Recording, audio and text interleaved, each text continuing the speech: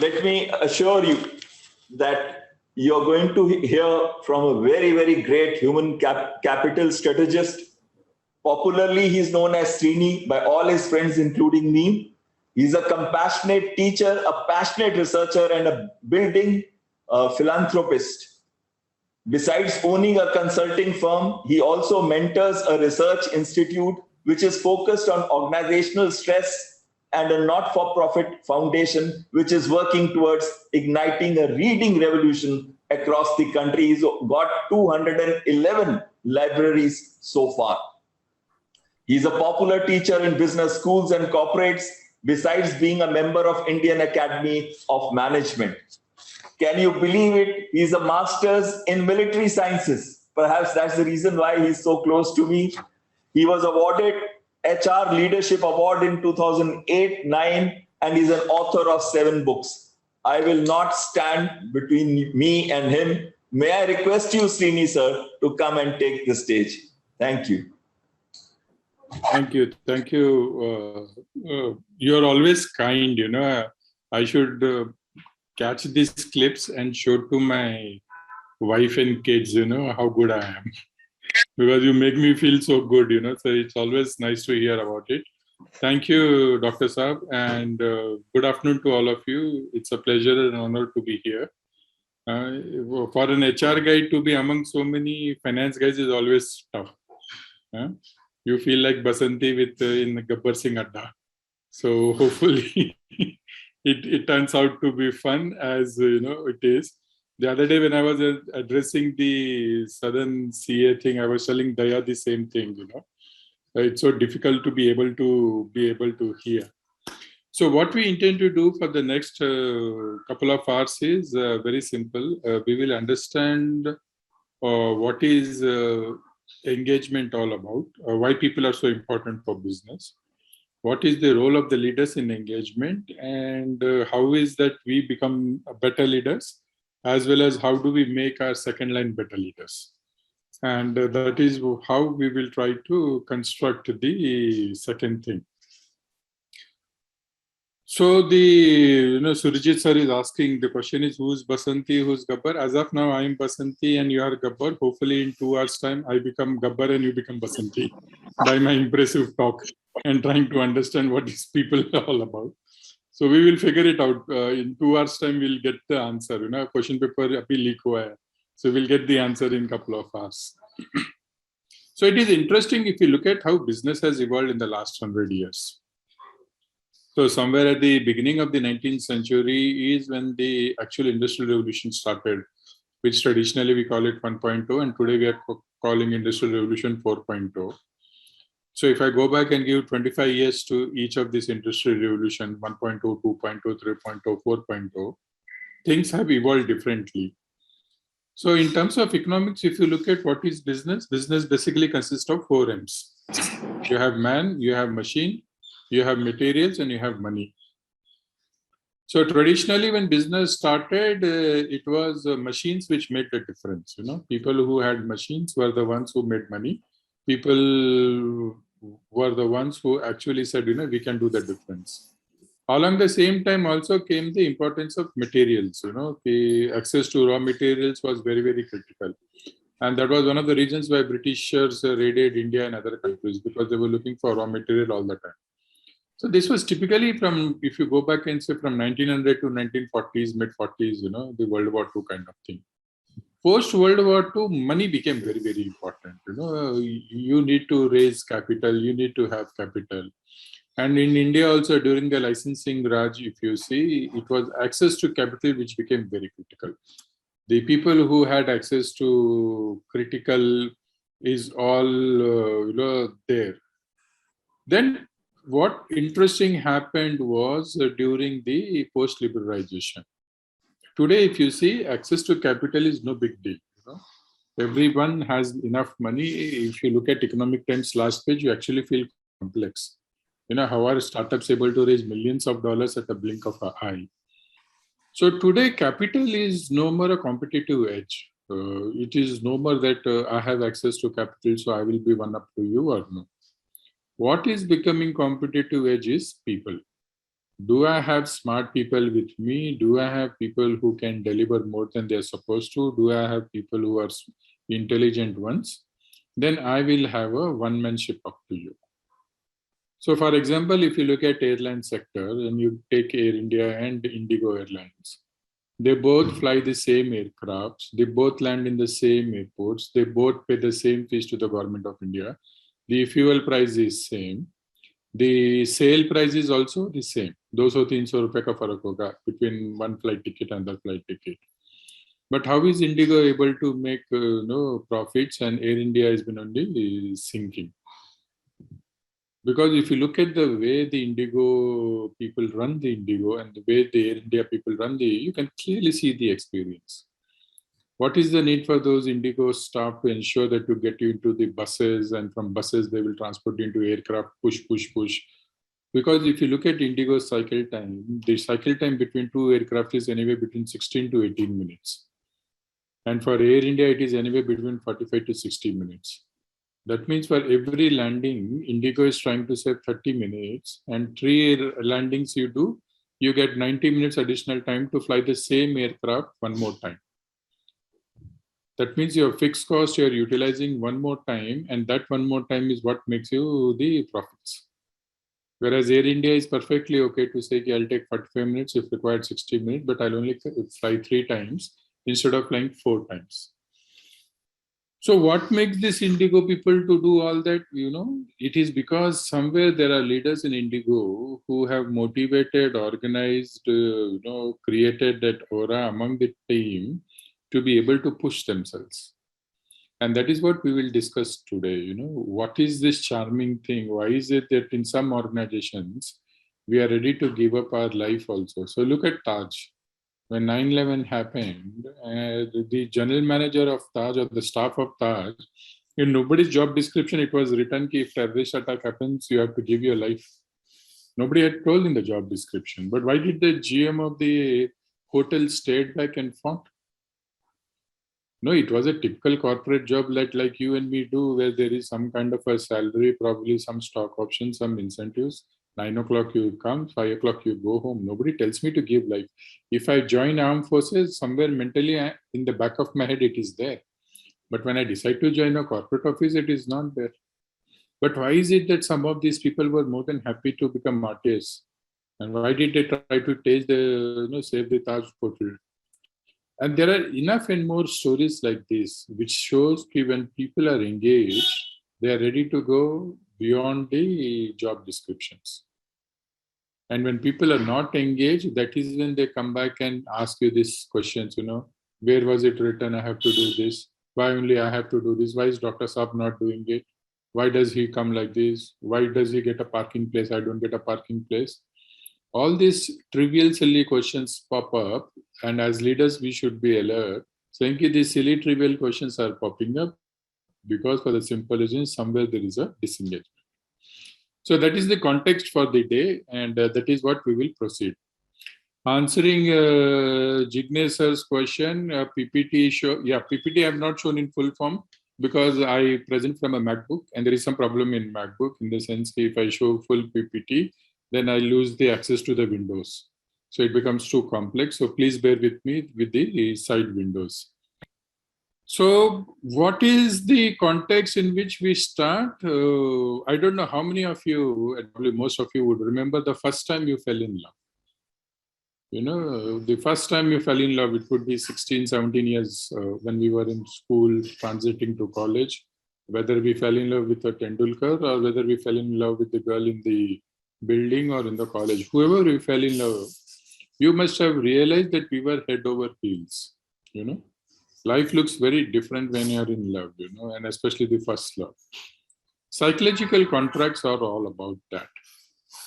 So today, if we look at ourselves in our organizations, when we give the offer letter and when people join, typically we do the physical contracts. And those are nice, legally worded contracts which says you can do this, you can't do this, if you do this, I will do this, and all those kinds of things. What we are discussing is there is a life beyond physical contracts, and it is all about psychological contracts. And why is it that in some organizations they are able to build the psychological contracts, and why some of us are not able to build psychological contracts? And I know it is very difficult. See, I come from a background where it's all about numbers. The whole family of mine are chartered accountants and in finance. I'm the only black sheep in my family. Even today, they consider me as a black sheep in the family. Dining table pe when I'll sit, everybody will give me a stare. Saying, "Ye ek hi hai sala HR mein." All others are finance. And I always keep telling them, and we all have these discussions. So being a finance myself, it runs in the blood. So I know how important it is legal contracts and all that. But what we need to do here today as is the future leaders, we need to understand that life is beyond physical contracts. So what is the thing? The thing is when we look at the difference between physical and psychological contracts, physical contracts are all about taking care of the transactions. And whereas if you have psychological contracts, it helps you into transformation. And this is something which we need to understand. Why is it that some people are ready to go beyond the call of duty and help? If you look at, for example, the armed forces purely works on psychological contract. I don't think any physical contract will take care in armed forces. You look at the kind of things that we do there. The same is with others. So what is important is we need to mentally prepare ourselves to go beyond the physical contracts. And we need to move towards the psychological contracts, wherein you make a person believe or you make a person think that till the time he's there with you under your leadership or he's there with you in your organization, he is going to commit himself in complete totality. So typically when you look at people looking at their watches and working, then you can be very sure that they're doing physical contract. But if you see that people know only the in time and they don't worry about the out time, then you know very well that they are looking at psychological contract. So it is important as leaders, whenever you look at your team members, you need to peep into the eyes and figure it out. How many of these are there with you because you have a strong physical contract, and how many of are there with you because they have a strong psychological contract? And that is the game changer.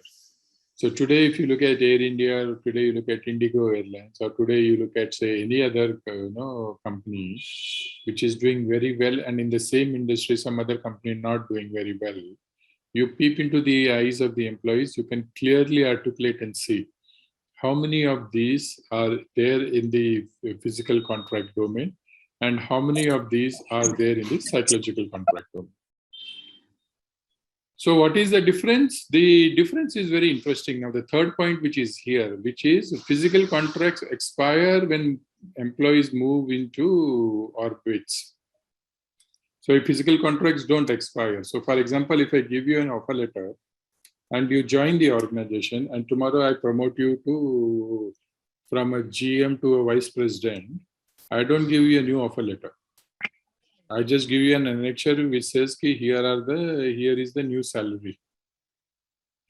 But with psychological contracts, it expires with every transaction. So for example, so it was a very interesting thing. I don't know, many of you would be from Hyderabad. So if you're from Hyderabad, you will understand this example. There is this Nagarjuna circle, and in Nagarjuna circle, you will see there are a lot of places where they sell the roses. And there is a signal. So one day me and my wife were driving and the signal was red. So I stopped there and she was looking at the roses and she hinted to me like this. So I said, what happened? And this is Hindi saying, I'll try to translate in English also. She said, ऐसा है फूल दे दोगे तो कोई तुम्हें पाप नहीं पड़ेगा. You don't have to give flowers only on birthday. On other days also, if you give flowers, you will not get any sin. So what was her thing? Her thing was, to me, was very clear. If you are in a relationship, you have to nurture the relationship. You cannot take it for granted. And that was the message she was passing to me. The same is with psychological contracts. As leaders, we need to nurture the relationships to ensure the psychological contracts stay intact. In physical contracts, we don't have to nurture. Physical contract, you give me once a contract. So the contract is for X amount of period of time or unlimited period of time. The contract will keep going on, and you and I don't have to do anything. But in psychological contracts, you have to nurture, you have to take out time, you have to ensure that you are with your team members, you go and understand what they like, what they don't like, what are their aspirations, what is that they want to do, and everything. So unknowingly, knowingly, what is happening today is, as leaders, we are not spending that time. So we don't understand that, for example, if there is a person who's single, his aspirations will be very, very different. And the moment he gets married, his aspirations change. When this employee of yours is married for a few years, then he decides to become a parent, then suddenly his aspirations change. When this small kid decides to go to a school, and God forbid if he decides to go to a school like Oak Ridge, which charges for bomb, then again his aspirations will change. So at every transition in my life, when my aspirations change, as leaders, we cannot go back and believe that it is like, hunting. Yearly once, I will spend time with my team member, ask him what his aspirations are, what are his needs are, and wrap up. No. Managing people is like farming. Please understand. If you do gardening or if you do farming, you'll realize every day morning you have to get up, you have to put the fertilizers, you have to put water, you have to nurture it. Same is with people. Today, as leaders, we do not see it. And that's the big challenge for many of us. We see human resources, and many times we go back and see human as just a resource. And that when you take somebody as a resource, that is when the whole challenge of taking for granted comes. For example, you have a pen. Pen is a resource. So after you finish using the pen, or if the refill is over, what do? You throw away the pen. You don't go back and say thank you. You don't say I'm blessed that you were there in my life and all that, because that's a resource. As a resource, you can dispose of. When you see your team members as a resource, that's the attitude you're using. But for example, if your mother or your mother-in-law gives you a set of jewelry, saying this has been there in our family for 3 generations, you don't put it for a Diwali and then throw away. You take it and put it safely in a locker, and you ensure that again next Diwali you bring it. Why? Because you see that as an asset. It is important for us to understand this. Your team members cannot be treated as resources. Because if you treat them as resources, invariably they'll end up being Air India or State Bank of India employees. No, I'm not demeaning them, but the experiences that they provide will always go back and put you in question, why am I transacting with them? But if you treat your employees as assets, you will always get surprised that when you will go and look, they are the ones who run organizations like Taj or Indigo, where they will not show you a job description, say, this is not my job. It is very interesting, the kind of experiences. You just meet 1 or 2 employees in the organization and you get a feel. Where is this organization going? What is this organization doing? And how, most importantly, the leaders in these organizations are. So if I want to summarize what is important is, and this is the key what we will discuss. Your competition will always replicate your compensation, but your competition will never replicate your culture. So if you think you will be able to retain employees by paying them salary, then it's in a fool's paradise.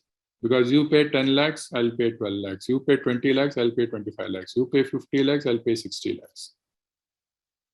Whatever money you pay, your competition takes 24 hours to replicate. But what your competition will never replicate is what?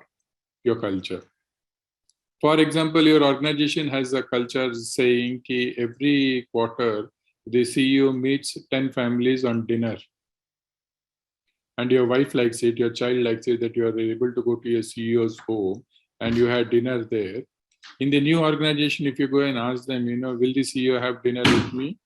What will the HR do? HR will say, I have no clue. That's between the CEO and you. I can only give you this offer letter, 20% hike. Please keep your mouth shut. So today, the only way as a leader you can retain your employees is through culture.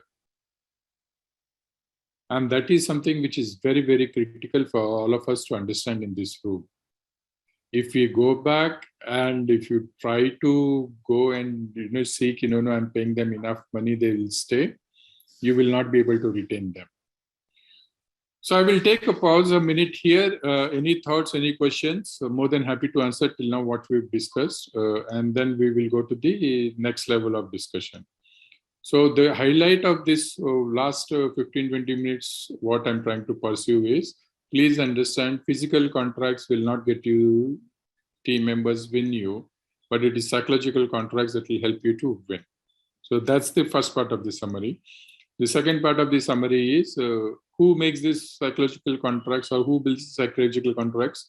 It is not HR.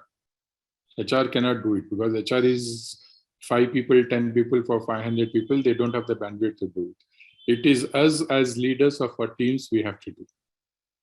That magic is with us.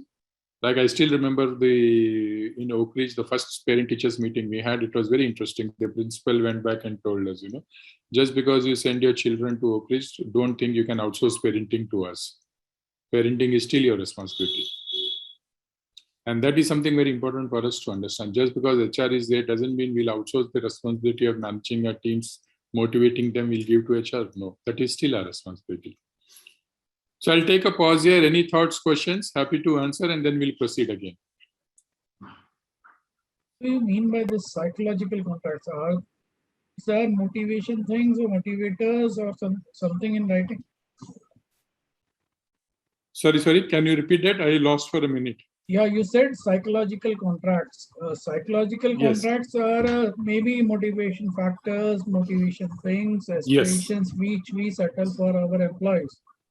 Are those supposed to be in writing? I don't think. May not. So see, it is like this. How do I show my respect to you? It could be very simple. Every day in the morning when I get up, I'll touch your feet and then I start my day. And nowhere it is written, in no family there is a SOP which is written saying when you get up you have to touch your elder's feet. It is part of our rituals, it is part of our culture, it is part of our way of being. Same thing happens in organizations. There are few things that are written, there are few things that are unwritten. As a good leader, when you will see, people should be able to trust you on face value. And that face value, you can later on back up in writing. So for example, if I come back and tell you, Sanjay bhai, I'm getting married, abhi aap jo salary de rahe ho na, usse nahi parwadega.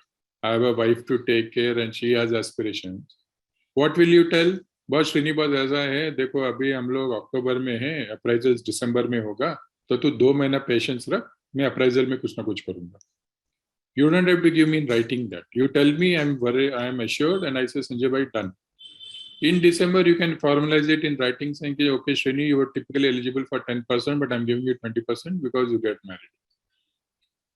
What happens is when the trust levels are less, I'll go back and say, Sanjay bhai, वो December किसने देखा है, 2 महीने हैं, कुछ भी हो सकता है, आप ऐसा करो ना, writing में दे दो मेरे को कि आप December में 20% करो.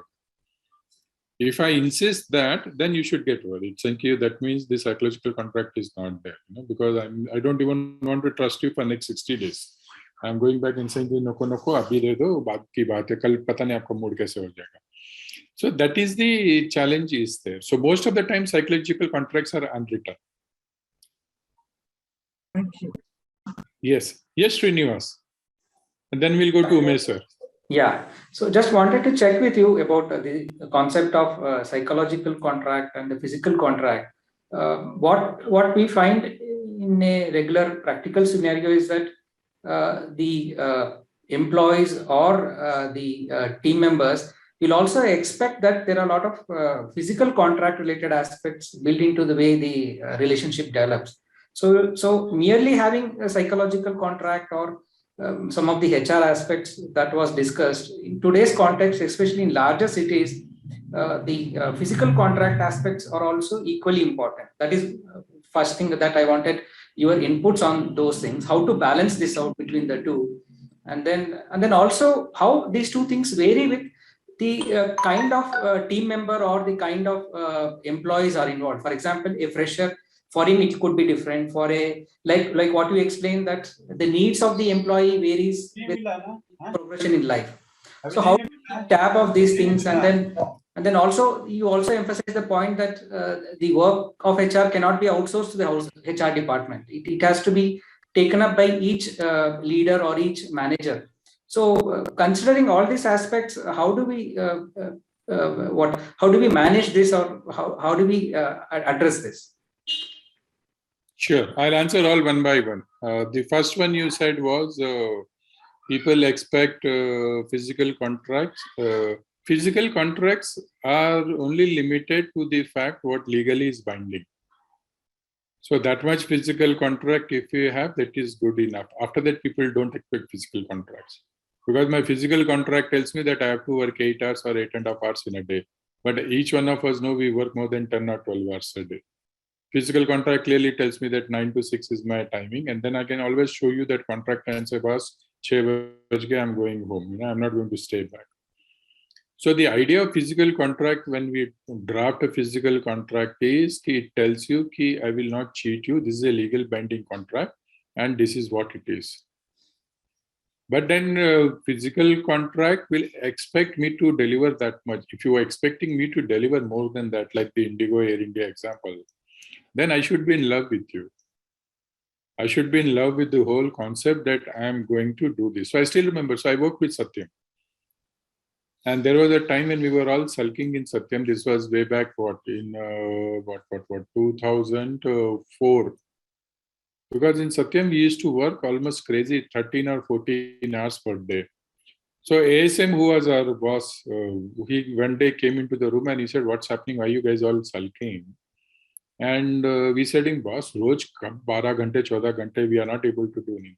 He just looked at us, and it was supposed to be a 2-hour speech, and he just gave 2 lines and then walked away. 2 lines, what did he say? He said what Wipro and Infosys tried to do in 15 to 20 years to hit the first billion, Satyam is trying to do in 10 years. If you guys want to be part of that history, stay in this room. If you don't want to be part of this history, you know where the door is. And he walked away. And then the whole team got obsessed with the idea of creating that $1 billion within the 10 years. Which is still the record kept in the IT industry. Then you don't look at your watches. So the idea was, he told very clearly, I'm not expecting physical contract talk with you. I'm talking of psychological contract. Coming down to a second point, why should HR not take care and why should I take care? The answer is very simple. If I'm your team member, I spend 8 or 9 hours with you. So my credibility and my trust with you is far higher than HR who comes once in a week or will come once in a birthday with some cake and flowers and wish me and go away. Why would I trust that person? And that is what the Oak Ridge principle also said, that when the child is with you, it's your DNA, he or she will respect you, trust you far more than anybody else. So how can we outsource that responsibility? If HR has to take care of, say, 300 people in an organization, and assuming we work 280 days, one person's appointment will come once in a year. So it is almost impossible to go back and believe HR will do us for that. So it is very, very clear for us that we cannot outsource this responsibility. The responsibility is with us because our team members respect us, our team members work with us. We also understand our team members far better than anybody else. And that pattern we have to take. And that is what happens in all the organizations which work on this concept of distributive leadership. You'll see that whether you go to companies like Microsoft, Intel, Google, Facebook, you will see it is the managers who are responsible for HR. They have very lean HR functions. It is the managers who take care of the responsibility of their teams, their people, their development. And that's why those team members stay. So there is a very interesting folklore. I don't know how much true it is because there is no way to verify. But when Rajdeep Sardesai quit NDTV, along with Rajdeep, 280 people quit, it is told. And Rajdeep had no job, nothing. These people said, no, you will do something, we will join with you. Now that was the power of Rajdeep Sardesai over his team vis-a-vis Pranay Roy. So we need to create that folklore, we need to create that cult because our teams are known to us. And yes, if there is a policy change required, if there is something else required, then we can always pull in HR. Yes, Umesh sir.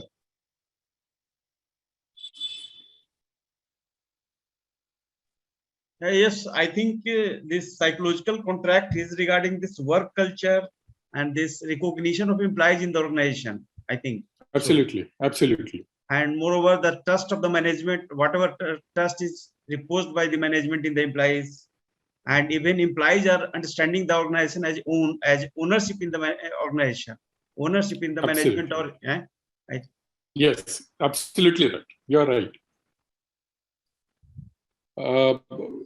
Mr. Basudev has a point saying, does psychological contract includes empathy? Absolutely. Empathy helps you to build psychological contracts because empathy is something which helps the emotional binding. Yes, Pankaj sir, and then then we'll proceed.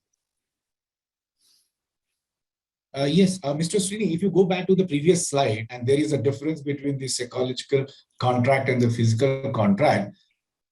So in that, on one line, physical contract does not expire with employee. That I couldn't get it. So if you can help me in understanding the difference.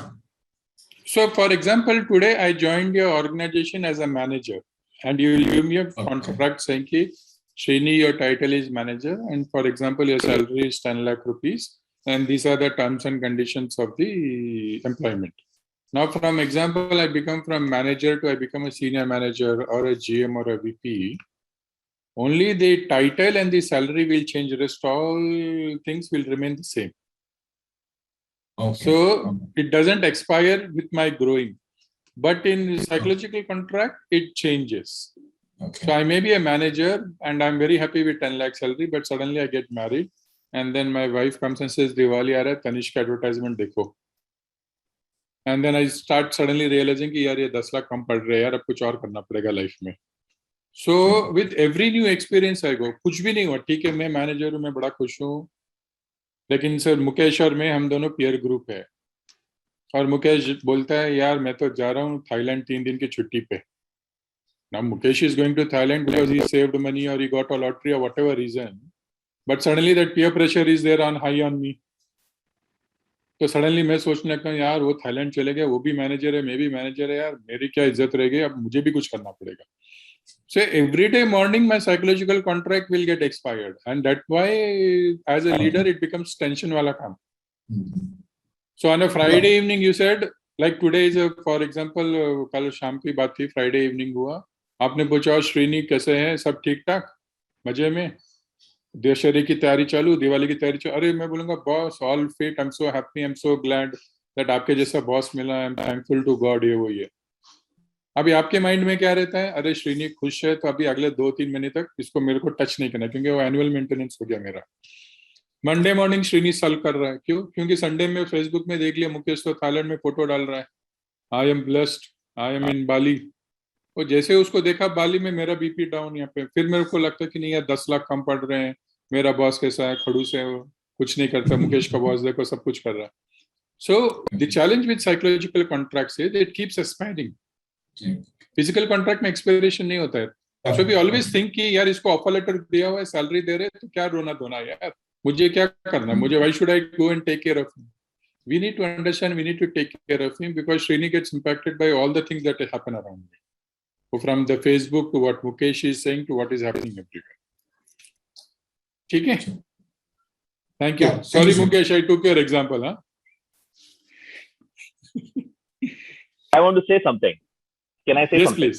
Please, please. So I just want a validation from you because employees are nowadays, and this situation is not as good as it was prior to COVID. The situation has changed, and I agree completely with you that treating an employee as an asset. It started from the labor, and then it started as then turned on to resource, and now an asset. I feel that on the psychological front, we should start treating our employees as how we treat our clients. With more respect, more courtesy. We can't talk to a client like the way we talk to our employees today. So the more psychological connect, how we treat our client, if we start treating our employees that way, probably they will have a sense of belongingness or more a respect or a culture environment. Would you validate that? Absolutely bang on. You actually cracked the solution for it. So, for example, what you said is absolutely true. Suppose today client walks in, you will never tell a client na ki I'm busy, come afterwards. Abhi main khana kha raha hu, baad mein aao. You know, if you do that, that's why people don't go into SBI and other places now. If we go run to Axis or HSBC or a Kotak Mahindra, is because of the same reason. The same thing happens with employees. Today, many times we've started taking our employees for granted. So we see employees as a pain. अरे बाप रे मुकेश फिर आ गया यार, ये अभी फिर इसका रोना चालू हो जाएगा, अरे यार तू ऐसा करना यार, तो बाद में we don't realize that people are built with emotions and they need an outlet, and for good or for bad, when they see you as a boss who's a friend, philosopher, guide, they think you have the solution for them. So the moment we go and we realize that we take our employees as clients, our respect, our outlook, our demeanor will happen. Clients are also pain. Who says no? I know so many clients of mine in consulting. I dread them, but they pay me, so I hear them. Oh, मेरे को दिखता है top line में उसका ये बेटा में उसका फर्क पड़ रहा है, तो मैं बोलता हूँ अच्छा सर, प्लीज सर, हाँ बोलिए sir. But if we extend that to employees, then that's brilliant. Thank you. Thank you. Mahinder has a question. He says, if I'm in touch with my employees, they will take it for granted and they will, not take my action seriously. That's a myth. So I would only say that is not true. You know, my parents talk to me daily. I don't think I've taken them for granted at any point of time. You know, so I will always go and respect them. Just because my dad or my mom talks to me daily doesn't mean I take them for granted. Or my children every day come and share their time with me, I don't take them for granted. This is an old school of management, and we'll discuss as we proceed, where we used to tell कि employees को थोड़ा ना tight रखो. That's an old school thought, where you say कि employees को थोड़ा tight रखो. That was good when the demand supply was different. When the demand for jobs was high and the Hanji. Actually, sir, with the family member or with the parents, I think the economic criteria were not involved. So therefore, maybe we can say that was the different situation altogether. But here, what happens with the employees, mainly the economic factors involved, and what expectation they are having. Sometimes it is beyond our controls, and still they will insist for that things. Then it will become difficult to manage the things and how to overcome such a situation. No, one needs to be frank, So I still remember when my younger child came one day, जब Oak Ridge में था, अभी तो बड़ा हो गया. He came one day and asked me, Papa, are we below poverty line? तो मैंने बोला क्यों भाई, क्या हो गया? He says, all my friends come in BMW and Mercedes, and you send me through school bus. So that means we must be poor now. So point to logic tha uska. Then one day I had to sit him and tell him कि Baba, it is not about sending you in a car or other. The idea of going in school bus is that you socialize with people. Car mein you will go alone and you will not again socialize. Many times with our employees, we are not having this candid chat. We are not telling our employees what is our sale price, what is our cost price. There is something called people cost. There is something called salary bands. There is something called, how a particular role will only get that much money. We are not having these conversations. Today, employees are under the impression the company has lots of money, and for some reason, they are not giving me this money. We are not telling them there is something called law of marginal diminishing utility, where for every activity that we do, there is a value attached, and we will only pay that much. So those conversations we are not having. Our conversations are typically going back and saying, yeah, I will try to see something I'll do for you. Because we need to tell them that we will operate in a band, and that band will always be this. And this is a myth when people come back and say, मेरे को 50% hike कोई दे देगा. कोई नहीं देता 50% hike. Because your competition and we both are operating in the same markets. How can Indigo pay 50% more salaries and sell the tickets at the same rate? They'll have to compete for the sale price. So cost also they have to keep in control. So one of the reasons is to go and do that. The second one is very important part is when you have psychological contracts with people, And when you tell people ki Baba, I'm doing my best and this is what I can do, but I can do something else, which is I can send you to a training program, or I can give you the exposure, or I can put you on some critical project so that your resume looks good, you will realize that people stay back. People don't come for only money, and this is the one big thing that we have to do. If people only work for money, nobody would have been Indian Armed Forces, because I don't think Indian Armed Forces pays well. I don't think Indian Armed Forces pays as much as a Google or a Microsoft or a Facebook pays. Then why do people give NDS even today? I have my best friend's son. Yes, sir. Indian Armed Forces get paid nicely, sir, but the equivalent bureaucrat gets paid much higher. Absolutely. That's what I'm saying to say. But still, you ask any armed forces person, would he prefer to being a bureaucrat? हंस के ऐसे बार को ना offline हो तो बड़ी प्यारी प्यारी बातें सुनाएगा कि वो ब्यूरोक्रेसी में क्यों नहीं गया. Why do they hate North Block, South Block so much? But I see young kids, kids who, my best friend's son, he is for being an Air Force pilot now. At 20 years old also, he fought all the odds to get into armed forces. And you look at their salaries are not as exciting as you get to what in an IIT from a Facebook others. So people come to workplace for more than money. And that more than money is something that we have to lock through psychological contracts. When locked-in kicked in, there is a comment articles and I announced that even if the revenue dips, we will support all of your existing salary structure for next 1 year. These two actions earn my tons of. Absolutely right. So there's a very interesting comment that's there in the chat box, and I completely agree with that. People will come to us. People will stay with us if they realize that we are true and transparent. One of the biggest feelings of hurt in human psychology, which has been recorded, is cheating. So people feel most hurt when there is a feeling of cheating. So if you go and tell the company is not doing well and we should all take salary cuts, but my CEO buys a new Mercedes Benz, then I have a problem. And that is what I don't know how many of you are aware what happened to Siddharth Lal at Royal Enfield. It's a very interesting case that happened just 1 month back. Yes. Royal Enfield went back. It gave an average 2% hike to all the employees. And the chairman CEO wanted a 40% hike. The shareholders refused and they didn't pass the resolution where he also lost the job. So that is unfair.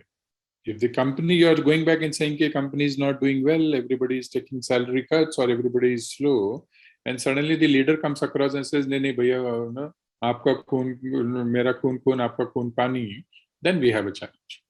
But if you see leaders across, so for good or for bad, Mukesh Ambani makes more money through dividends than salary. But for the last 7 years, you see Mukesh Ambani is only taking a rupee. And that builds the credibility for him in the system where people will go back and say, Mukesh Bhai doesn't earn salary, he's sacrificing his salary for us. So as leaders, it is somewhere important for us to understand that we are under constant observation. You like it or you don't like it, people are looking at you from different lenses. And you need to stand up to that and you need to be able to come as a role model all the time. So we are under constant lens. So if you decide to go on a nice foreign vacation, you are able to make money, you are able to show, and then you say, no, I can't pay it, then we have a challenge. But if people see there is a degree of transparency, there is a degree of trust, then people will always go back and respect you. Yes, Aishwarya. Sir, in my opinion, this COVID times were the times which was the biggest opportunity when you can gain the trust of your team and your employees. The last 1.5 years means many organizations started pay cut and started leaving their employees. But I think this time was the best time to gain the trust and the confidence of all the employees for the future course. Now I think people are realizing it. Absolutely. So, see, we remember God only in bad times, na? मेरे को अभी भी याद है ना, CA के exam के पहले भगवान याद आते थे. तो रिजल्ट अच्छा है तो बहुत कम बार मैंने जाके थैंक यू बोला. So it is like that. In bad times, people remember leaders. Unfortunately, what happens is, as leaders, many of us shy away to communicate. In India, it is very difficult for us to do difficult conversations. We are a collective society. Collective society में हमारी को ये problem है कि we cannot do difficult conversations. वो बड़ा हमको अच्छा नहीं लगता है. So during bad times, when people are expected to do this difficult conversation, saying कि salary मुश्किल है, तुमको salary cut लेना पड़ेगा, sales अच्छे नहीं हो रहा है, organization is going slow, people avoid those difficult conversations. But if you do a difficult conversation with a person, the trust level goes up 100 times. As leaders, traditionally, our feeling has been to do only happy conversations, you know. When I'm giving increments, suppose for Diwali, I'm going to give iPhone to everybody. Then I will come and say, "Bhaiya, देखो मैंने कराया तुम्हारे लिए. I got iPhone for everybody." पर ये दिवाली में for the first time in 10 years bonus नहीं देना है. Then we look at each other and say, "यार तू बताना." So difficult times are always good to build trust. And as you rightly said, Jitendra, it's a good opportunity. Still, times are not good. So we need to use that opportunity and build a credibility. Yes, last question, Mr. Jitendra, then we'll move ahead. Yeah, I think you talked about resources, and then you told that humans should not be treated as a resources. They should be treated little bit beyond, and then psychological contract and all those things.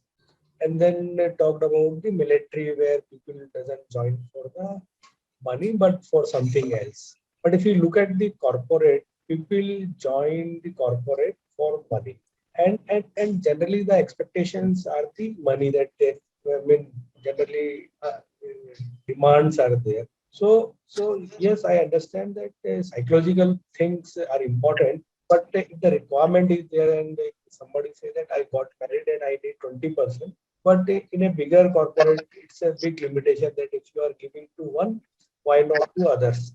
So people in your team, if you are giving something to one and not to other, then will it not create another? And the request for the money will always be there.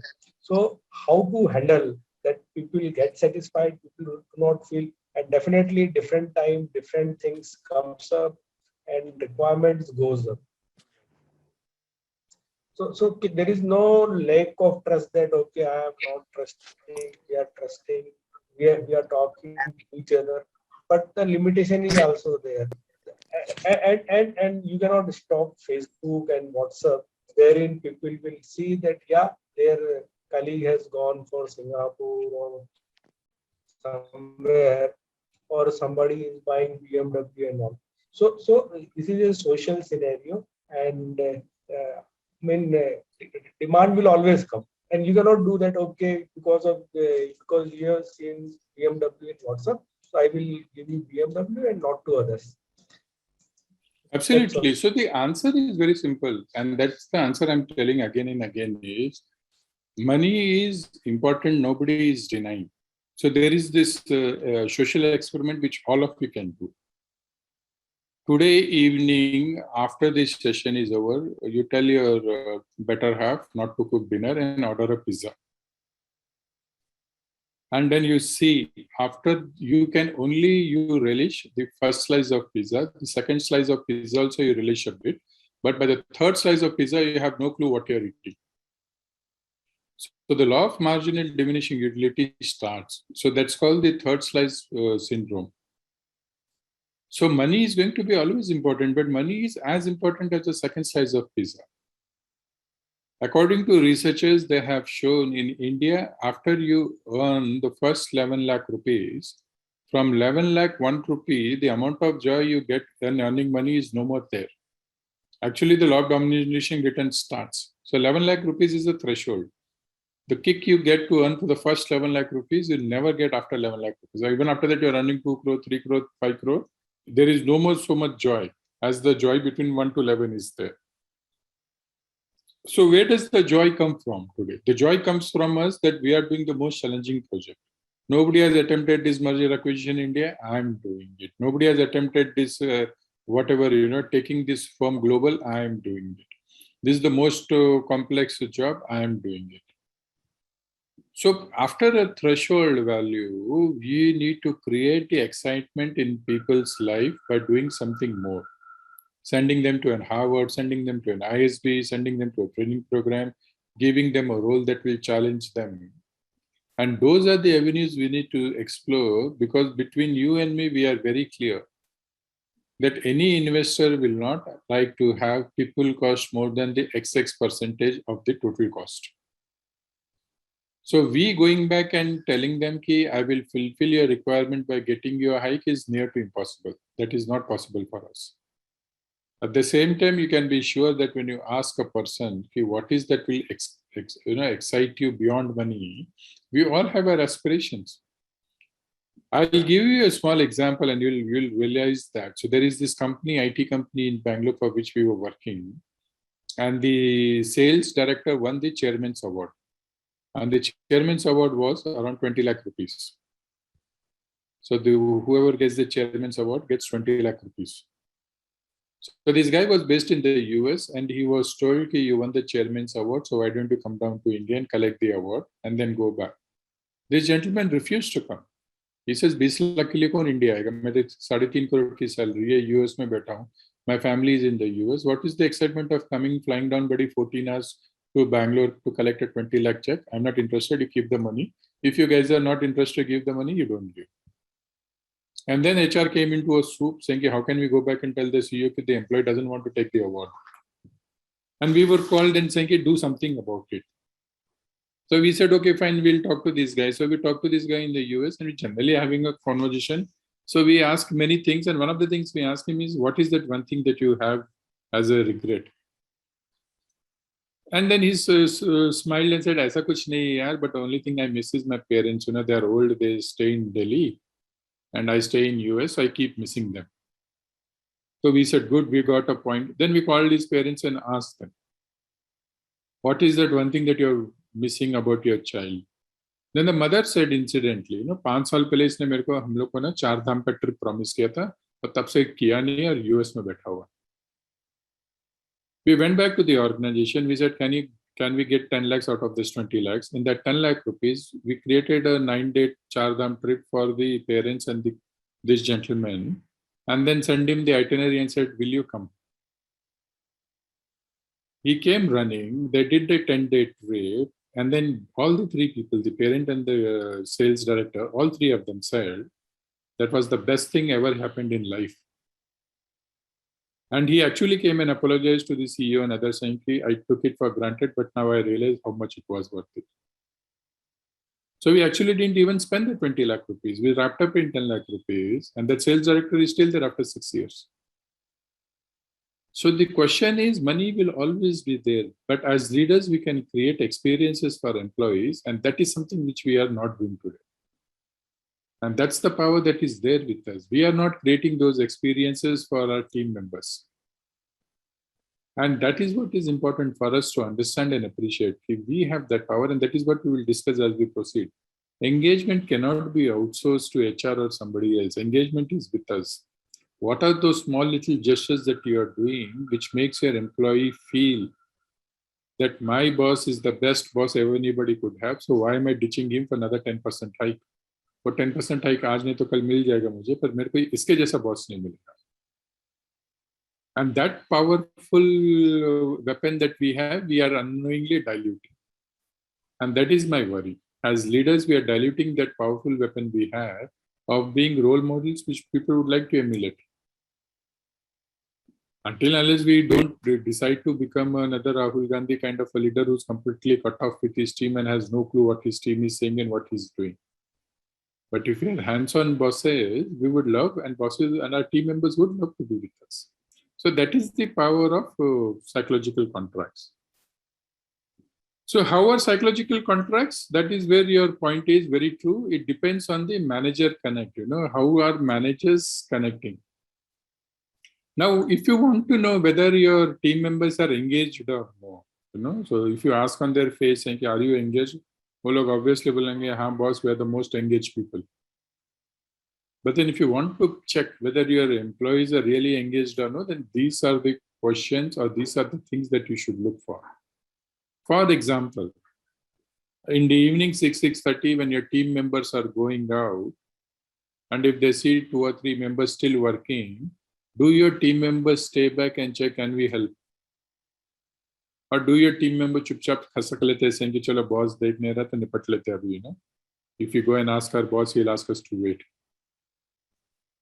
Do your team members actually work with each other and not compete, saying ki we will help each other to prosper? Because as a team, we have to succeed. Do your team members actually go back and set new benchmarks and expectations in the organization? Or do they do only the work that is being told to do that? आपने बोला था इतना करने को तो मैंने कर लिया, you know? They don't go to the extra mile, they don't close the loop. So I still remember somebody telling, you know, keep a watch. So he was watching, the thief came, he stole. And the security guard was asked, why didn't you stop him? He said, no, आपने बोला तो keep a watch, I was watching. आपके JD में तो यही लिखा था ना, keep a watch. So I was watching, I know how he stole. So JDs will always only tell you that much. Do people understand? Do people own it? Do people apply it? If you see that ownership trait among your team members, then you can be assured saying your team members are engaged. But if you see your team members only at a superficial level, then you need to get worried. And as business leaders, that should be your biggest worry. And when you see your team is not engaged, the onus is on us. We cannot go back and blame the schools saying कि मेरा बच्चा बिगड़ गया. No. If the child is not doing well, the child is doing something silly, then it is the parents, it is our responsibility. The same thing is with business leaders. School principal and HR is like that. You know, they can only do that much.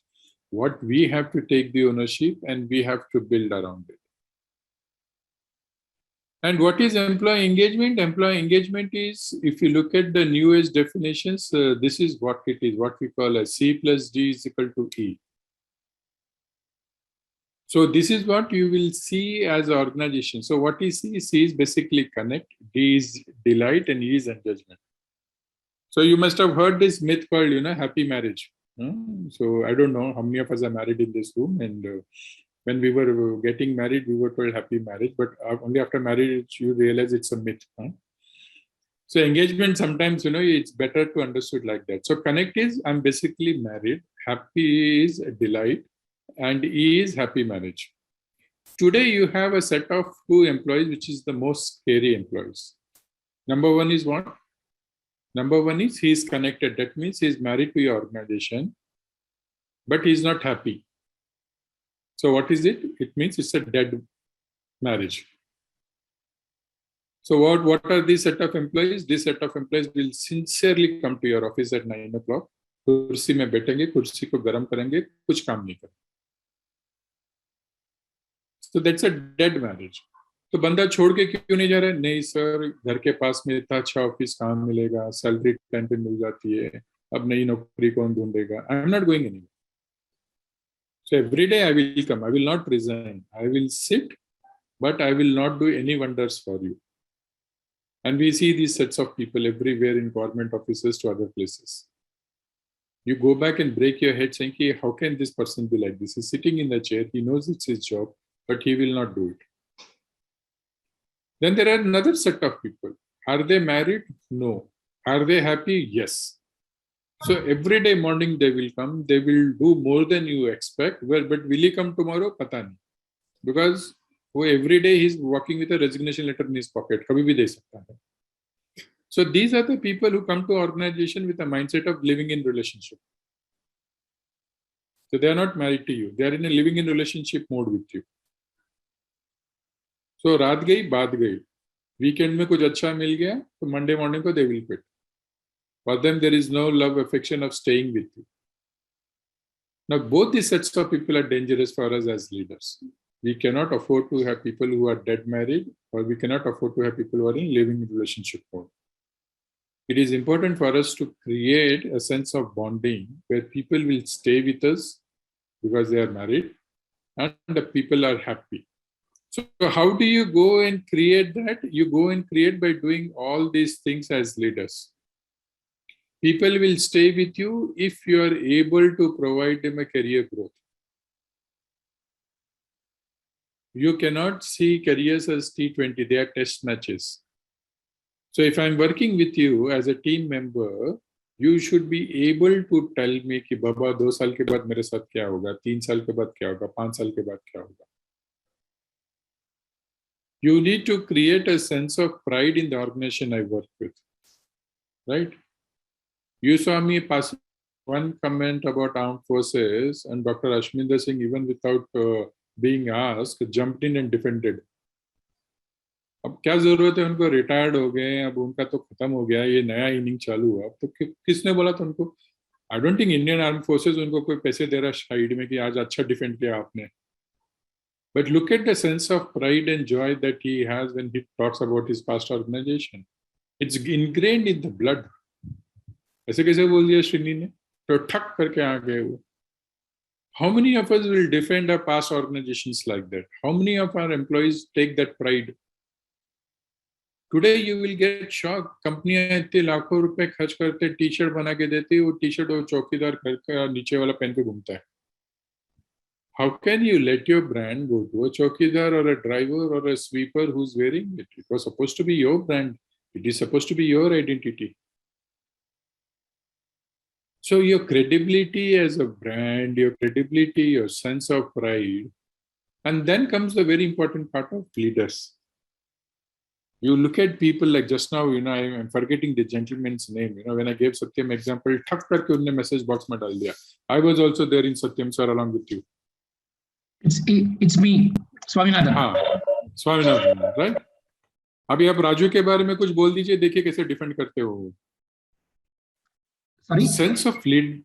No, I was saying if I pass any not so nice comment about Raju, you will be the first guy to defend him. So all the people who worked with Raju are like cult fans of Raju, including me.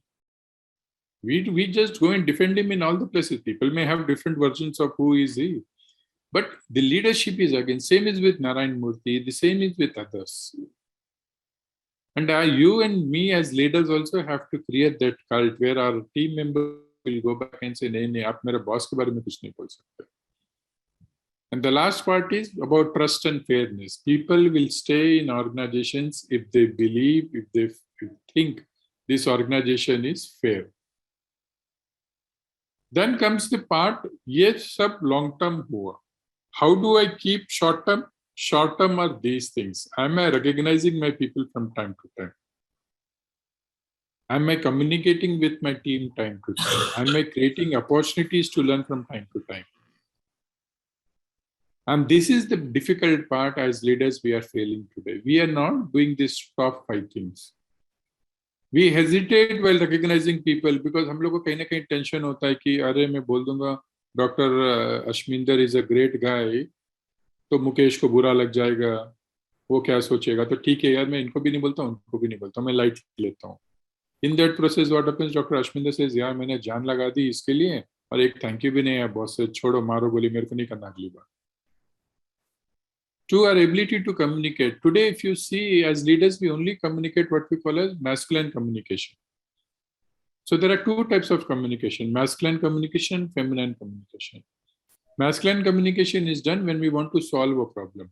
Feminine communication is done when we want to share an experience. And as human beings, we want to do both. इसीलिए तो एकता कपूर की serial इतने famous है. Ekta Kapoor serials are only feminine communication. They don't do masculine communication. But their TRPs are so high because people want to express. Today, when I come to the room and suppose I'm reporting, Mukesh is my deputy, he comes to my room, the first reaction क्या होता है? हाँ बोलो क्या problem है? अरे मुकेश मैं अब काम से कि मैंने जेम्स बॉन्ड पिक्चर देखी सर, आपके साथ शेयर करना था, मैंने नई गाड़ी खरीदी आपके साथ शेयर करना था, I've decided to go on a holiday, मेरे को आपके साथ शेयर करना था. No. My interpretation of Mukesh walking into my room is he has a problem and I need to solve it. So our whole communication has become that, unfortunately. We go to say Avantika's home, she is called us for a dinner. हम लोग जाते हैं 2 minute उसको बोलते हैं बहुत घर अच्छा दिख रहा है आपका, and 2 मिनट्स के बाद चालू हो जाएंगे. अच्छा वो मेल भेज दिया तुमने, वो कुछ रिस्पॉन्स आया बॉस का? अरे उसने घर पे बुलाया, खाने के लिए बुलाया, उसके खाने की तारीफ करो, उसके घर की तारीफ करो, उसकी तारीफ करो। नहीं नहीं, वहां पर भी जाके विल डू मैस्कुलिन कम्युनिकेशन। उसका क्या हुआ, वो आ गया, वो रिप्लाई आया। Today, as leaders, we are forgetting when our team members walk into a room, we need to do balanced communication. Not every time people are walking to your room to go back and share a masculine communication. So that balance is something which we need to build. That balance is something which we need to take care. It is imperative for us to understand that as leaders, we need to build communication. We need to recognize people for their good work. And recognition doesn't mean that every time you have to reward them, you have to do that. Small little things like what we were taught when we were growing up, a thank you would suffice. How many times do you walk up to your team member's place and say, that's a good job done? Because you walking up to your team member itself is a gesture that you're recognizing their good work and contribution. Today, we don't do small little gestures like that. How many times we've created opportunities to learn? We keep forgetting that opportunity to learn is a big anchor for employees to stay back. Unfortunately, that is something which we all have taken for granted. We are not creating opportunities for team members to learn. We are not exposing them to new challenges. But if we do some of these things, and trust me, out of these 10 things, at least 5 or 6 things are in our control. And as leaders, we need to go and take care of it. We cannot believe that organization is going to do or HR is going to do. All these things we can do ourselves, and if the HR is proactive and they're doing it very well, otherwise we have to go and we have to anchor those things for us.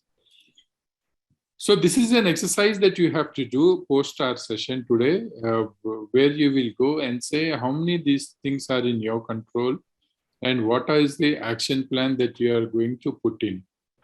We've also given you some ideas what all you could do in terms of doing it. So this deck will come to you, or it would have already come to you. You can go back and look at some of these things. Like, for example, opportunities to learn. You are a group of 65 plus. So there is a bonding among all of you, and you will all come from different sectors and different industries. Can we look up creating a small group where we can depute people or do industrial visits among all of us? And that itself is a huge learning for your team member. You will get surprised that how many millennials in their lifetime have not seen a factory or a manufacturing facility. The fact of the matter is you send them to a factory and say, this is how factories work. That itself is a learning experience for them. Because they think offices are only IT companies which looks cubicles. So we have created quite a few ideas here that we are giving to you. And as leaders and as people managers, ensure that some of these things you can put in place. Like, for example, hobby clubs. Can we all identify what is that one thing we all like to do beyond workplace? It could be as simple as that we all love Kishore Kumar's songs, to doing charity in terms of helping poor, to doing cleanliness for the city, to doing something else. We don't know. There is one thing that you will realize that all of us like to do. And can we go back and tell our team members and as leader tell every month May, at least one Saturday or one Sunday, we will spend 2 hours doing that together. And for that, you don't require HR, you don't require policies, you don't require organization budgets or nothing. It is in our control.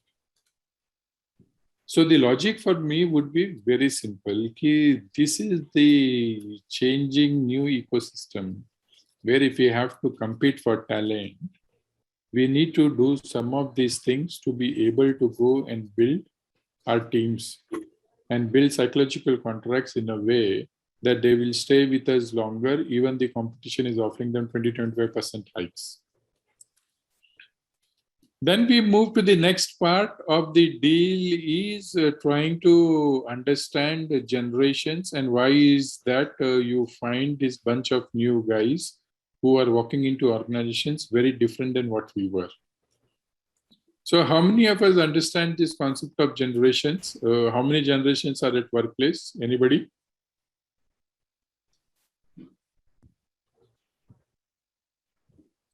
Do we understand there are different generations at workplace?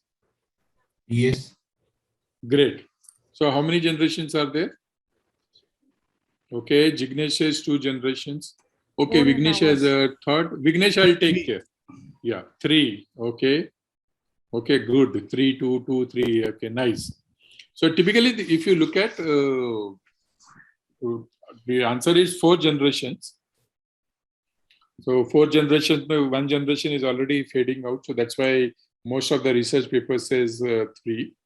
So the first generation that is there at workplace is baby boomers who are almost retired, who are there in their 60s. So manufacturing companies, you still have people who are extended contracts, but in IT companies, they move. So why are they called baby boomers? The answer is very simple. There is a very economic theory which says when people go through a lot of stress or when there is a lot of uncertainty around, we invariably land up making love. And when we land up making love, we'll end up producing babies. So during World War II,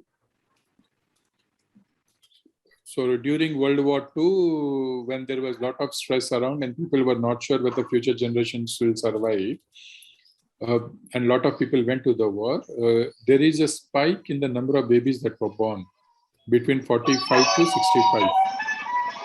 And that is the generation where you will see, that is why they're called baby boomers. So typically people born in 45 to 65 are called baby boomers. Then came Gen X. So 65 to 85 is Gen X. So if you look at American history during 65 to 85, the most rebellious generation was formed because of Vietnam War, Nixon, Watergate and all that. So there was a generation that was anti-establishment. So the professors who wrote this theory said there is some X factor in this generation which is making them to do this. And that's what's called Gen X. 85 to 2000 is called Gen Y, which is typically the generation that was the internet generation. So this is the generation where the internet was born. And what happened with internet was suddenly we all became equal. So till internet was not there, knowledge was a bargaining power. So for example, one of us had access to books or one of us had access to a British Library card. Invariably, they will be more knowledgeable, hence more powerful. But what internet did was, all you had to do a mobile phone and a geo card, and then everybody has access to everything in this world. So we keep jokingly saying this in HR circles, in Gen X, the difference between Sunny Gavaskar and Sunny Leon was known at the age of 28 or 30. But in Gen Y, by the age of 12, they understand the difference. Why? Because knowledge has shattered the barriers to equip what we want to. Then came post-2000 is millennials. So this is a generation that is born or is called wired generation. So that means they were born with internet to do that. Today, you pick a 2 or 3-year-old baby and you give him a mobile phone, he knows what is to be done. They don't require to go through a manual to read, where is the on button, where is the off button, how to skip ads. I get surprised when a 1-year or a 2-year-old baby knows how to skip ads in YouTube. I don't know who teaches them or how do they learn. But this is a generation that is coming in, which is completely imbibed in technology, and they understand technology from the time we say go. From our perspective, the answer is typically we are looking at Gen X and Gen Y, because today they are the highest population in the workplace, and there is a great deal between these 2 generations, and that's why we need to understand them that. So from India's perspective, typically, if you look at the definition for Gen X and Gen Y is very simple. People who are born before 95. So it's, you go back and say it's 70 to 85 or 70 to 95, sorry. This is Gen X. So many of us are typically in this room will be Gen X, and 95 born post-liberalization is Gen Y. Now, one of the definitions is if you don't want to look age as a differentiator between Gen X and Gen Y, the other difference is economic.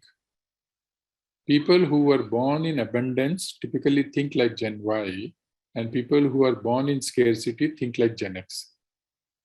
So today also many companies go to tier 2 cities to hire, Because this 18, 19-year-old kid who has not seen too much of abundance and has seen scarcity still behaves like Gen X. So he still wants to save money. He still wants to buy things on EMI. But then you go to somebody who comes from a tier 1 city, goes to one of those colleges like, whatever, hi-fi colleges, you will realize they think like Gen Y. So they don't save money. Whatever money they get, they spend. They want to experience life. Their outlook is all about abundance. So with Gen X and Gen Y, the big difference is this. So some of us think very differently. And when we look at our team members, they think very differently. And we need to understand this, because the more you understand this, the more better it would be for you to understand and manage this new generation that is coming into workplace. So the first example, so the red buttons are myths. That means whatever statements I've given is wrong. And the green buttons are basically truths. So whatever the statement I've given there is right. So today's generation, when you talk, we believe they have short attention span and limited knowledge, So anybody you talk to today's generation, you ask 2 or 3 in deep questions, and then you realize they don't have the answers for it. So you will ask, what is this? So he will say, under this law, we can do this. And if you ask him which section or subsection it is, then he doesn't remember or she doesn't remember. And what is our interpretation? Yeah, they're both superficial, khokla. They don't understand the depth and they don't have the depth for it. You look at Gen Y. So I had a very interesting conversation with my son. So my son has his own library. He's got over 2,000 books and he likes reading. So one day I got curious and I asked him, do you know every book that I have bought? Do you know what is there in that book? He said, obviously I know. Then I got more curious. I said, if I ask you what is there in this chapter, will you be able to tell? He said, yeah, I will be able to tell the essence. Then I asked him, do you remember if I ask you what is there in this book on page number 68? Which is a typical Gen X question. I want to know the depth. What was his answer? His answer was very simple. He said, Papa, you use your brain as hard disk. I use my brain as processor. Very simple answer. He said, in you and your Kendriya Vidyalaya, you were told that you need to know 13 into 13, 14 into 16, 20 into 20. That was your generation, which had to mug up everything. You use it as hard disk. We use it as a processor. I know if I have to refer, it is there in this book. It is there in this law. Why do I need to know every line, subline, every section, subsection? Would I not have access to these books? Would I not have access to these things? Obviously, I'll have. So what is our interpretation? Our interpretation is they have limited knowledge. And what is their interpretation? These guys are mad nuts who want to remember everything, every line. Why do we need to do? Because there is always a book for reference. I can always for that. So many times when we talk to this generation, we dismiss them saying they are not good, they don't have depth, they don't have deep knowledge. And we always go back and complain saying today's generation doesn't have enough talent. And today's generation always goes back and says the older generation doesn't know how to look into me and my potential. 2 things like they don't think about their future. We think they are very casual about their future. So when I was asked, when I was growing up, what is your 5-year plan or 10-year plan? My plan was very, very linear. So I told them very clearly, today I am, say, for example, a manager. In 2 years, I want to become a senior manager. In 5 years, I want to become a GM. In 7 years, I want to become a AVP. In 10 years, I want to become VP Finance. It's a very linear plan. Today's generation, you ask them, what do you want to do in 5 years? He'll say, 1 year, I want to save money. Then I want to do bungee jumping in New Zealand. So I'm saving 3 lakh rupees. Moment I get 3 lakh rupees, I'll quit my job, go to New Zealand for 1 month, do bungee jumping. Then if I survive that bungee jumping, come back, then I'll make my resume, look for a new job. And then again, I will say 3 lakh rupees. Then I'll go to Rishikesh to do river rafting. They will not tell you a linear plan. And since they don't tell us a linear plan, we think they're not serious about the future. For them, it is very simple. They have so much of exposure in their life from childhood that they want to experience everything. And their belief is that life is such a short thing. I want to experience everything. Why do I have to stick to this plan of going from manager to senior manager to AGM to DGM? And for us, that is our understanding of life. So when people don't adhere to that formula, we think they are not serious and they don't understand what we're looking at. The same extension of this is next one. We think they're disloyal. So for example, if I take, so I go to campus and I find, Avantika as a prospect. So I ask Avantika, will you come and join my company? So she says, which company it is? So for example, I say, I work for Raymond's. So I say, I work for Raymond. She said, oh, nice. I would like to work for your organization. So I give an offer letter to Avantika. And I ask Avantika, how many years will you stay with me? So she says, sir, I can tell you minimum 3 to 5 years. Uske baad pata nahi. I said, okay, fine. Now Avantika comes and joins me. Why did Avantika come and join me? Because she basically wants 3 lakh rupees to do bungee jumping in New Zealand. She doesn't want to become CFO in Raymond's. Uska funda bada clear hai, 3 lakh jama karo, bungee jumping karo, wapis aao. And as Srini, when I went to campus to Avantika, I told her ki if you stay in Raymond's for 5 years, so 3 lakh to aapke save ho jayenge. And she is very happy with that idea. Now after 1 year, she lands up with Dr. Ashminder. She bumps into Dr. Ashminder. Ashminder says, what nonsense, in Raymond's it will take for you 5 years to save 3 lakhs. Why don't you come and join our institute? In 2 years, you can save 3 lakhs. What does Avantika do? She comes and she quits. What is Srini's interpretation? She is disloyal. What is Avantika's interpretation? I am loyal. I am loyal to my dream. My dream is to do bungee jumping. My dream was never to become CFO in Raymond's. So she says, where did my disloyalty happen? I'm loyal to my dream. And my dream was always to do bungee jumping. And this is the one big mistake we are doing with our team members today. We hardly know what their aspirations are and why are they coming to the office. It is important for us to understand that today's generation comes to the office because it is a means to an end. They don't come to the office to see it is an end. Nobody is interested in your organization to stay for another 10 years to become a CFO or a CEO. They all have immediate 1 year, 2 year, 3 year plan. In that plan, you fit. Now, if I as Srini was a smart manager and if I knew Avantika wants to do bungee jumping, and if I would have told Avantika, you stay with me 3 years in Raymond's and I'll help you do bungee jumping, then she will not quit.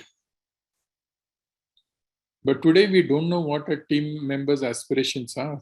We have clueless. We think I'm paying them salary, I'm paying them basic HRA, LTA, medical, and I'm giving them 20% hike. So what is the problem? The problem is they're not coming for that. You will get surprised when you look at interns who join your organization. You're paying them 20,000, 25,000 rupees. And on day one, you will see them carrying iPhone S13, which costs 1.5 lakh rupees. And you'll ask them, how can you afford that? They'll smile and say, no, Mummy Papa ne diya shagun ka. Because Mummy Papa are earning lakhs of rupees for their kids. Today, everybody is a nuclear family. Both parents are working. So they're not coming to offices for money only. They're coming to do something else, and that something else is what you need to anchor. So when you have these 20, 22, 23, 25-year-old kids walking into your organization, you need to spend that time to understand what is that excites them. What is that one thing that they're chasing in their life, and how can you enable that? And that is what I'm asking from the time we started the session. Do we know their aspirations and are we anchoring those aspirations? Because when Dr. Ashminder will give this offer letter to Avantika, the first thing Avantika is going to ask me, Srini promised me after 3 years he's sending me to New Zealand to do bungee jumping. Will you help me to do that?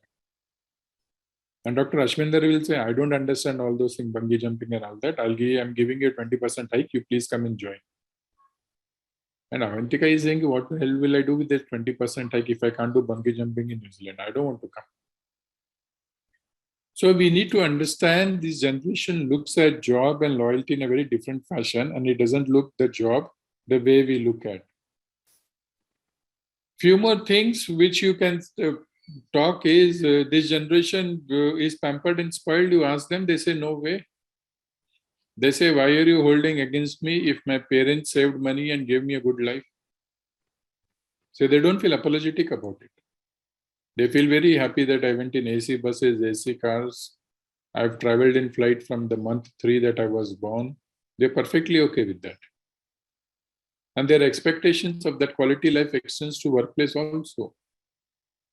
That's why the first thing they'll ask is, where is cafeteria? Do I get food in your office? Do I get a nice place to sit?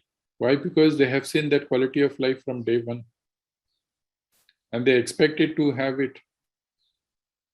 And for us as Gen X manager, it is very difficult to understand, because as Gen X managers, you will not create a 3,000 square feet reception like a Franklin Templeton or a Google does. Now, why do they have 3,000 square feet reception? Because when Gen Y wants to call it friends, they know very well their friends cannot come inside the office, so they'll come only to reception. And they want to flaunt, see how great office I'm working. How does a Gen X CEO think? In that 3,000 square feet place, you can put 100 cubicles and make more billability. Why do you want to leave space out? So these generations are thinking very differently, and it is important for us to do that. Now, this is one important point before I wrap up the generations, is to understand this. They look for constant praise. And this is the truth. And somewhere here, again, we as parents are responsible for making this mess. So if you look at today's families, most of us are what? Nuclear families. What happens in nuclear families? Typically, it is husband, wife, and one kid.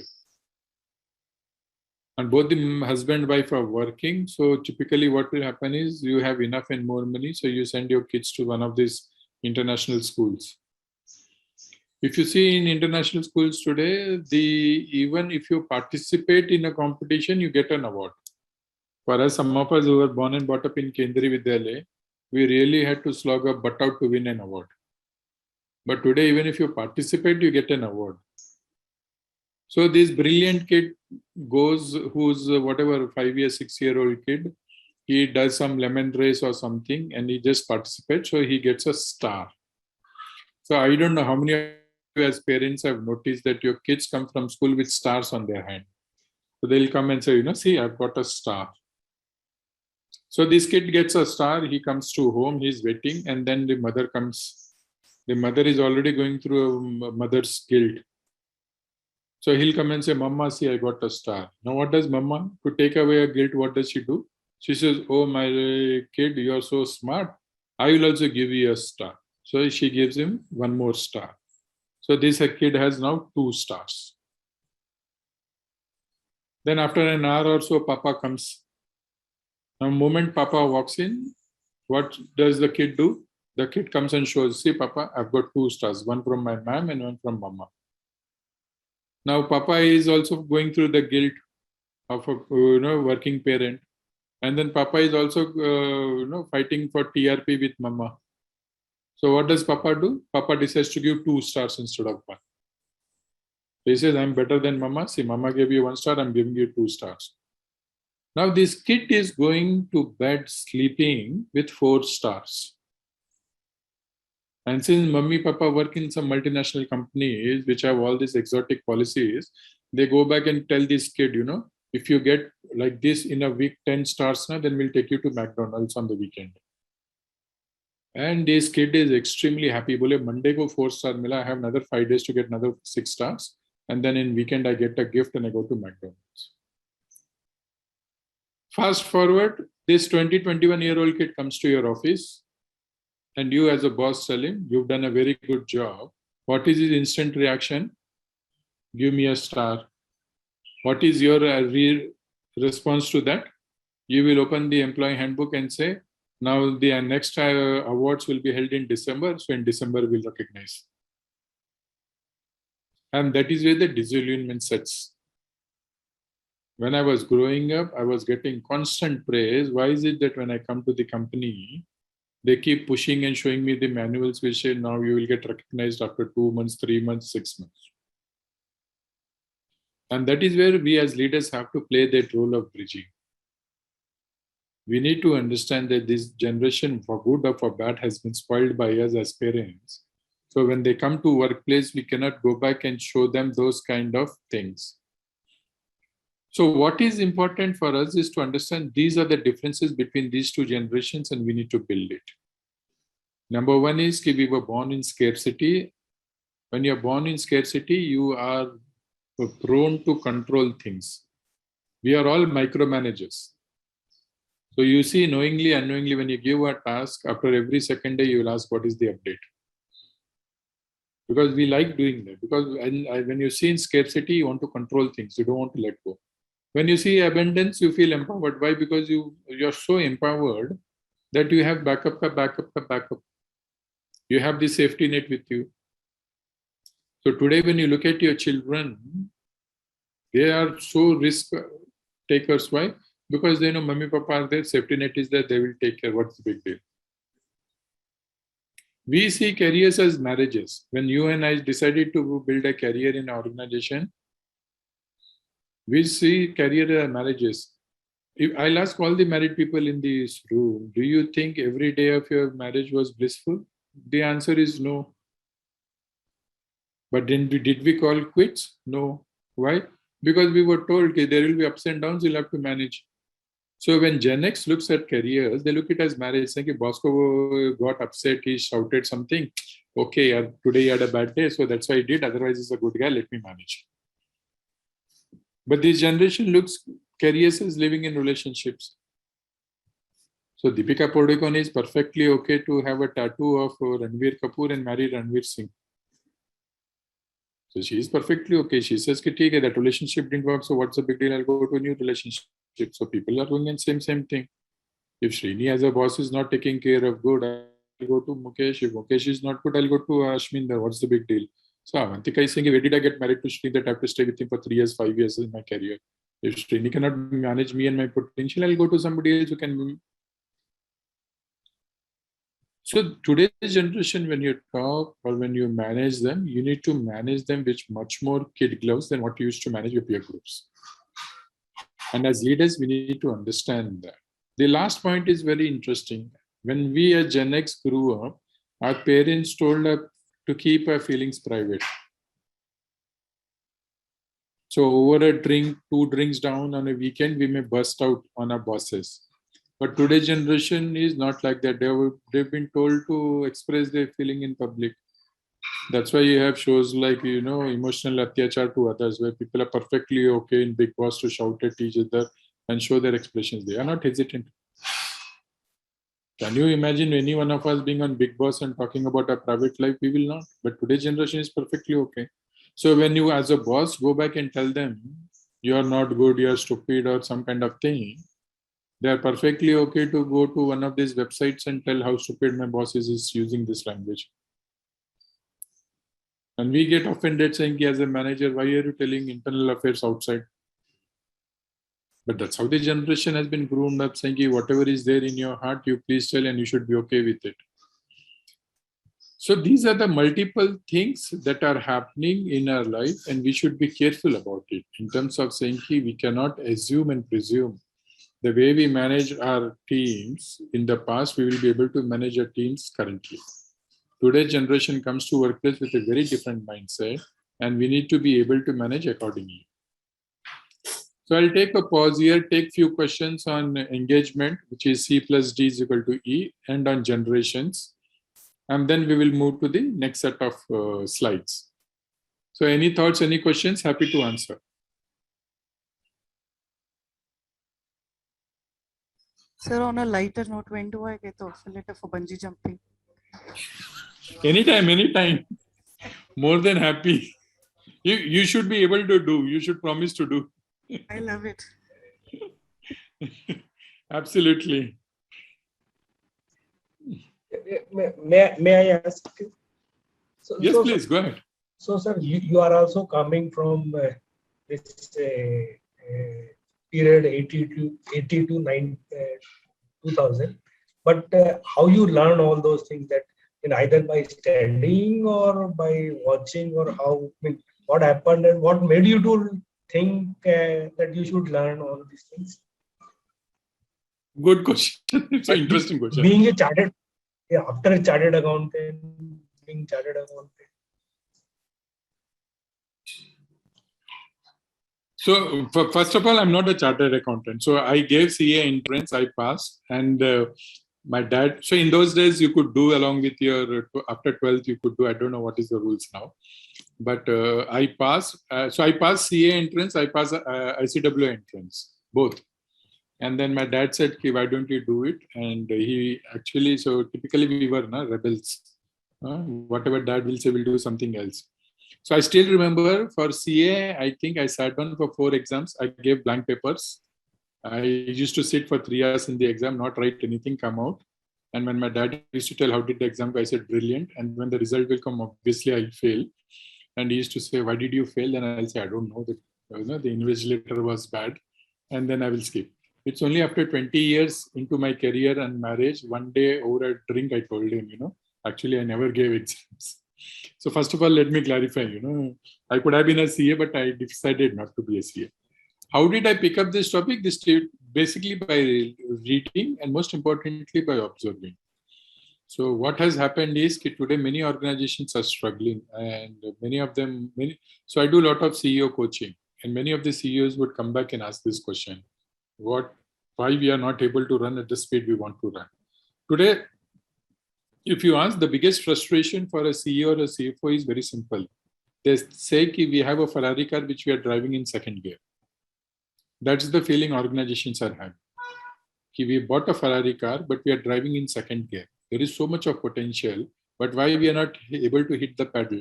Because of some of these silly issues that are happening, So the more you read, the more you observe, the more you realize this generation gap. And somewhere you realize that as parents, we are the ones who spoiled our children. And when we become managers, as leaders, we expect them to behave in a particular fashion. As parents, we expect them to behave in a different fashion. So Jignesh has how to bridge the gap between scarcity and opulence mind. The best way to reduce the gap between these two is exposing to each other. So I don't know how many of us do this, but do we take our children to places like orphanages or, say Blue Cross where pets are abandoned or some places like that, to be able to show them that there is a world beyond us. And that world is not so privileged as we are. So that is part A, assuming that we are in opulence and there is scarcity. People who come from scarcity, we need to expose them to opulence and say, this is an opportunity for you to be. So for example, if you as a leader, there are quite a few people in your team who have come from scarcity background. How many of the times have you taken them to a 5-star and made them to have a drink? How many of you made them to fly with you? You will get surprised that how many of us in our team members can afford to travel business class, but we don't. Because the scarcity mindset is there in our head, So the logic that we'll go and tell ourselves, anyway, Bombay to Delhi, 1.5 ghanta, what's the big deal? Why should I spend 2 times X money? So I will travel economic class. But while walking into the aircraft, I will touch the business class seat twice and check how smooth it is, how soft it is, and tell myself, yaar, kabhi to baithenge. Someday I will go here. But that I can afford today, but I'm not sitting. It's not that I can't afford today. So somewhere as managers, we need to go back and put things in place for that. Srinivas has a question, why is factory visit not as aspirational as river rafting? Okay, good question again. Why it is not? Because media has not shown it. Please understand, we are influenced by the advertisements which we see. We are influenced by what the media and movie show us. So today when a James Bond movie is getting released and if a Omega watch ad comes, which costs 26 lakhs, that is my aspiration. We never say James Bond going to a factory or even doing working as a factory worker.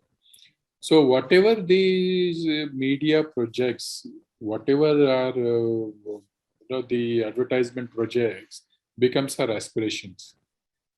And that is why factory visits are never aspirations. That is also the function or tragedy of our education system. Our education system has failed in a way to balance these two. So some way we are still struggling as a country to understand either we are socialist or we are capitalist. So in some sections we go back and say, no, we are socialist, we want everybody to be equal, same and all that. And in some instances, we become capitalist where we are saying, no, if I don't win, it will not help. So let me win. Even if you lose, I'm okay with it. And schooling is the best example of that. Ratan Agarwal says, why is that in the same working environment, some staff are not bothered about their normal officers and come early, go late, and while somewhat expected at the same time, some are not bothered, concerned with working hours. Is it merely due to generation factors? No, Ratan, it is not due to generation factors. So in psychology, there is a term called whether you are intrinsically motivated or are you extrinsically motivated. People who are intrinsically motivated believe that they've come to this world to make a change. So some of us believe that we've come to this world because the world is waiting and I can be the change catalyst. So these people are internally motivated. They don't need alarm clocks in the morning. They get up without alarm clock. They get up and do things without anybody being telling them what to do. And there is a large population which is extrinsically motivated. So they will only study when the examination dates come. Otherwise, they'll not even pick the books. So they need external stimuli to do things. So as a boss, if you don't come and give me danda, I will not work. As a boss, if you don't come and tell me, yeah, there are appraisals, I will screw up, then I will not work. So I will only work when there is a reward, there is a recognition, there is a carrot, or there is a stick. Because inherently, I don't want to work. So as in the human psychology, it is treated, we are intrinsically motivated and extrinsically motivated. People who are intrinsically motivated are the ones who you will find coming before time, staying after late, doing more than required. Why? Because they like that. They think by doing this, they are doing something good, they are aligned, they're doing that. And then there are others whom you need to push and do. Sanjay has a question about maybe due to transactional transformation. No, Sanjay, that is not, that is basically due to intrinsic and extrinsic.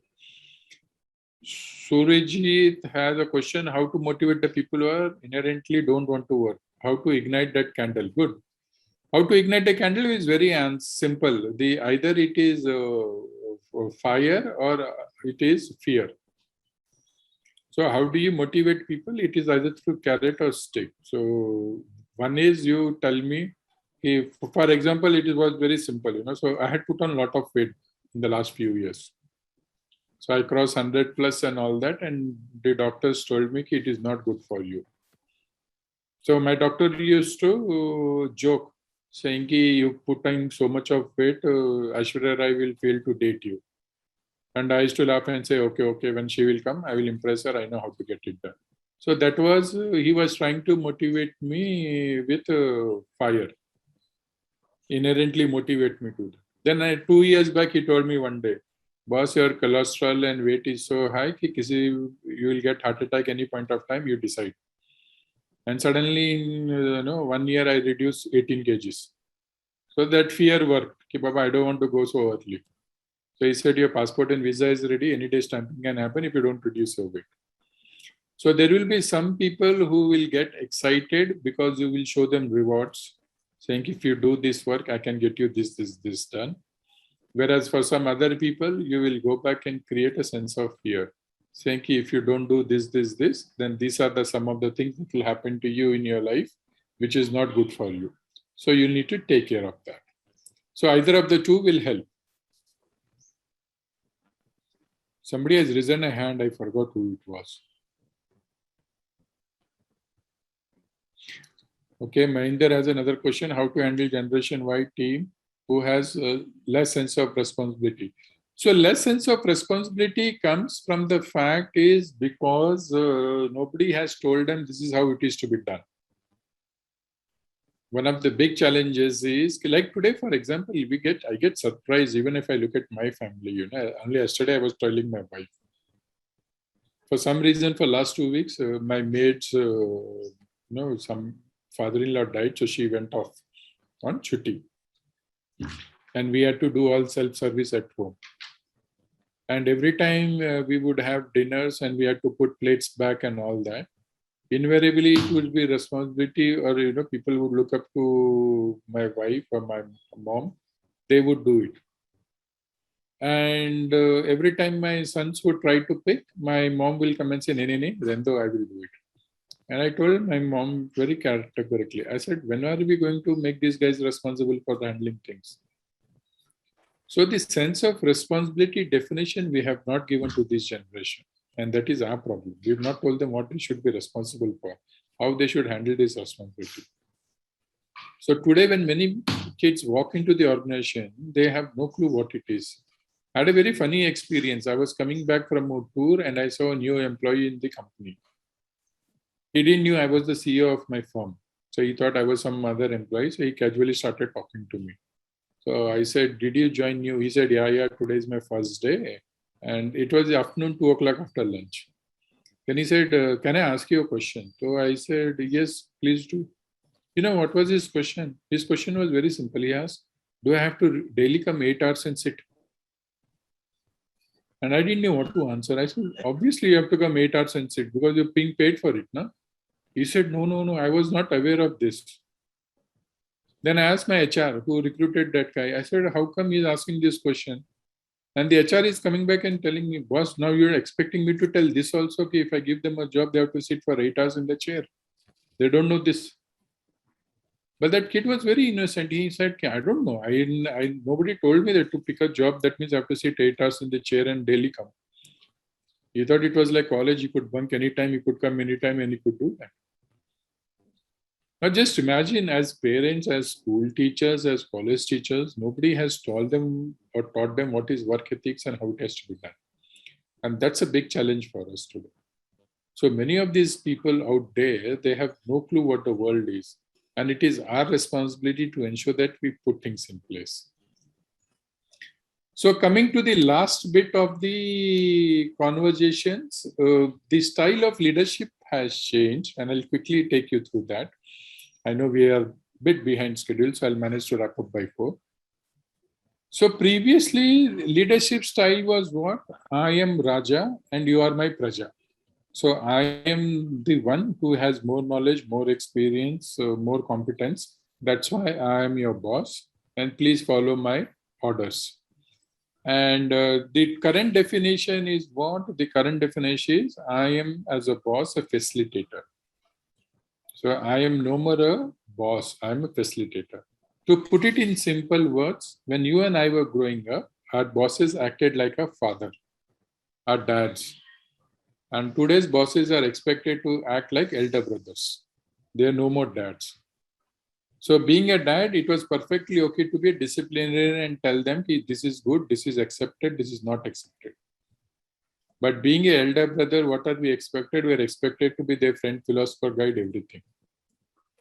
So you remember your first cigarette you smoked with your elder brother, or your first drink you had with your elder brother. At the same time, your elder brother was there to guide you what is good, what is bad in life. So that transition is something which we need to do. Today, unfortunately, as leaders, we are not doing. We are still behaving like old school leaders, where we are disciplinarians. And whereas today's millennials expect us as leaders to be somebody like their friend, philosopher, guide.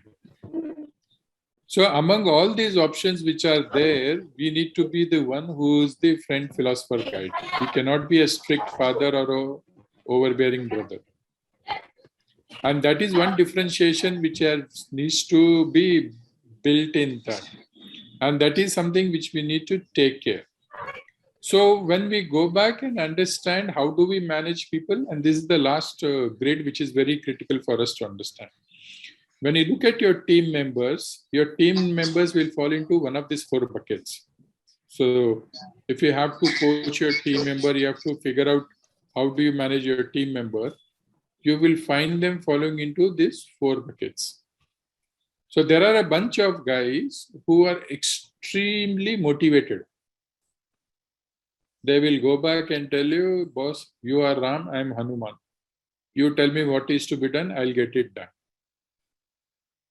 So that is, you find on the will. And there are some team members who are extremely skillful, they're extremely talented. Now, if you find a team member who's extremely high on will and skill, you will find them falling into this grid of highly skilled and highly motivated. Now, these are the people like Virat Kohli. Virat Kohli, like kind of people who are extremely talented in terms of skill and extremely motivated. Every match in the match he plays, he wants to win. He doesn't want to lose a single match. Now, these are the people whom you need to let go. You can't control them. The problem with Anil Kumble and Virat Kohli became that. When Anil Kumble was trying to tell him every time what he should and what he shouldn't do, he was getting very, very upset. And that is where Ravi Shastri and Virat Kohli became a better pair than Anil Kumble and Virat Kohli. So when we look at these 4 grades, so you will find this. So here you will find that people with high skill, high will, you need to empower them. You need to go back and empower them. Give them the freedom to do what they want to do. Don't try to control them. Don't try to micromanage them. Then you will have a set of people who have high will but no skill. So these are the people. You will have a bunch of guys who are extremely, aligned, engaged with you all the time. Every day morning they come, they are smiling, charming, lot of energy. But they don't know how the job is to be done. So here you will play the role of a technical guide. Here you will teach them, Baba, go through this, understand this. These are the steps. This is the steps to do this. This is how you need to put things in place. The opposite of this is people here who are extremely skillful but lack will. They know what is to be done, but they will not do. So every time you tell them to do something, they will come with an excuse. No, boss, this can't be done. Today is Saturday. Today is Gandhi Jayanti. How can somebody work on Gandhi Jayanti?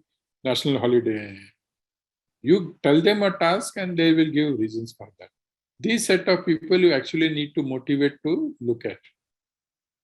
And then there are a bunch of guys who are neither skillful, neither willful. There you need to be dictatorial. There you have to go back and tell them, no, please don't use your brain. I'm telling you what is to be done. Please do it.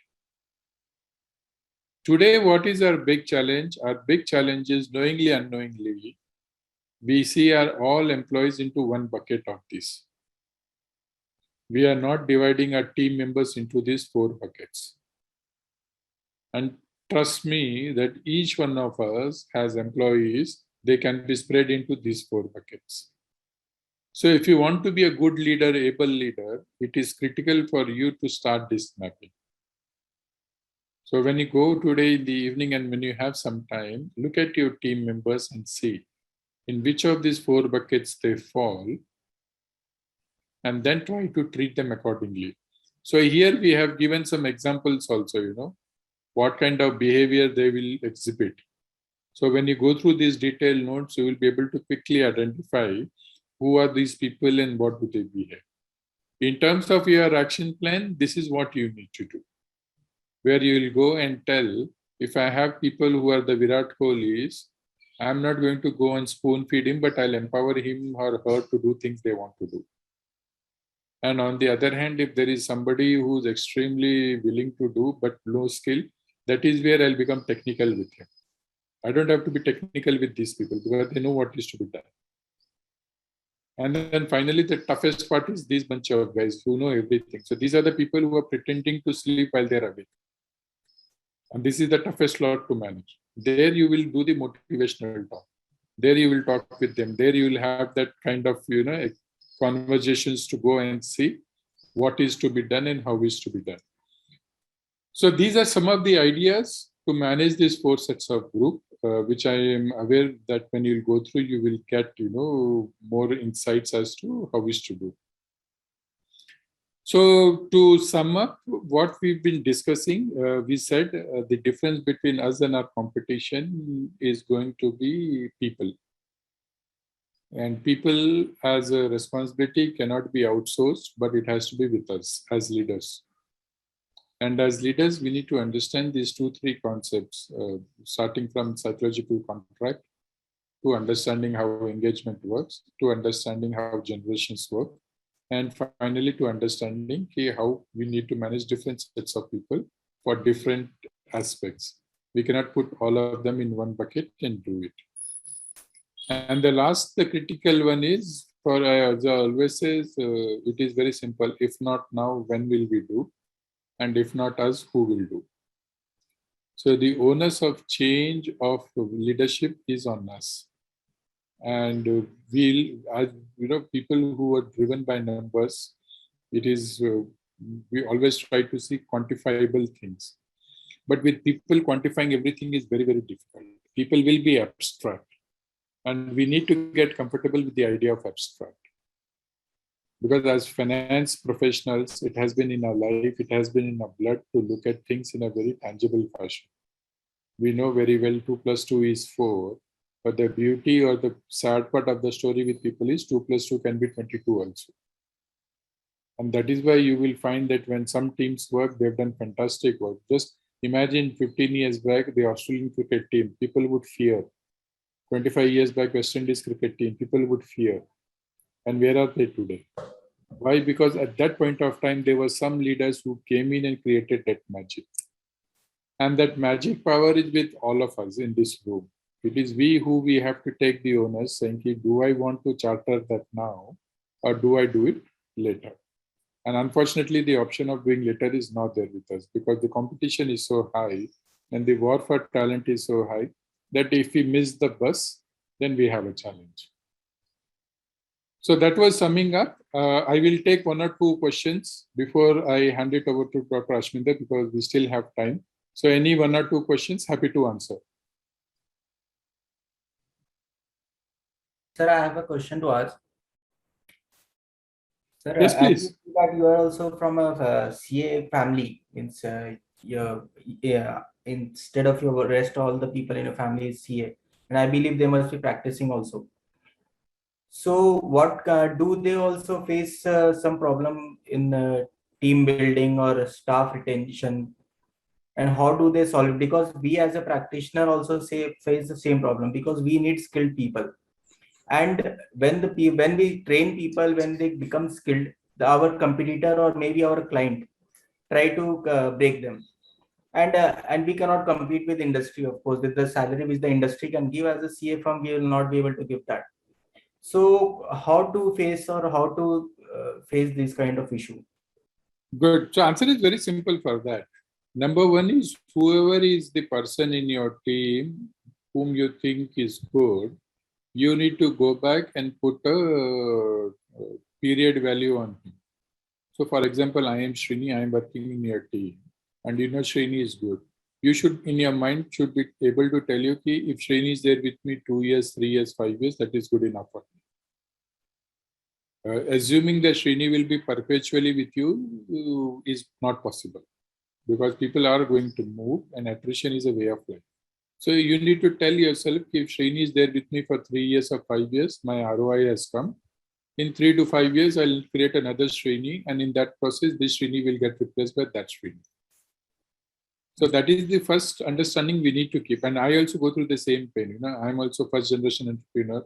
I also run a HR firm which has around 20 people, and HR is the most heartbreak consulting guys. You know, what I offer salary and what Deloitte offers is 10 times higher. So all my team members, they actually work with me for 3 years and they go to Deloitte, and in Deloitte they don't have to do anything also. Just tell them that they work with Srini and strategists and they get salaries. But what we have done as a firm is we've told ourselves we cannot retain people more than 3 years, and neither do we want to pay the salary of Deloitte, because if we start paying the salary of Deloitte, we will be out of business. So we've started creating a talent pipeline for ourselves. So we don't wait for the attrition to happen. We know this chap or this lady is going to go away in 2 years or 3 years time. So I need to keep a buffer. And for those 3 years, I need to take care of this person in a way that I tell them, whether I sign them, tell them I'll put you in exciting contracts, or I give them a retention bonus, or I give them, exposure, that I tell them. For many smart people, I have told them very clearly, you stay with me 4 years, I'll get you into Deloitte. I tell them very clearly. I said, I'm not expecting more than 4 years from you. Stay with me for 4 years and then I'll move you on. Yes, we have 3 questions. I think Mahinder, Sujata, and Pankaj. Yes, Mahinder, sir. We'll start with you and then we'll go to Sujata and Pankaj. Sir, you're on mute. Yeah, sorry. Actually, a small question. See, we have in every industry, there are a chair of the employees will be there. So if, for example, as a head of the department, I will be taking care for my 2-3 staffs who will be reporting to me directly. So maybe I am motivating to them, and I am doing all my efforts to make them motivated. But how I can ensure that they will also be subordinate, they will also do the same motivation level to their subordinate, and their subordinate to third generation subordinate, like this, which is actually the real challenge. If I do my full effort also, I cannot find the last person which is also getting motivated. Good. So this is what Mr. Narayan Murthy used to do. Mr. Narayan Murthy, when he used to do his meeting with his direct reportees, he used to shamelessly ask them, you know, I know each one of your birthday, I know your spouse's birthday, children's birthday. Do you know it? And he used to ask them, okay, Mahinder, Sujata reports to you, so when is Sujata's birthday? And that is how he started building the culture, saying, what I'm doing to you, you have to do to your team members. So every business review they would start asking these questions. What is happening in their life? Do you know? How many times have you met? Have you gone to their home, had dinner with him? Because Narayan Murthy used to come back and say, I'm having dinner in your home. So what is your problem having dinner in your team members' time? And that is how they passed on their culture. So every time when you're talking to your direct reportees, at some point of time, that 10 minutes you have to spend to ask with them. Do they know what is happening in their team members' life, and are they managing it well? Rather than waiting for an escalation to happen in terms of attrition or something. So that's the easiest way of doing that, where you will say, I am giving you an experience and I expect you to pass this experience to your team members. You can do it the way you feel best, but you need to pass an experience. Yes, Sujata. Then we'll go to Pankaj sir and wrap up. Actually, you have answered part of my question. I was under the impression that we have to retain people for years. Like probably as employer or as a senior person, we have to reconcile that employees are not going to stay with us for long. So maybe for a short term, 3 years or 4 years, and we have to keep looking for other employees or continuously keep training them. That is one way. But when I come to the initially we were discussing about contracts, that psychological contract, when we say yes, they like the culture, but after 2 years or 1 year or 2 years, they become so friendly, and they come forward and say, yes, I like the place. Yes, I'm willing to compromise on the salary, or even if you pay less, but still I want to move out. They get that familiarity, like they become there's no fear factor there. They openly come to us and say that, yes, I want to leave. So no, absolutely. So that is a good point, na? See, it is like this when your your child has become 20, 21 years old. You will be happy if your child comes and tells you, Mama, I'm going to a pub to have a drink, rather than hiding and going. Right? So if your employee is coming and telling you, ma'am, mera expiry date aa gaya, and I want to move on, you should be happy that you've created that culture. What is the problem? The problem is, I thought Sujata's expiry date will be 3 years from now, and it actually was 3 months. Then we have a challenge. Because I was grooming Sujata, I was spending time on Sujata's thing. Sujata will be with me for at least 5 years. And after 2 years, if Sujata decides to quit, then we have a problem. But after 5 years, if Sujata is quitting, it's a win-win.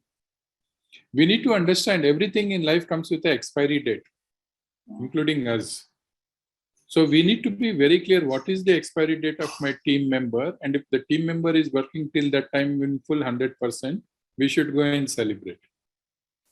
And that expiry date can be 1 year, 10 years, 20 years. That depends on you and your team member. But have that expiry date. Don't think that everybody is going to be there with us perpetually. That is not going to happen. Not in this country, in this kind of economy which is booming. So people are going to get aspirational. People are sometimes going to get greedy. We need to be okay with that. We should be happy to say, okay, I'm expecting you to work with me for 3 years. For 3 years, you work. You are expecting to work for 5 years, you work for 5 years. And after that, again, redraw a new psychological contract and say, okay, we'll extend for another 5 years. So yes, Pankaj sir, last question, then I'll give it to Dr. Saab, because, sir, just 2 minutes, last question. Yes, yes. So as far as the engaged employee is concerned, you say, one of the yardstick is if they are helping others.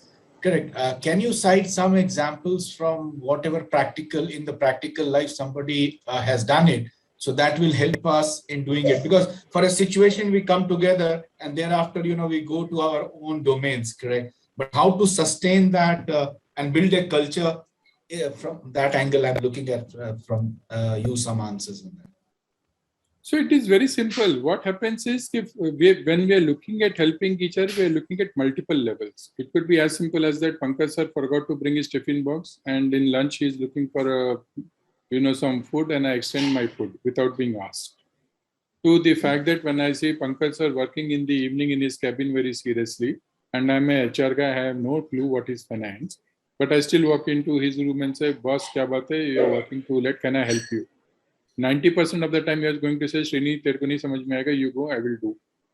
But the fact that Srini waited and asked for you is an assurance that there is somebody behind you. Somebody is backing you.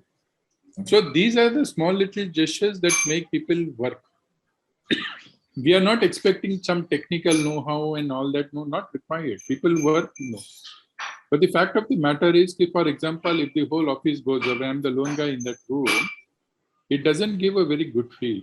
But if somebody is there to help me, while I'm going, for example, I go to the cafeteria, get a Maaza bottle and keep it on your table and say, Pankaj sir, happy evening, enjoy one samosa and Maaza.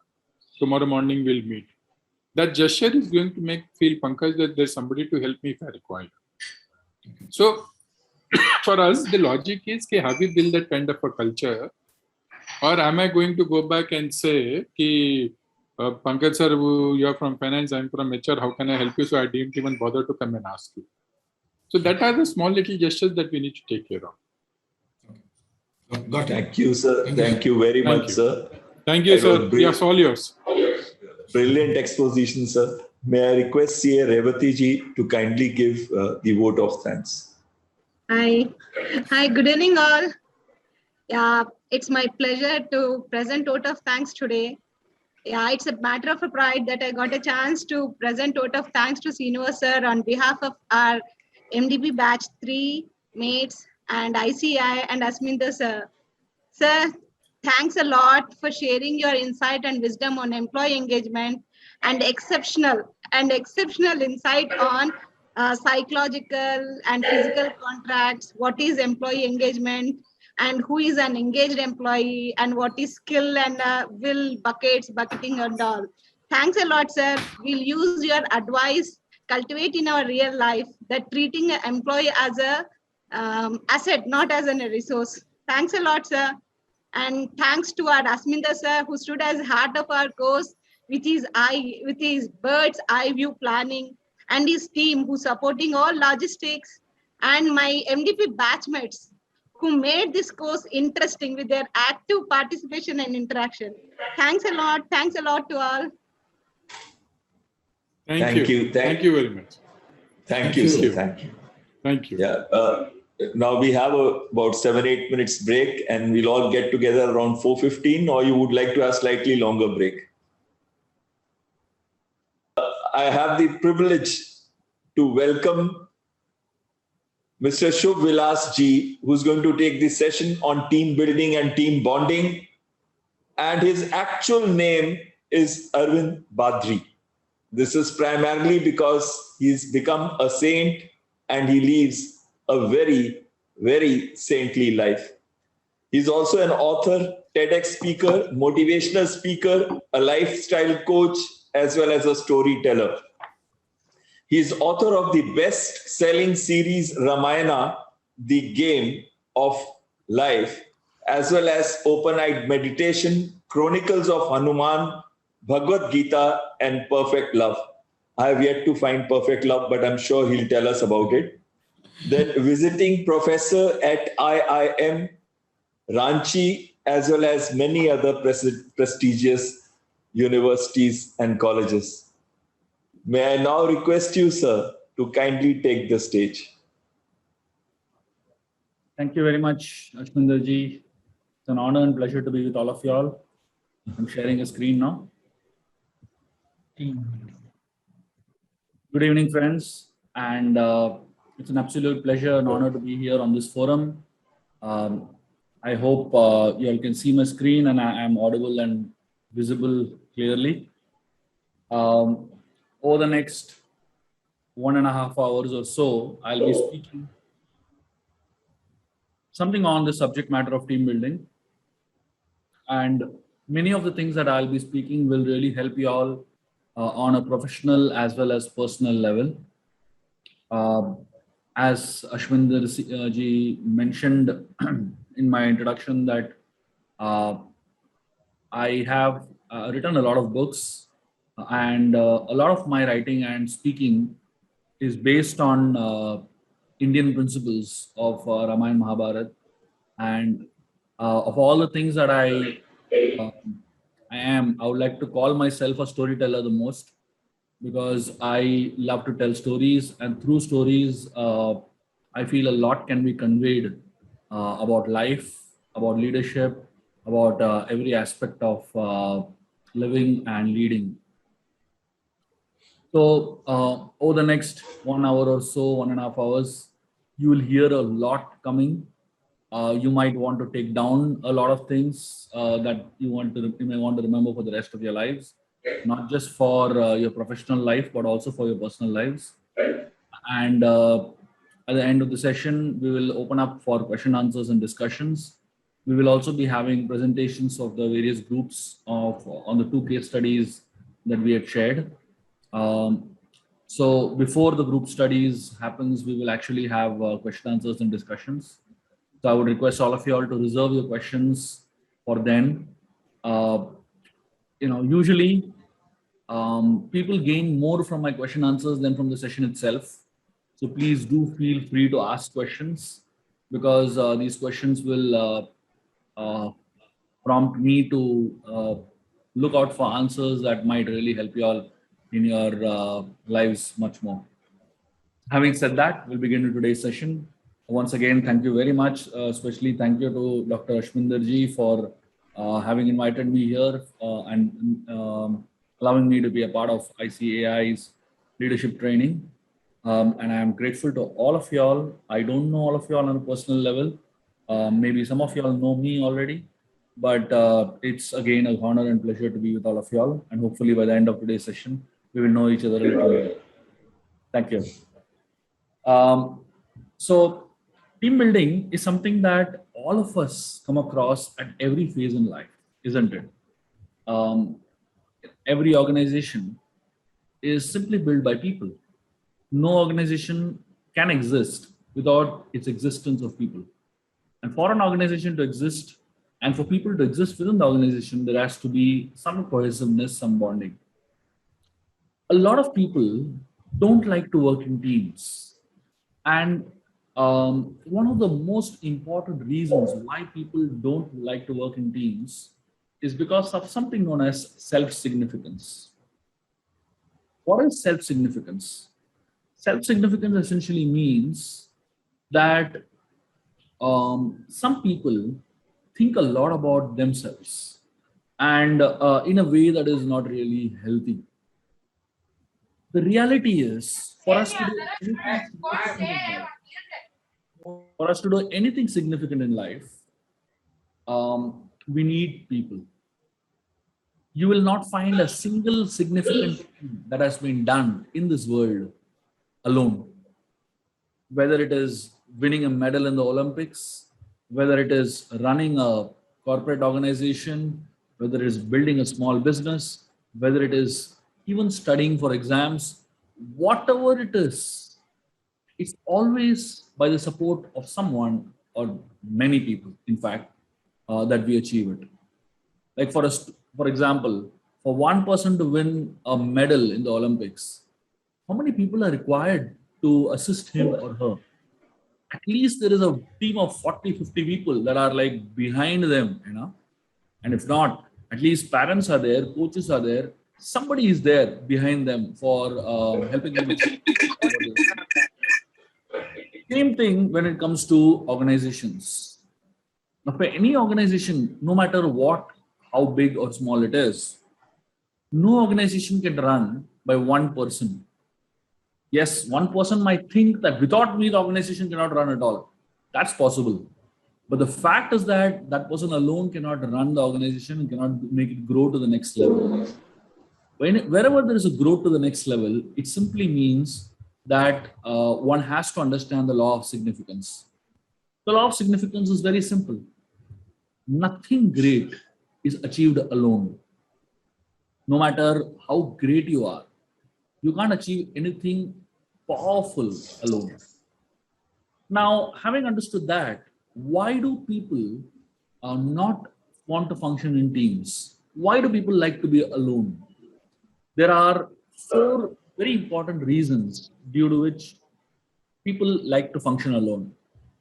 First and the most important reason is the ego. Ego is an expansion of oneself. And ego always comes in picture whenever you're dealing with people. In fact, for a leader to be able to significantly impact, one has to learn to deal with the ego well. Unfortunately, if the ego is not dealt well, it can actually harm you directly. One time, a man, he found an Aladdin lamp, and he rubbed it and the genie came out. And the genie asked the man, what do you want? This man said, I want a BMW car. The genie said, I'll give you anything you want, but there is a condition. The condition is that whatever you get, your neighbor will get double of it. This man said, no problem, as long as I get it. So lo and behold, outside his house, there was a BMW car standing. And then the genie said, ask your second wish. This fellow said, I want a 50-bedroom house. And in a moment, his house was converted into a 50-bedroom house. But when he saw that side, his neighbor had a 100-bedroom house. And this guy, he felt, and I'm asking, and the neighbor is benefiting. This fellow said, take out one eye of mine. And he lost one eye, and the neighbor lost both his eyes. And this fellow became very happy, The ego, it actually destroys us, especially at the bigger levels of leadership. It is very important that leaders learn to deal with their ego. The second reason or second thought process, second mindset behind the mind of somebody who likes to function alone is they underestimate the power of togetherness. They underestimate how powerful being together with other people is. And along with that, there is something known as naivety. Naivety means where you overestimate yourself and underestimate others. A naive leader, a naive person is very much like a child. The child is in a world of its own, and the child doesn't understand other people's worlds. For the child, everything is about putting in the mouth. It's called Annamaya Kosh. That's the beginning stage of a child's development, You put everything in your mouth. Or the second stage is hold everything. So if you see small children who are born, they're always eating whatever they get, they put in their mouth. And a little later stage of growth is known as Pranamaya Kosh, where they hold everything, they grab everything. So whatever they get, they want to hold it, grab it for themselves, right? The interesting thing is, a lot of leaders don't grow beyond this stage. They remain all their life in Annamaya and Pranamaya stage. Whatever they get, they want it for themselves. Whatever they get, they want to hold it and grab it for themselves. They don't like to share. They don't like to distribute it for others. When it comes to power, when it comes to position, when it comes to credits, everything they want to hog, right? That's what is called Annamaya Kosh. So this idea of I alone sustaining everything and I don't need to share what I have with others is known as naivety. And the third reason why people like to remain alone is known as insecurity. A lot of leaders are successful, but success doesn't bring you security. You have to deal with security separately. Just because you're successful doesn't mean you're going to be a very secure person, very self-assured person. I know a lot of people who are highly successful, but also highly insecure. And this is something that every leader at some point in his or her life has to deal with. Am I secure enough to be able to share credits with others? Am I secure enough that I can work with somebody else? You know what the interesting thing is? A lot of leaders surround themselves by people who are weaker than them. Why? Because they're not comfortable with working with people who are stronger than them. Somewhere they start feeling insecure about the fact that this person might take over me. This person might prove to be better than me. So a lot of leaders hide their insecurity by working with people who are weaker than them, who are less powerful, less intelligent, less capable, less skilled than them. When you surround yourself by weak people, it's very easy to function because you know everything, you know more than others, and you have more power than others, you have more control than others, and people are obedient to you.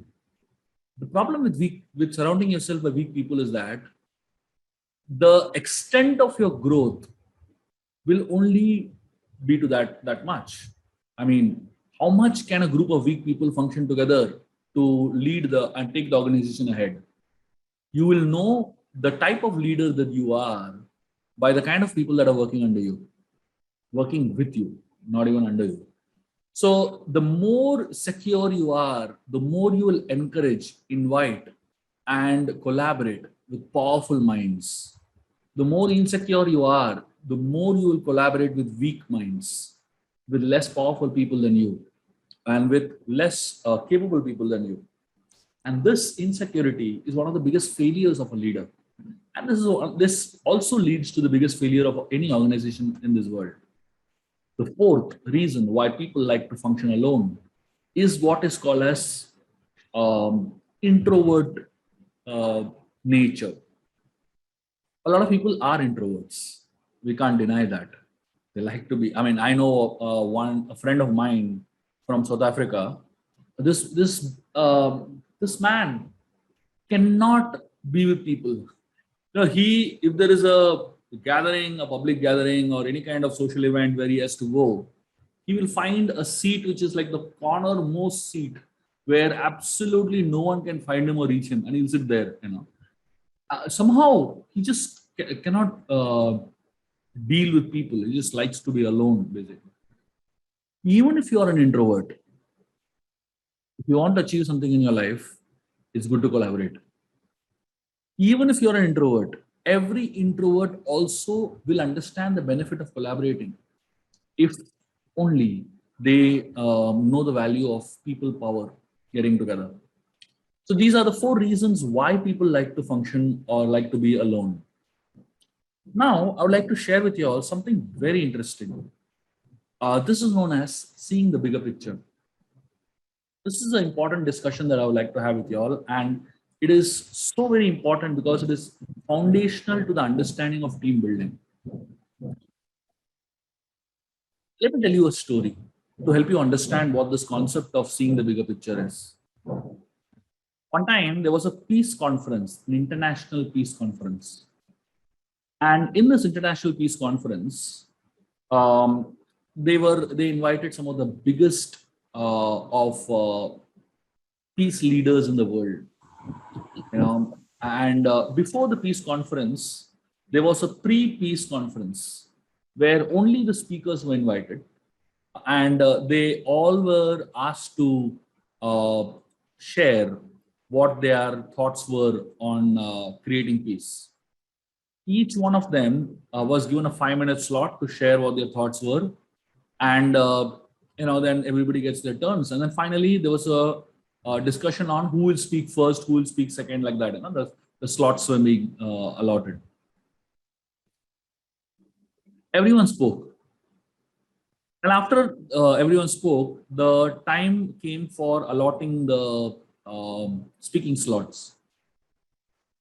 After a few minutes, a couple of people were given their slots, and suddenly a fight broke out. Each one of them, I want this slot, I have the best points, and they were literally fighting. Imagine, here is a peace conference, this is a pre-peace conference discussion, And what is happening? A fight is happening, you know. A lot of times people just lose the bigger picture. They lose sight of the bigger picture. Of all the people that were there fighting over there in that hall, there was one man who was just sitting down quietly, not spoken a single word. And one of the people in the audience noticed this man sitting there quietly without saying anything. And suddenly it struck him. He realized, what are we doing? He got up and he said, I want to give my slot. He already had received a slot. He got a very good slot. He said, I want to just give my slot to this man because he has better points than me. He'll make a bigger impact on the audience. The moment he said that, everyone else suddenly understood what they were doing. And everyone quietened down, everyone settled down, and then they started thinking from the point of view of a bigger picture. A lot of times, we are exactly like these people. We lose sight of the bigger picture and we focus on ourselves and try to make ourselves the big picture. I'm sure all of you all have solved jigsaw puzzles, right? So if you have a jigsaw puzzle, 100 pieces thrown here and there, you know, and you take those 100 pieces and you assemble them together, you will see like the whole complete picture. To solve a jigsaw puzzle, you know what you need? 1 minute, not even 1 minute, a few seconds, you need to see that bigger picture. If you see that bigger picture just for a few seconds, you can easily solve the jigsaw puzzle. Easily. But if you have never seen the bigger picture, it becomes very difficult to solve the jigsaw puzzle. All of us are like a small piece in the jigsaw puzzle of an organization, of life itself. All of us fit in at a particular place. If that piece is exactly there, it completes the puzzle. If that piece is missing from there, the puzzle is incomplete. But every one of us in an organization, in a team, is a part of the puzzle. And you fit in exactly where you're supposed to fit in. Suppose, you know, one person forgets the bigger picture and he starts focusing on his own piece only. Keep looking at your own piece very hard. And you forget the bigger picture. What happens? That's what happens in organizations today. People forget the goal and focus on their role. When you forget the goal of the organization, forget the goal of the team, and only focus on your role, your personal greatness, your, getting the credit for what you did, just on yourself, you are actually completely forgetting the purpose for which the team is together, purpose for which the organization is together. And therefore, focusing on the bigger purpose, focusing on the bigger picture is paramount to be able to handle or to be able to work in a team well. In any team, everyone has a place. And the more appropriate your place is, the more appropriate your personal role is. In terms of your qualities, your abilities, your skills, your talents, your likes, your dislikes, and everything else, the more you can be effective as a member of a team. The less, relevant or the less powerful your spaces in terms of, the position or the role that you play, the less effective the whole team is going to be. Every single person must have a place. When I'm saying every single person must have a place, what does it really mean? It means that in a particular role, one particular person is most effective. And if that person is in that particular role, the team really excels. The problem with many teams is that we don't understand the value of people in that role. For example, many years back, I met someone who was sharing his experiences of the army.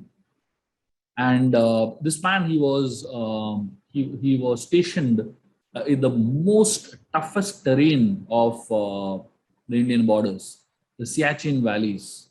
I'm sure many of you have heard of the Siachen Valleys. Very, very tough battleground. And he served in the Siachen Valleys for quite some time. And he was sharing his experiences of what it means to work in a team at 26,000 feet height. Now you're sitting in an AC cabin, with people all around you and talking about team building. It's still relatively easier, right? But if you are at 26,000 feet in height and working at minus 50 degrees, temperature, talking about team building has a totally different perspective, right? Just to give you some examples and a real life scenario, what happens at 26,000 feet. These people, they are literally fighting death on a moment-to-moment basis, not even on a daily basis. They're fighting death on a moment-to-moment basis. One mistake, they're finished. That's how crucial, the being active there is.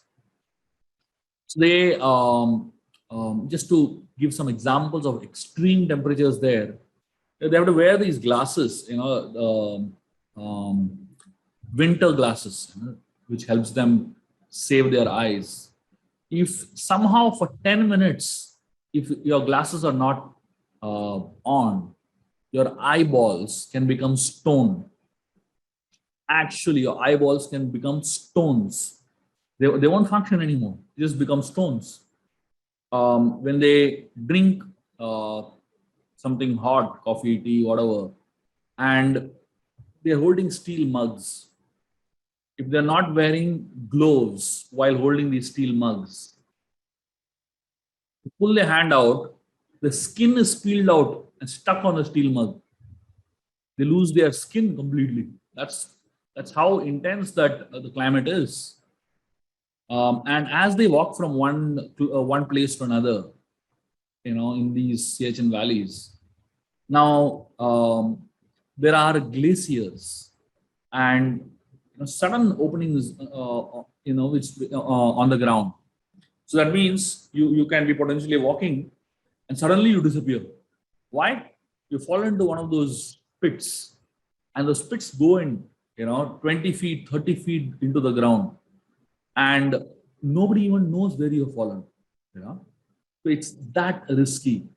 So if 6 people are walking together, from one place to another, they have to tie ropes to each other in their waist. Why tie ropes? Because if one person falls, the others get pulled, and at least somebody has fallen. Otherwise, the temperatures are so high, so low rather, and the weather condition is so extreme and so much wind blowing, you can't even hear somebody screaming. If somebody screams and falls down, you can't even hear a person scream. That's the kind of temperatures, or that's the kind of pressures at which they function. Now, while those people are tying ropes on their waist and walking together, is there any scope of any one person there not contributing to the team properly? Is there any scope of one person there saying, I don't want to talk to you? Is there any scope of one person acting over smart, and non-cooperative? Absolutely no scope, because they depend on each other. Without the other person being active and contributing, there's a good possibility that they might die. Of course, when you look at an extreme example like this, teamwork makes sense. But in a corporate environment that we are all a part of, still, it's not so risky, right? What if I don't cooperate? What will happen? Nothing much will happen. At least I won't die, at least others won't die. But the eventuality of one person not cooperating, it actually affects everybody else. May not be in an extreme way like this, but definitely significantly.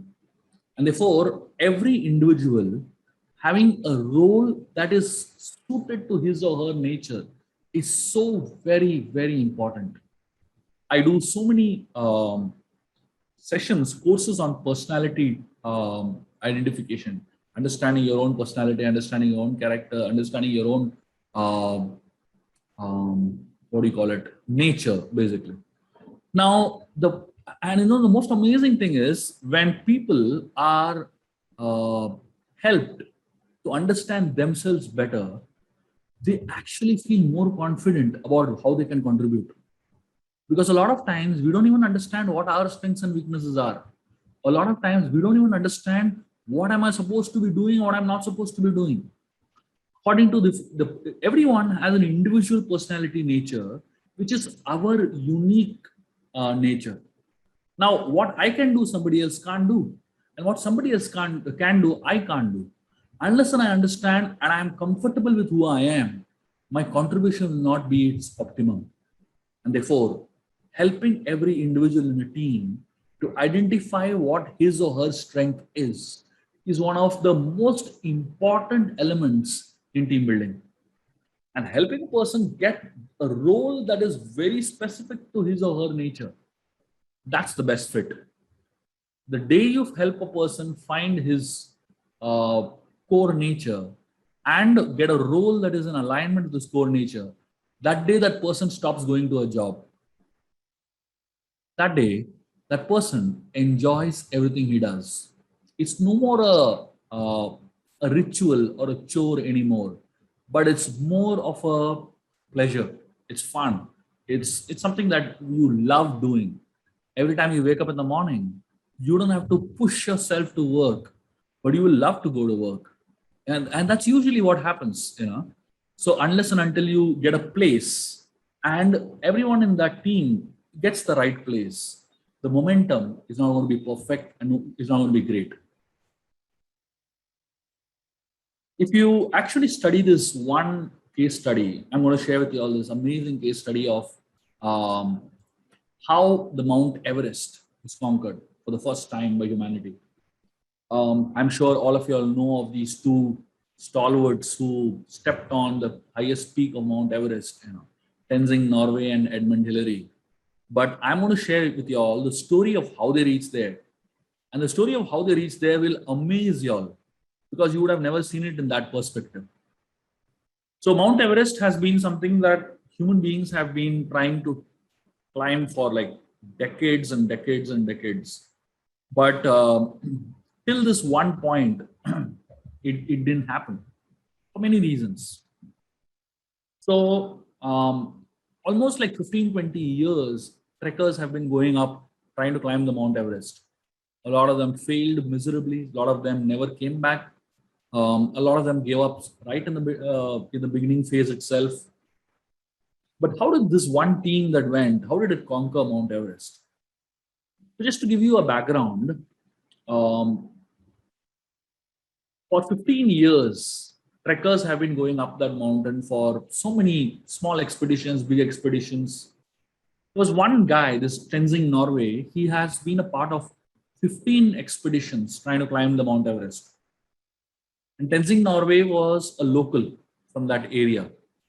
He was a Sherpa. Sherpas are, people who carry luggage and load up the mountains. And because he lived on the mountains, he grew up on the mountains, he was far, far better than anybody who came, as a tourist or as a trekker. So this man almost, everyone who came along with him, almost everyone felt that this man had a third lung, because he would just not get exhausted at great heights also. So Tenzing Norway kept going on these expeditions with trekkers from Europe and from so many other places. So this particular expedition, the last one, where they actually climbed it, where they actually reached the peak of it, Tenzing Norway was appointed as the chief Sherpa for the group. There were 15 trekkers, and along with them, Tenzing Norway. And Tenzing Norway was told, get your team. And you know how many people he got along? You won't believe it. He got 300 people along with him. How many? 300. Now you might wonder, why do you need 300 people to climb a mountain. There is a logic behind it. The mountains, especially the Mount Everest, is not a joke. It's huge, massive in size. And to climb the peak of the Mount Everest, 29,035 feet, is not a joke. And airplanes fly at 32,000 feet, right? So this is like 29,035 feet. So imagine how high it is. And so he got along with him 300 people. And they started actually trekking to different levels. About 25, 30 people would carry all the luggage to a particular level, and then they would go back. They had like huge 700, 800 kilos of food, tents, trekking equipments, so many things. So they started dividing teams into small numbers and slowly escalating the mountain, climbing the mountain. And every time a particular team would reach a particular level, they would go back because they couldn't handle it beyond that. They were like exhausted totally. And that is how slowly they kept climbing up. And finally, they reached a particular section. Very less was left to cover. And 4 people were left on top. Tenzing Norway, Edmund Hillary were 2 of them. And then there were 2 other trekkers. So the other 2 trekkers went first ahead. And just before they managed to reach up, they got caught in a very bad place. They couldn't move up. They couldn't move back. They were like really trapped in one particular place.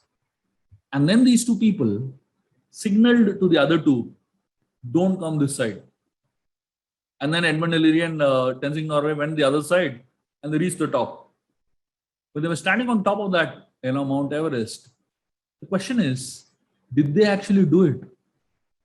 Do you give the full credit only to the 2 of them? Of course, they stood there, but without the other 315 people who were assisting and who were part of the trek, they would never have reached there. The good possibility is that they would, if they had gone as the first 2 people, they would have probably stuck in the same place where the others got stuck. As they were climbing up the mountain, they saw so many shocking things. Somewhere down the, on the mountains, they saw a tent. And when they opened up the tent, they saw inside the tent was a skeleton. Skeleton wearing clothes. I know the skeleton was seated on the ground. And you know what he was doing? This guy was tying a shoelace. Froze to death while tying a shoelace.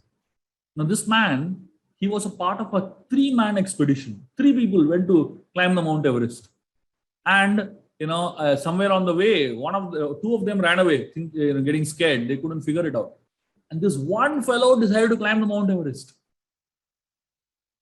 What does it really show us? Mount Everest represents anything big, achieving something really big. Conquering the Mount Everest represents doing something massive in an organization, in a business. And all these people, they represent people who are trying to reach there. There are some people who think with 3 people I can reach up the Mount Everest. There are some people who think even 300 people are not enough, right? So according to what your thought of about the difficulty level of what you want to achieve, that much more prepared you are or less prepared you are. A lot of people are totally unprepared to understand what it takes to achieve something as big as conquering the Mount Everest. And therefore they go underprepared. Therefore that's the point. The law of significance and the law of seeing the bigger picture. Unless and until you know what you are trying to achieve, you won't be able to achieve it with greatness. Every team has something known as a weak link. What is a weak link? Weak links are people who have some shortcomings in terms of what they can contribute. The strength of a team is estimated by its weakest link.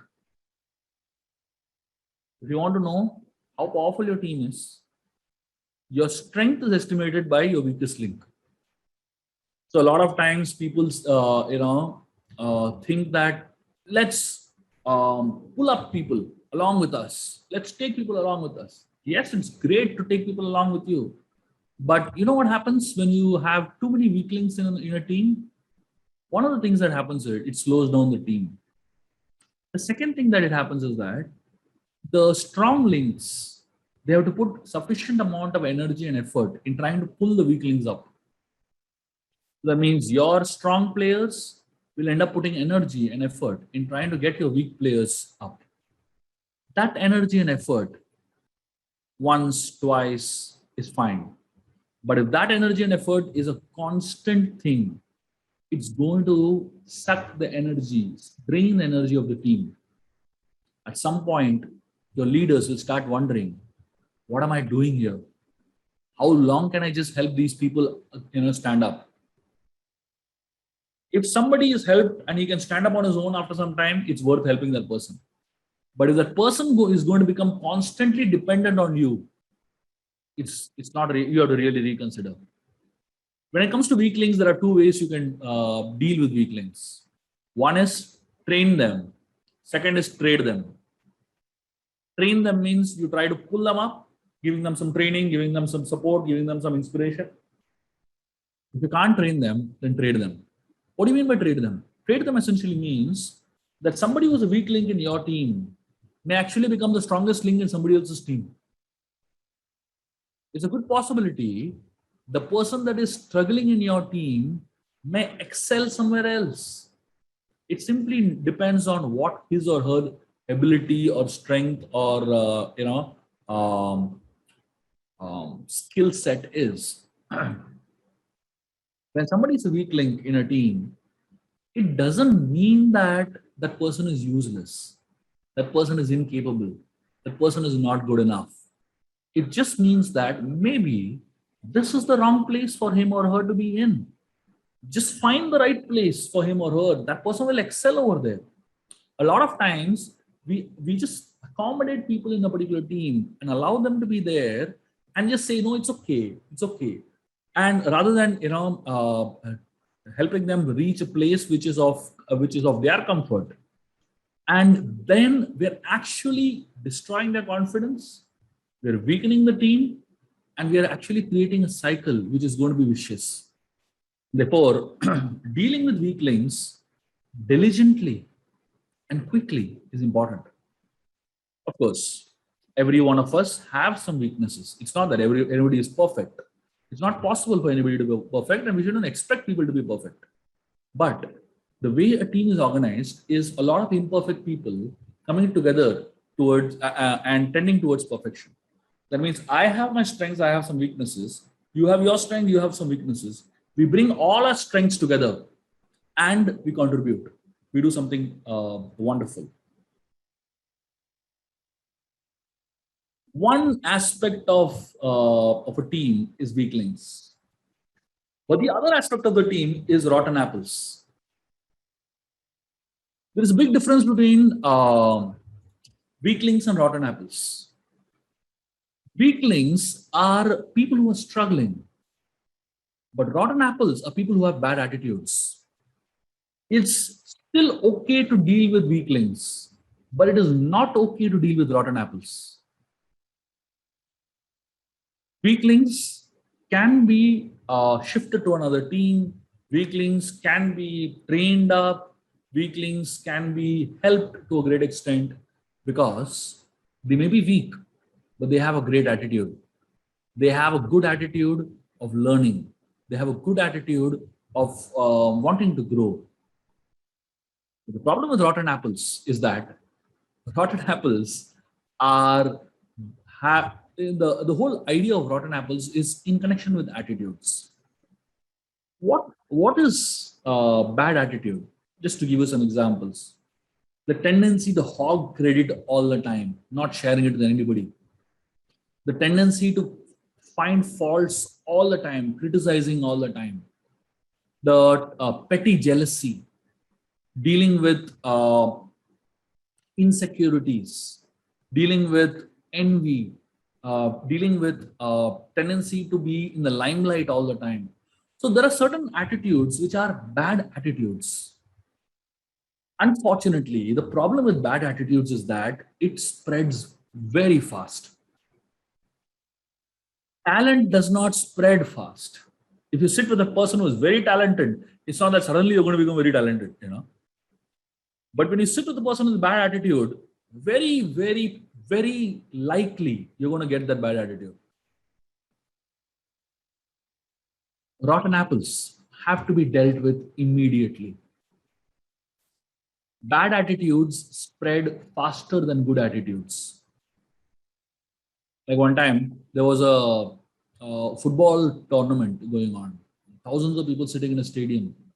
And 4 people started vomiting. When there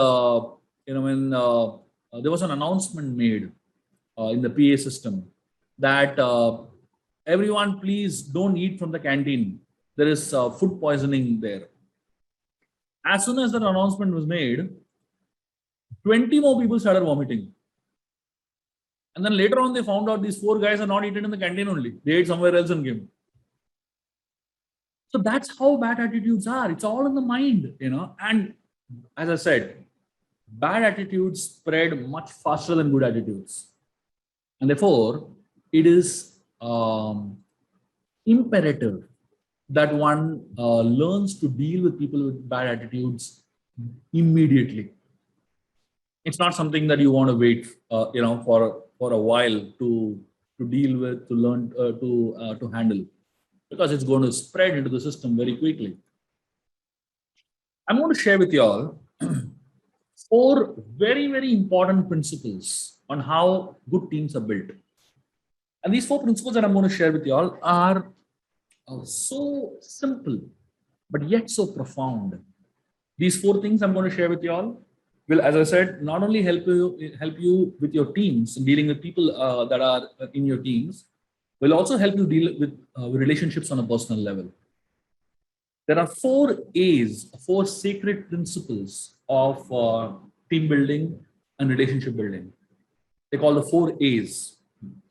The first A is known as acceptance. We have to learn to accept people as they are, rather than expecting them to become as we are.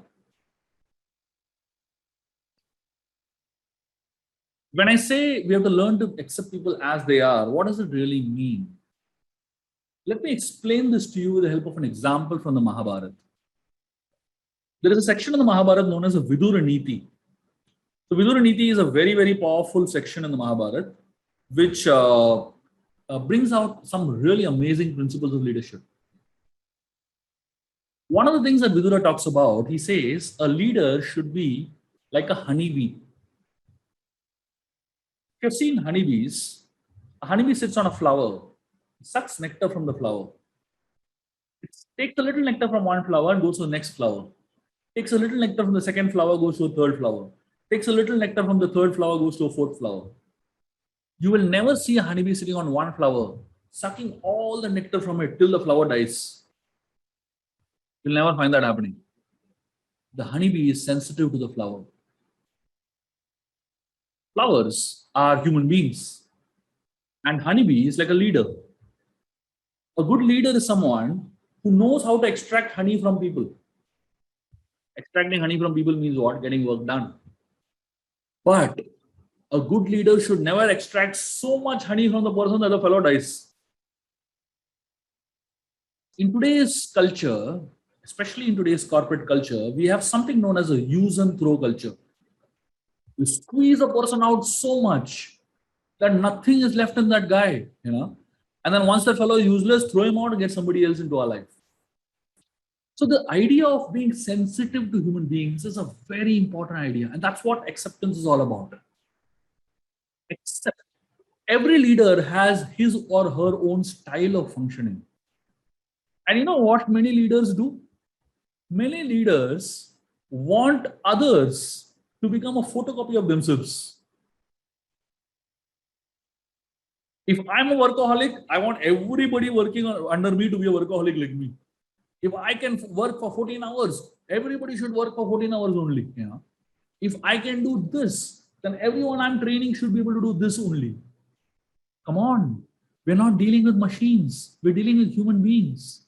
Let us be sensitive, just like a honeybee is sensitive to those flowers.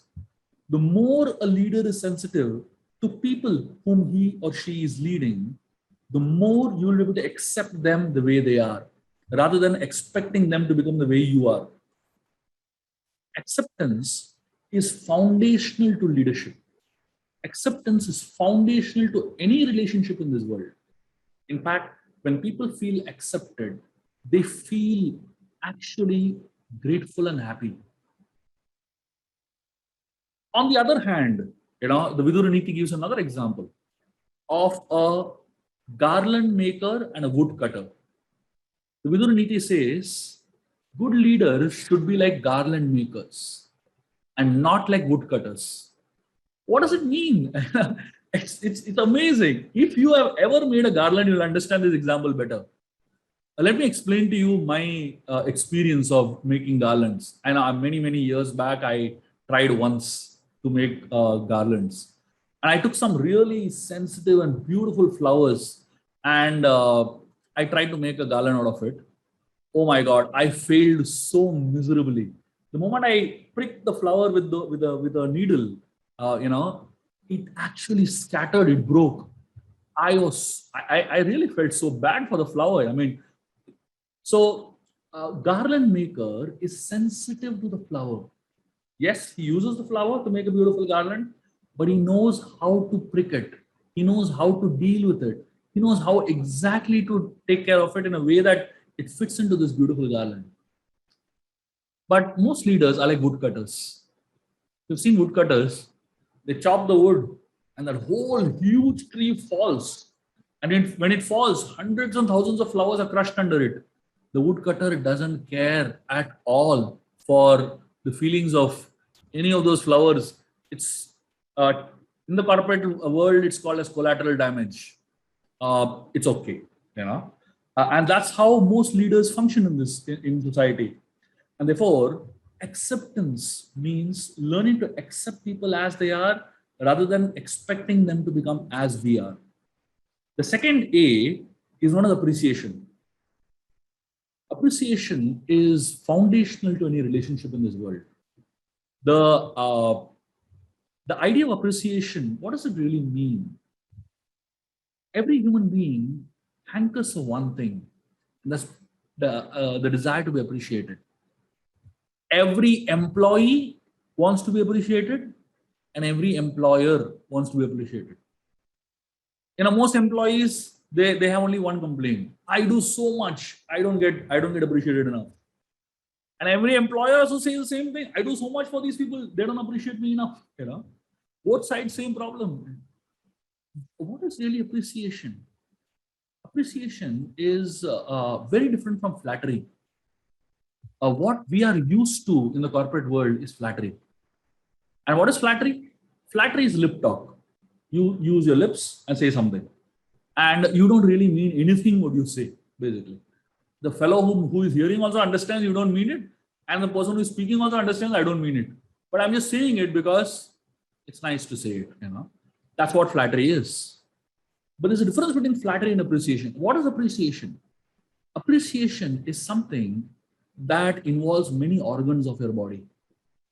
First thing is it involves your eyes to observe.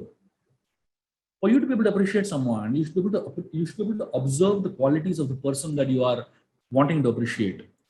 So that means you use your eyes to observe carefully. And then you use your intelligence to analyze what you have observed, the qualities of a person. And then you use your heart to feel. And then from your lips, words come out. When words come out from your lips, after this process, the words that come out will actually be words of appreciation. And such words of appreciation encourage.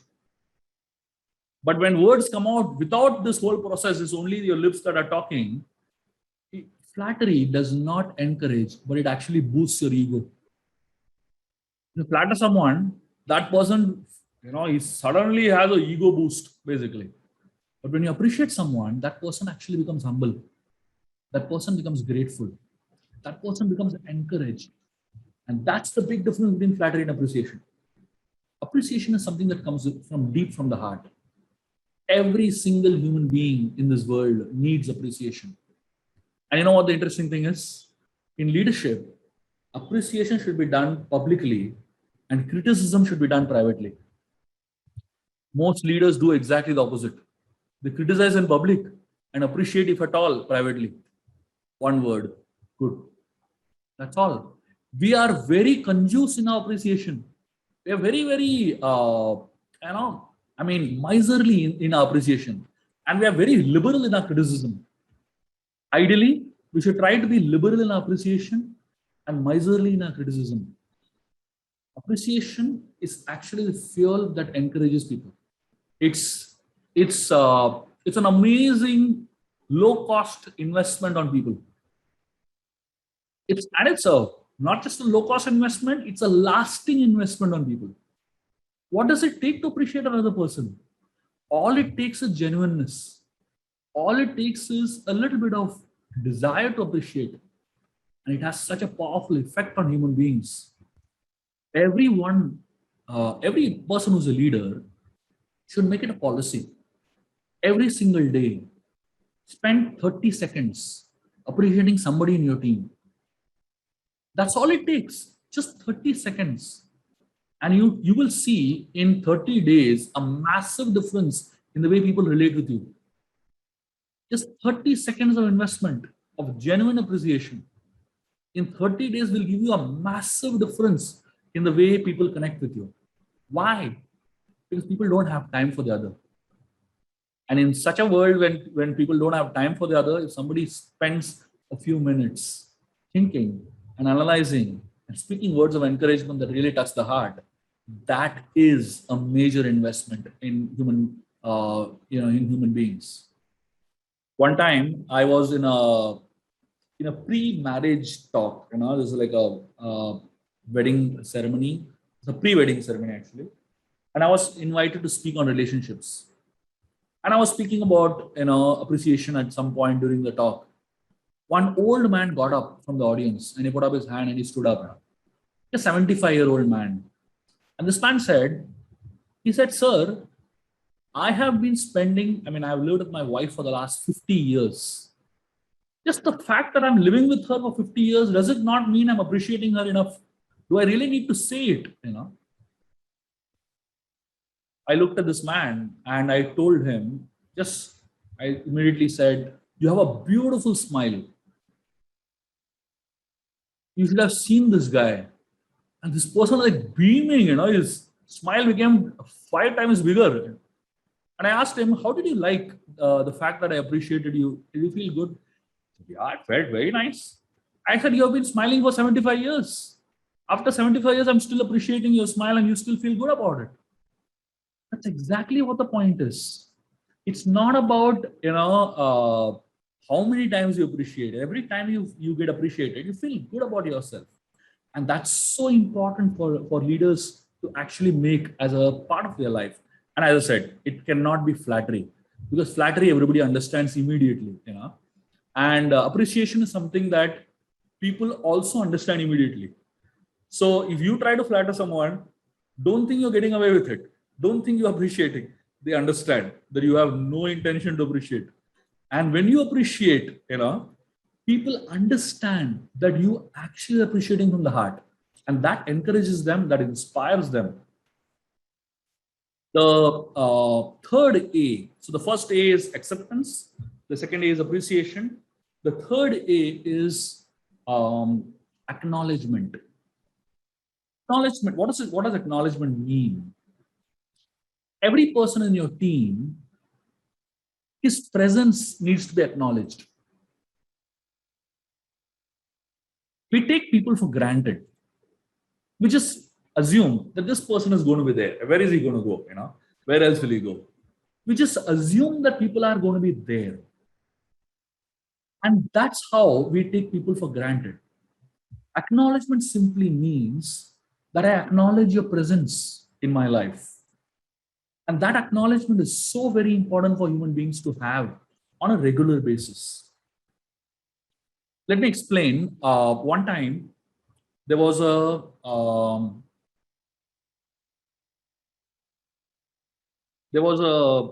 like I was a part of a huge community, and this is like a spiritual community basically, and about 5,000 people connected to this community. One man wrote a letter, huge complaints, a big list of complaints against the management.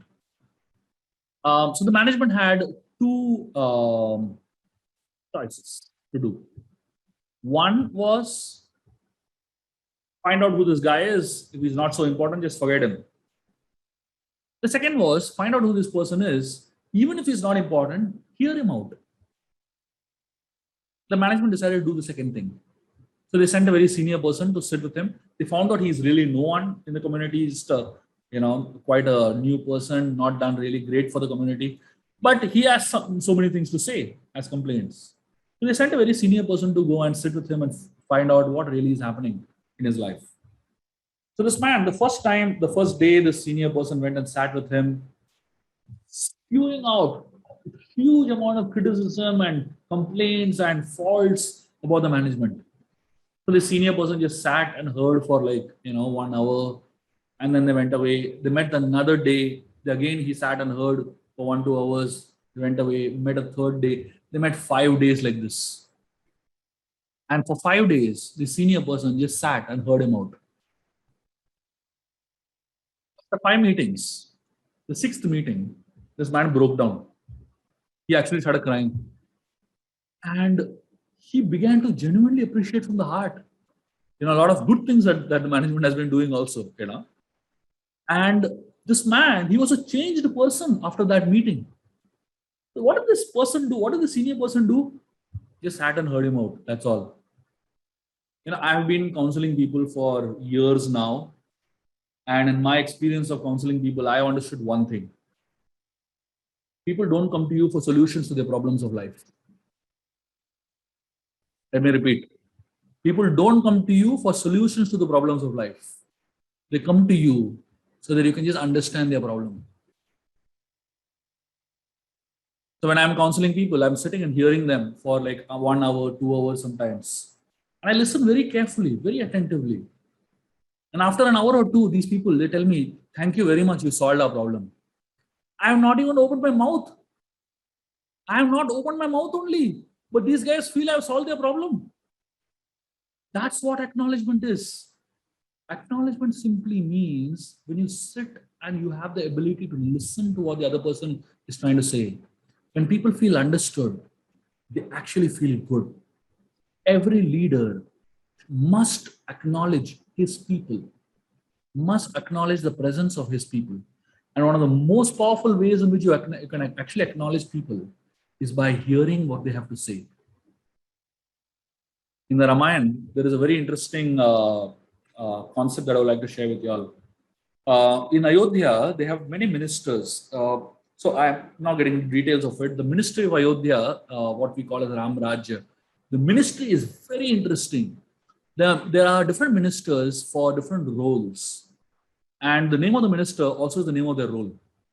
And there's one minister who's very interesting minister, And I found this ministry to be a very strange ministry, considering today's times. But if you actually look at it from a bigger perspective, it's so important. This man, his name was Akopa. His name is also Ashoka. So what is the meaning of the word Akopa? It means, Kopa means sadness or grief, basically. And Akopa means one who helps people deal with their grief. The entire department was meant to help people handle their grief. So this guy's role was to ensure that he goes around Ayodhya with his ministers, with his people, and hears people out. Imagine if in every team, in every department, you have at least one person just to hear people's problems. I mean, you don't have to solve everybody's problem. It's not possible to solve everybody's problem because not all problems are meant to be solved. Some problems are meant to be tolerated. Many problems are meant to be neglected. But a lot of problems, we just need help in handling them. We just need help, someone who understands our problems, basically. And that's when people actually feel inspired. Acknowledgement simply means you take out some time and acknowledge the presence of every person in your team. The first is acceptance, the second is appreciation, third is acknowledgement. If these 3 A's are not done, then a 4th A follows. If you don't do enough appreciation, acknowledgement, and acceptance, then the 4th A that comes is known as alienation. Alienation means that a person starts feeling, I'm an alien, I don't belong here. Aliens speak a different language. They're from a different world, isn't it? So many relationships I know where people feel, I'm living with an alien. Which planet he has come from? What language he speaks? I can understand him only. And the other person also feels same thing about you. Suddenly you start feeling, 2 people who have loved each other so much, they suddenly start feeling like aliens to each other. And that's what alienation is. And how does alienation happen? Alienation happens when there is not enough appreciation, not enough acceptance, not enough acknowledgement over a period of time. As I was telling you, I was a part of this community. One time, there was a series of thefts happening. And people are losing mobile phones, people are losing money. This is before the CCTV cameras became so rampant and all. So, nobody understood who is doing all this. Till one young boy, he said, I know who the thief is, but I won't tell. So everyone was shocked. He said, hey, if you know who the thief is, why don't you tell? He said, no. In the beginning days when I just joined in, I told one observation to a very senior person. And that person shot me down so badly. That day I decided I'll never tell anything I see. And then they understood. They sat with him and tried to hear him out and pacify him and all. And then he showed who the thief is, and the thief was caught. A lot of times, people, when they don't feel appreciated, acknowledged, and accepted, they feel alienated. They feel I don't belong here. They physically may be there, but the hearts are not there. Every organization has so many aliens. Every team has so many aliens. You might be wondering, I say, I know everyone in my team. No, you don't know everyone in your team. There are 1 or 2 aliens in your team. So right now they might feel, they seem to be good people, normal people, behaving well. But it's only a matter of time when an alien starts expressing, I don't fit in here. When an alien starts expressing the fact that I don't belong to this place. And that's when the alien finds some other company, some other organization, some other team that makes him or her feel more welcome. They speak his or her language. They deal with him in his or her in a way that works. For if you don't want to create too many aliens in your organization, please do the first 3 things: acceptance, appreciation, and acknowledgement, so that the bonding is great. Now I'm going to spend some time discussing a concept which is so very important, which is known as social awareness. So this social awareness is essentially about recognizing and understanding other people's emotions. Recognizing and understanding other people's emotions are so important for you to be able to hold teams together, for you to be able to hold people together. There are some concepts that I'm going to share with you all now, which is going to be revolutionary for all of you in terms of your relationships. And which is really going to help you look at people in a different light, which is really going to help you look at the way you bond and connect with people in a totally different way. I'm going to begin with a very interesting story from the Mahabharata. This story will put a light on how you look at people. One time, Arjun went to the heavens in the Mahabharata, and he met this man named Chitrasen. Chitrasen was a Gandharva, musician, basically. Expert singer, expert dancer, expert in musical instruments. And Arjun attended one of his performances. And Arjun was amazed. He was like spellbound. So after the performance, Arjun walked up to Chitrasen and he, from his heart, appreciated him.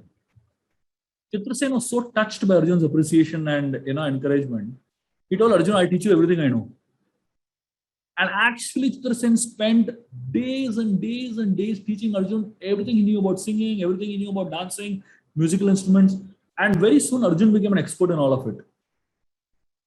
Arjun was so grateful. He told Chitra Sen, I'll teach you everything I know about martial arts. He taught him the use of weapons. He taught him all the kind of missiles and war strategies and all that. They became the best of friends. A little while later, the same Chitra Sen came to the Earth planet for a picnic with his friends, a group of Apsaras and other Gandharvas. And they were at the bank of a river. And they were having a nice time together. And while they were, enjoying themselves on the bank of this river, having their picnic, Duryodhan comes with a group of his friends to the exact same spot, and he sees Chitra Sen over there already having a picnic. He walks up to Chitra Sen and tells him, see, I've come here to have a picnic with my friends. You go somewhere else. Chitra Sen tells him, hey, I came here first. You go somewhere else. Duryodhan said, no, this forest belongs to my father. He said, you get lost. And then Chitra Sen, he was not ready to go. Duryodhan was not ready to budge. Massive fight broke out. And eventually, Chitra Sen defeated Duryodhan very badly. And he tied him up like an animal and threw him on the floor. Now, the question when you hear these two stories, the question is Chitra Sen good or is Chitra Sen bad? The answer is very simple. Chitra Sen is neither good nor bad. He will behave according to the way you behave with him. If you behave well with him, he behaves well with you. You behave badly with him, he will behave badly with you. And interestingly, all of us are exactly like Chitra Sen. We are neither good nor bad. We behave according to the way in which we are dealt with. The Mahabharata introduces us to 3 types of nitis, or principles in life. Very interesting. The first niti is known as Brahaspati Niti. And this is very applicable in the corporate world. What is Brahaspati Niti? Brahaspati Niti says, no matter what, you always do good. Walk on the path of righteousness. There are some people who believe in Brahaspati Niti very intensely. No matter what, they will always do the right thing. There are a second type of people in the corporate world who believe in the second type of Niti known as Kanika Niti. Kanika Niti means hook or crook, get your work done. They don't really care for principles. They don't really care for values. They don't really care for how it is done. As long as work is done, that's all. So there are some people who follow Brahaspati Niti. There are some people who follow Kanika Niti. So in the Mahabharata, Yudhishthir followed Brahaspati Niti. No matter what, he always did the right thing. And in the Mahabharata, Duryodhan followed Kanika Niti. No matter what, hook or crook, he wanted to get his work done. So in front of Kanika Niti, Brahaspati Niti, there's no way it'll last, right? Therefore, Yudhishthir and the Pandavas were losing all the time in the beginning of the Mahabharata if you study. That's when Krishna entered into their lives. And Krishna introduced them to a third type of Niti, which is known as Shukra Niti. Shukra Niti says, if your enemy follows the path of Dharma, you follow it. If your enemy deviates from the path of Dharma, you also deviate. And as soon as the Pandavas started following Shukra Niti, they actually started prospering and winning. Consciously or unconsciously, all of us follow Shukra Niti in our life. Whether we know Mahabharata or don't know Mahabharata, we follow Shukra Niti. If people are good to us, we are good to them. If people are bad to us, we are bad to them. As simple as that. And that's what we need to understand about people. No one is good or bad. People are byproducts the way you deal with them. I don't know how many of you all have seen this stone known as opal. Opal is a precious stone. It's almost as costly as a diamond. But if you see an opal on a table or on a floor, wherever, you will not believe it's a precious stone and you will not believe it is so costly. You know why? The opal looks like a pebble, like an ordinary pebble. But you know what's the specialty of the opal? You take the opal, put it on your palms, and you cover it for a few minutes, provide it some warmth. And then when you open it, the opal shines like a diamond when it is provided warmth, basically. Human beings are like opal stones. Human beings are like opal. They don't show their good qualities to others. They hide their good qualities. Seem very ordinary. But the moment they provided warmth and affection, that's when their good qualities start coming out. That's when they actually shine brilliantly.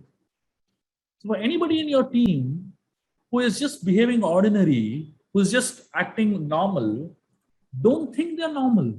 They're like opals. The moment you provide them, as some warmth and affection, instantly you start seeing the good qualities shine out. And therefore, we need to change the way we look at people. This is known as a lens principle. What is the lens principle? Lens principle says who you are determines what you see in others. It's very interesting. Many times what we see in others is simply a reflection of what we see, what is there in us. Sometimes you see others as very critical. Actually, maybe the critical person is inside you. You see, sometimes you look at others as very kind. Maybe the kind person is inside you. A lot of times, what is a lens? Lens principle means we wear lenses, right? Lens principle means the perspective that I look at others with is often formed based on who I am. So who you are determines what you see. Again, I'd like to share a very interesting analogy from the Mahabharata. One time, Dronacharya, the guru of the Pandavas and Kauravas, called Duryodhana. And he told him that I want you to go out and find one person who is better than you. Duryodhana went out, met thousands of people, and he came back and said, sorry, I couldn't even find one person better than me, because every person I saw had one defect which I didn't have. And he had a list of names of people who are, whom he met, and list of defects that they had which he didn't have. Imagine, every single person he met, he found one defect in them. And then Dronacharya called Yudhishthira, and he told him, I want you to go out into the kingdom and find one person who's worse than you. Yudhishthira went out, met thousands of people, and he came back and said, sorry, I couldn't even find one person worse than me, because every person I saw, I found one good quality which I didn't have. He had a list of names of people, and every single person he found one good in them which he didn't have. Imagine. This is exactly how we are. We might sometimes behave like Duryodhana if we are experts at finding faults in others, and we once in a while behave like Yudhishthira, where we can find good in others. It is not easy to find good in others, and it is so very easy to find faults in others. Finding faults in others is almost like our second nature. Almost every single person who passes out from MBA or passes out from our education system as such becomes experts in finding faults in others. Literally, So we don't have to be trained to find fault in others. It's very natural in us. We don't have to be trained to find faults in others. It's very natural. We have to be trained to find good in others. It's not natural in us. And therefore, the lens principle says who you are determines what you see in others. There is good and bad in every single person, no matter who the person is. There's always good and bad. But there are 5 ways of looking at good and bad in others. The first way of looking at good and bad is that you only see the bad and magnify it like anything. The second way of looking at good and bad is you see good and bad, but you emphasize on the bad more. The third way is you see good and bad, but emphasize both equally. The fourth way is you see good and bad, but emphasize the good more. And the fifth way is you see good and bad, but emphasize only the good and magnify it more. For all of us who are a part of this August gathering, I don't think any of us are the fifth type, that we only see good in others. Not possible at all. We are not God to do that. And obviously, I don't think we're so bad that we only see bad in others, not the first type, that we only see bad and magnify it. But we're somewhere between the second, third, and fourth. Usually, we are in the second more. That means you see good and bad, but emphasize the bad more. Ideally, we should shift to the third, which is seeing good and bad equally. And if possible, shift to the fourth, which is, emphasizing the good more than the bad. And that is how we can learn to really deal with human beings. And that is how it will really help us develop the connections that we are really looking for and develop the beautiful bonds that we're looking for in our team members. And that's what these two insects represent. The housefly mindset. You've seen a housefly in a beautiful garden. The housefly will go and sit on some dirt, some small piece of dirt, Most beautiful flowers, the housefly will neglect and go and focus on that little piece of dirt. And the honeybee in a garbage dump will find one flower and sit on that only. So do we want to cultivate the honeybee mindset, or do we want to cultivate the housefly mindset? That's what we need to decide. So every time we deal with people around us, we need to ask ourselves this question. Do we want to focus on their faults, or do we want to focus on their good? And the more we focus on one aspect, that becomes a part of us, interestingly. The more we focus on one aspect, that part really becomes a part of us. And therefore, we need to really weigh what we want to focus on. In any team, rather in any organization, when it comes to human beings, communication is one of the most important elements of any human dealings.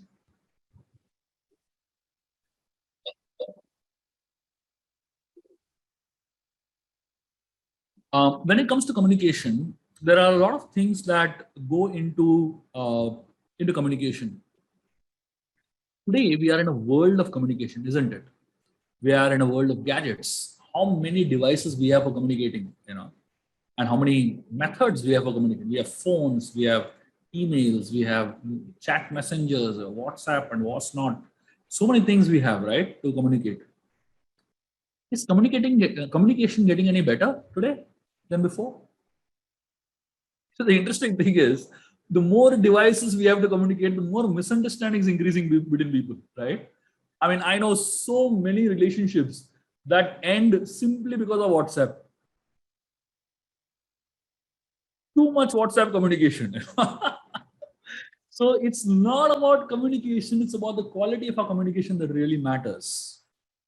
So how do you really communicate? I'm going to share with you all two amazing stories from the Mahabharata that will help you understand communication in today's context of the corporate world. I mean, these stories are just so amazing and so to the point that it will give you a sutra for communication that will help you a lot in your relationships, not only in the professionally, but as well as personally. And the sutra that is going to come out from these two stories is so profound and yet so deep. The first story is in the Mahabharata war when Arjun takes a vow that he's going to kill Jayadratha by sunset. So Jayadratha has been the one who was instrumental in the death of his son, Abhimanyu, the previous day. Arjun takes a vow that no matter what, I'm going to kill Jayadratha by sunset. And, he does early morning, sunrise, the war begins. So Krishna and Arjuna are intensely chasing behind Jayadratha. And the Kauravas have placed Jayadratha right in the end of the army. They know very well that if Arjun doesn't reach him, Arjun will die himself. So they just have to keep Jayadratha away. So the war begins early in the morning, and till late afternoon, Krishna and Arjuna are running, chasing on the chariots. Somewhere in the afternoon, Krishna stops the chariot and tells Arjun, we need to pause. We need to take a break now. The horses are exhausted. If we don't stop now, the horses will die. So Arjun, he understands. He immediately tells Krishna, let's take a break. They stop. Arjun creates a wall of arrows, and Krishna takes the horses into the wall of arrows, and he's feeding them, massaging them, giving them water, taking good care of them. Almost like an hour they spend like that. Now imagine, this is the middle of a war. And imagine, this war, this day is so crucial for Arjun's life. It's already afternoon, and just a few hours are left for him to find Jayadratha. If he doesn't, he will lose his own life. In that context, will you really take out time for your employees or think about your own self? Anybody else was in Arjun's place, they would have said, if the horses die, we'll get some other horses. We'll just go ahead. That's usually most people's thought process, right?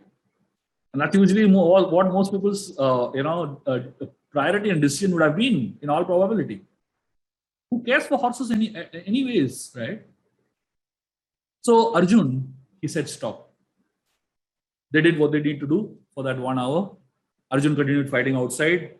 And then once the horses were ready, the war continued. I'm going to stop that story here. I'll come back to the story later. I'm going to tell you another story, a very interesting story. At one point in the Mahabharata war, Karna becomes a commander-in-chief of the Kaurava army. The day he becomes a commander-in-chief, he goes to Duryodhan and tells him, I can easily kill Arjun, but I have a problem. Duryodhan tells, what's your problem? Karna says, if only I have a driver like Krishna, I can easily kill Arjun. It's like, small children, if they fail in the exam, they ask them why you failed. They say, my pen was not good. Some excuse, basically. Something to blame on. So Duryodhan said, now where will I get a driver like Krishna now? Karna tells him, see, there is one person in our army who's as good as Krishna in driving chariots. If he becomes my driver, I can win the war. Duryodhan asked him, who's that fellow? So he says, Shalya. Duryodhan says, why will Shalya drive you? He's a king. He's not a chariot driver. He's a king. And he's not even your friend. Karna says, no, please, please. If Shalya doesn't become my driver, then I can't win. Duryodhan goes to Shalya and he says, please, can you become Karna's driver? Shalya says, I'll become anybody else's driver except Karna. Somehow, Shalya had like some kind of a hatred for Karna. And Duryodhan begs him, pleads with him, somehow forces him, convinces him to become Shalya's driver. Karna's driver. Shalya says, I'll become Karna's driver on one condition. The condition is that I'll speak whatever I want. Duryodhan says, no problem, speak whatever you want, but drive. So Shalya gets on the chariot the next day morning and Karna gets on. And Karna tells Shalya the first thing, he says, take me to Arjun. Shalya turns behind and tells Karna, it looks like you want to die today. Karna says, why don't you just shut your mouth and drive? Shalya says, truth when spoken is always bitter. Karna says, it doesn't look like your parents have trained you properly. You seem to belong to a very bad culture. Shalya says, at least I know who my parents are. Do you know who your parents are? And Karna and Shalya are abusing each other left, right, center. Shalya is driving the chariot and he tells Karna, I'll tell you a story. Imagine there's a war going on. These guys are telling stories to each other and abusing each other. Shalya says there was one crow. Big show off it was. And this crow had 108 ways of flying. It knew how to fly left, right, center, backwards, upward, downwards. So the Shalya is telling Karna, this crow was a show off in the forest. And so much it was showing off, one day the birds got so fed up of this crow that they decided to teach him a lesson.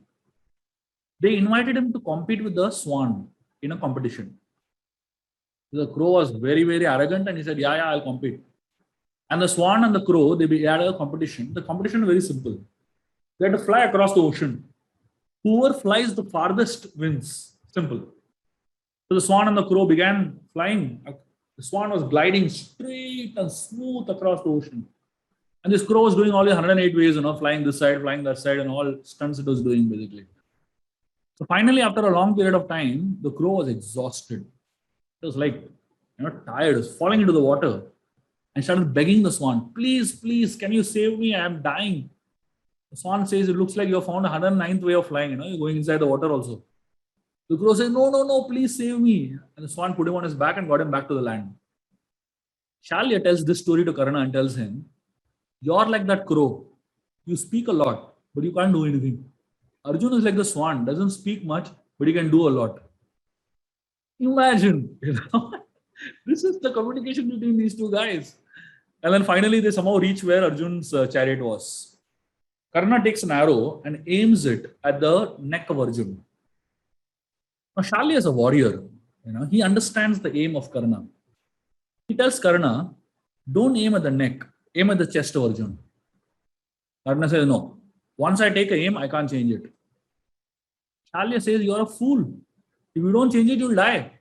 Karna doesn't listen, shoots the arrow like that only. And the arrow is flying towards the neck of Arjun.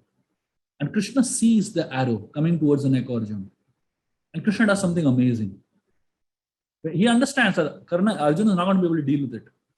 He just hits his chariot hits his feet on the chariot very hard. He just hits it. And as soon as he hits his feet on the chariot, the horses understand what Krishna wants them to do. And immediately all the horses fall on their knees. And the whole chariot, kind of goes down.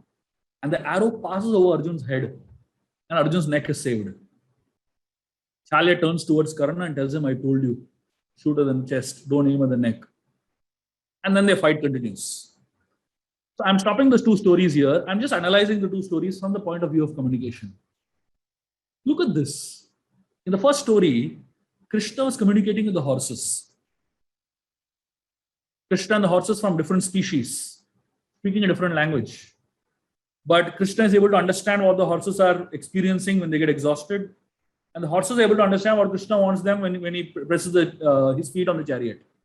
Perfect communication. Different species, speaking different languages. And here, Karna and Shalya, same species, speaking the same language. But Karna is not able to understand what Shalya is trying to say. Shalya is not able to understand what Karna is trying to say. No communication happening. The question now is, what is communication?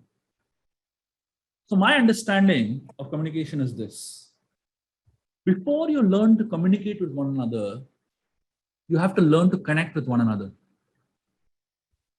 I'll repeat. Before you learn to communicate with one another, you have to learn to connect with one another. Team members spend considerable amount of time communicating with each other. Do we really spend time connecting with each other? That's a big question. Unless, how do you develop your connection with each other? How do you really develop connection? That's what you can learn from these two stories. To develop a connection with somebody else, you need to focus on the needs, interests, and concerns of the other person. When you focus on the needs, interests, and concerns of the other person, that person will try to focus on your needs, interests, and concerns. Krishna focused on the needs, interests, and concerns of the horses. The horses were exhausted. Krishna immediately understood their need, interests, and concerns. And therefore, the horses put an effort to understand his needs, interests, and concerns. When he pressed the feet on the chariot, they understood what his need is. On the other hand, Karna never understood Shalya's need. What was Shalya's need? Shalya is a king. His need is a little respect. Don't treat him like a driver. He's a king. Give him some respect. And what is Karna's need? Karna's need is not a driver. Karna's need is like a friend. He's a friend like Krishna. He just didn't know how to communicate it. When he's saying, I need a driver like Krishna, actually he means I need a friend like Krishna. And therefore, because Karna couldn't understand Shalya's need, Shalya couldn't understand Karna's need. So therefore, what is communication? Before you communicate with one another, learn to connect with one another. And how do you connect with one another? By focusing on the needs, interests, and concerns of the other person. And unfortunately, most people don't focus on the needs, interests, and concerns of the other person. You know why? Because they are so much focused on speaking that they have no time to listen. Why do you think we have 2 ears and 1 mouth? Simply so that we can speak less and hear more. Unfortunately, all problems in communication happen simply because we speak too much and we seldom hear. And therefore, to be able to communicate with one another, to really be able to connect with one another, to spend time trying to understand what the other person is trying to experience, what the other person is trying to go through, what the other person is trying to say. And that really is the essence of what communication is. The greatest need of the human heart is a need to be understood. And if you really understand the other person, there is so much more that you can do together. I'll end with this very beautiful quote, and we can have some nice discussions, question answers. I'm leaving sufficient time for question answers so that we can really churn out this discussion much more. This quote is very, very important. Just try to meditate on this. It says, people don't care how much you know until they know how much you care. I'll repeat. People don't care how much you know until they know how much you care. You may know a lot. You may be the most intelligent person in the entire universe, but people don't care about that. But if you care about them, that's what they want to know. That's all. They don't want to know what your degree is. They don't want to know what your qualification is. They don't want to know what your bank balance is. They don't want to know what your position is. They only want to know one thing. The only thing they want to know is, do you care about me? That's all. If you care about people, they care about you. If you don't care about people, they don't care about you. As simple as that. So this is the essence of what team building is. Now I open the floor for discussions, questions, anything that you would like to say. And before we take up questions, just one more quick thing I want to share with you all. If you liked whatever I spoke and you are inspired by the examples that I just shared, there is a book that I would like to highly recommend you all to read. It's a book called Open-Eyed Meditations. This is a book that I wrote based on stories from the Ramayana Mahabharata, connecting it to practical life. So this book has so many, it has 64 such stories and understandings. It's called Open-Eyed Meditations. If anybody can just look it up on Amazon and just drop the link also here. I'm just typing the name of the book just for your reference. So we also have presentations. Yes. So if your comments after the presentations. You want anybody to take up questions, or we just straight go into the presentations now? Whatever you say. Questions in the end, sir.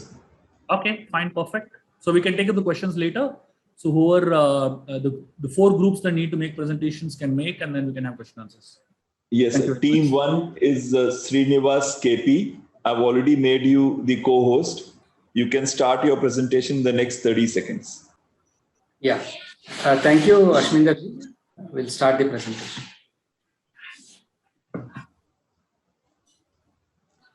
Time is 5 minutes, sir. I will tell you when your time starts.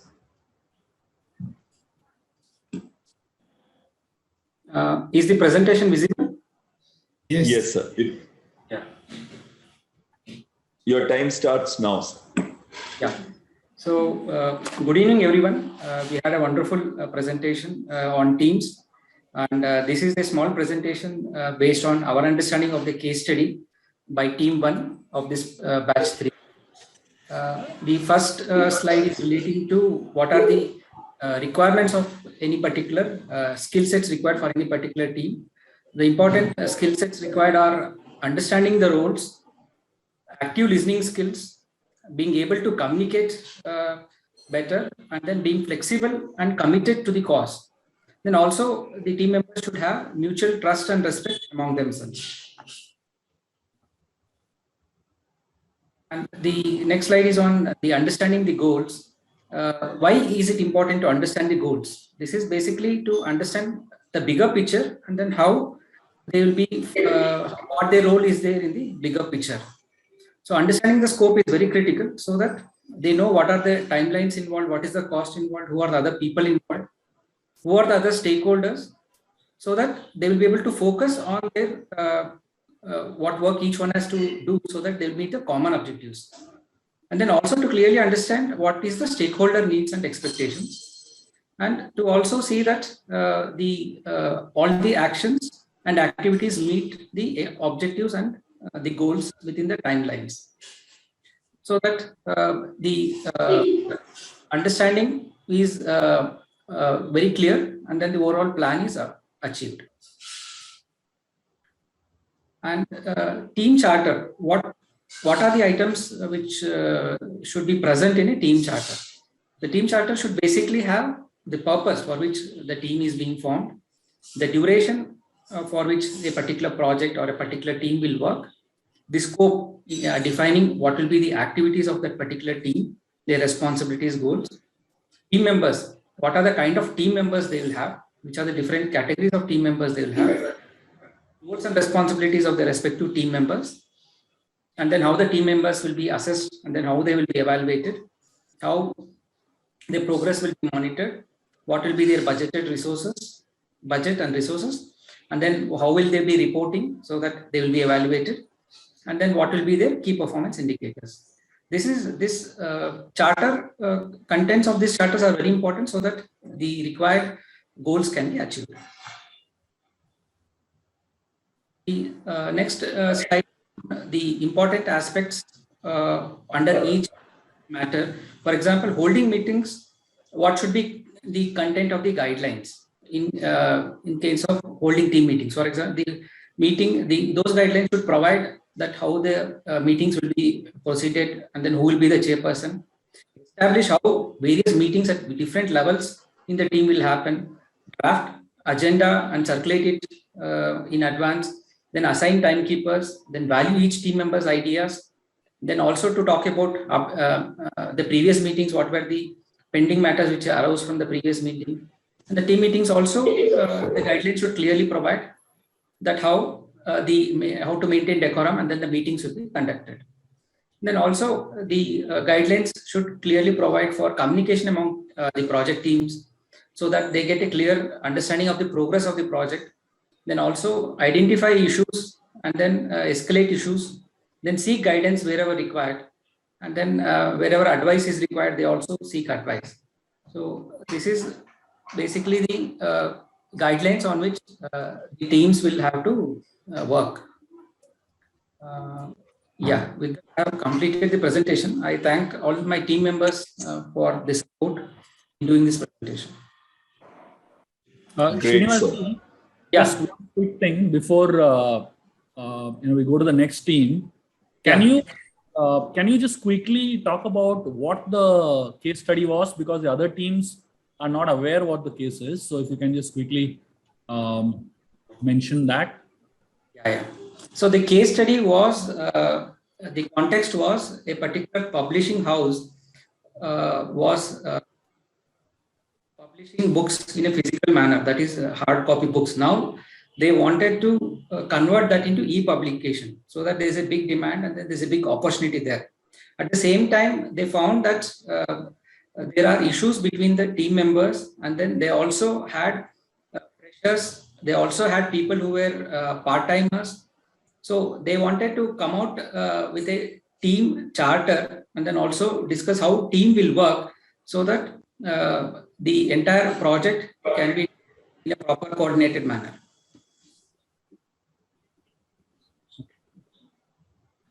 Thank you, Srinivas. Yeah. Very wonderful presentation. And so the only thing that I would like to share with you is, when you make a presentation like this, especially when it is involving a case study, it would be wonderful if the case study is in parallel with the discussion that you have. Because otherwise what happens, the whole thing becomes a very generalized discussion, right? So if we can somehow relate the case study with the discussion, then it makes it more relevant, it makes it more deeper also, and it makes it more practical, basically. And also more interesting in more than anything else. That was my only thought that I would like to share with you all. I thought what you did is fantastic in terms of putting together all those points. I read all that, and that really made it was well done, well put, and it was quite well summarized. But I just felt what it missed is the context of the case study. So it became a little more generalized rather than specific, basically. Thank you, Srinivas. Yeah. The next case study, same case study, is from Surojit Singh from Team 2.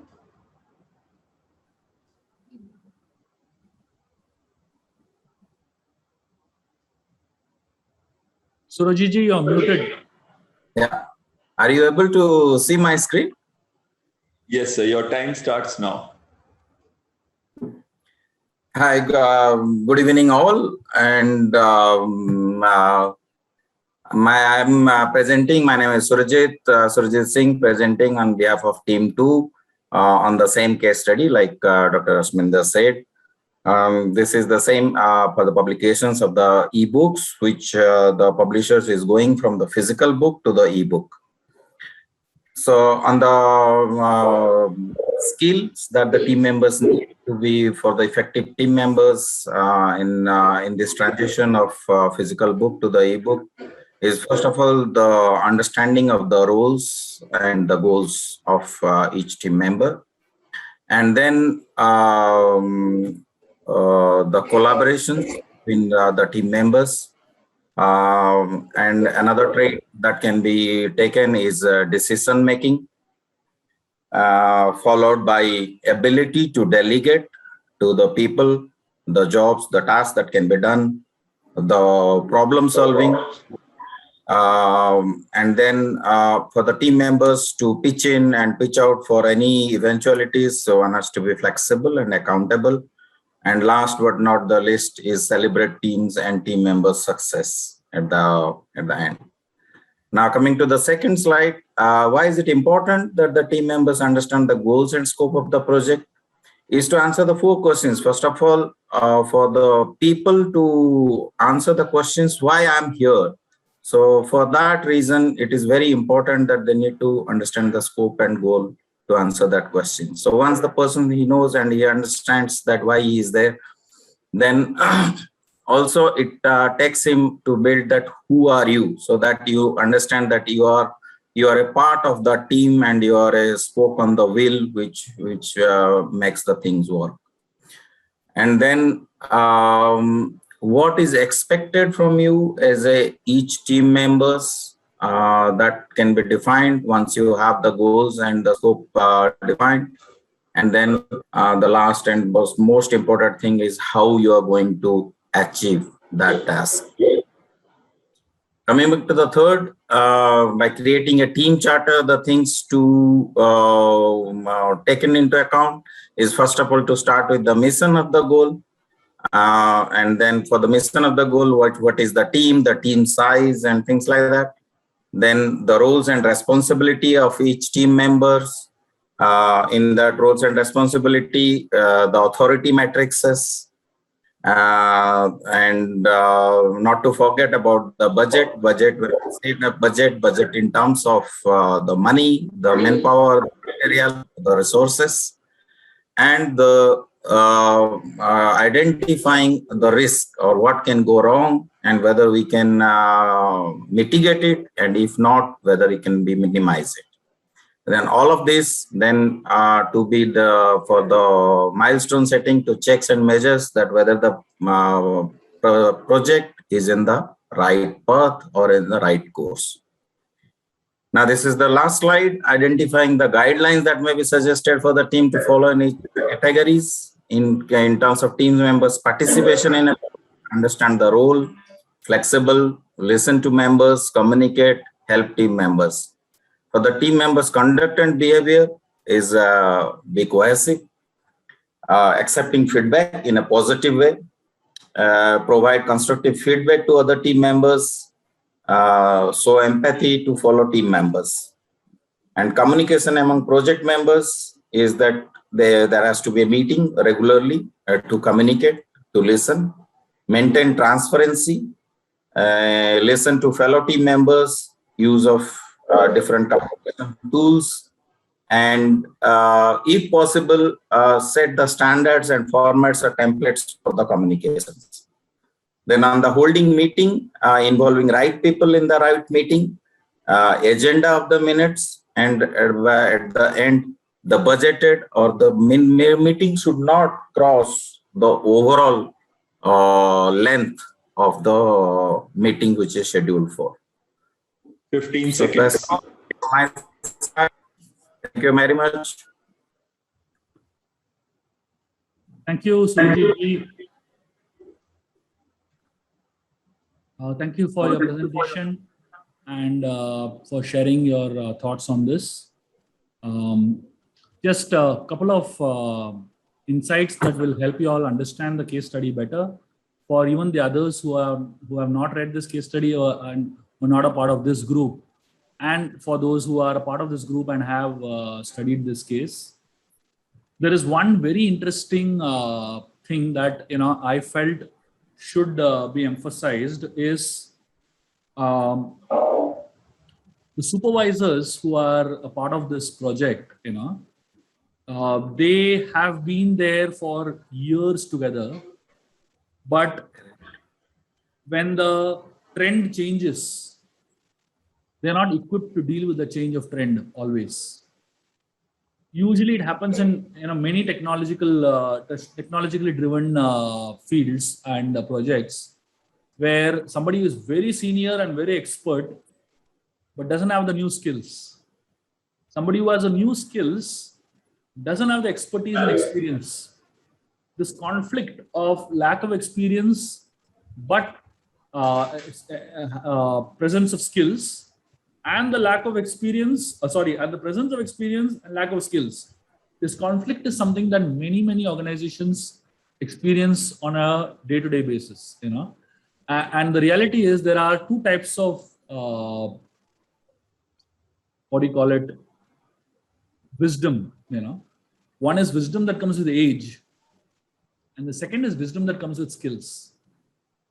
The wisdom that comes with age and experience is something that is very structured, that is what the whole corporate systems are all about. But the experience that comes with skills, the wisdom that comes with skills now is something very new. And that is something that the corporate world is still struggling to accept. I'll tell you, typically, youngsters today who are in their teenage, just maybe a little above the teenage, maybe in their 20s, early 20s, they have expertise that takes them to another level immediately in the organization. So when they join in the organization, they have absolutely zero experience.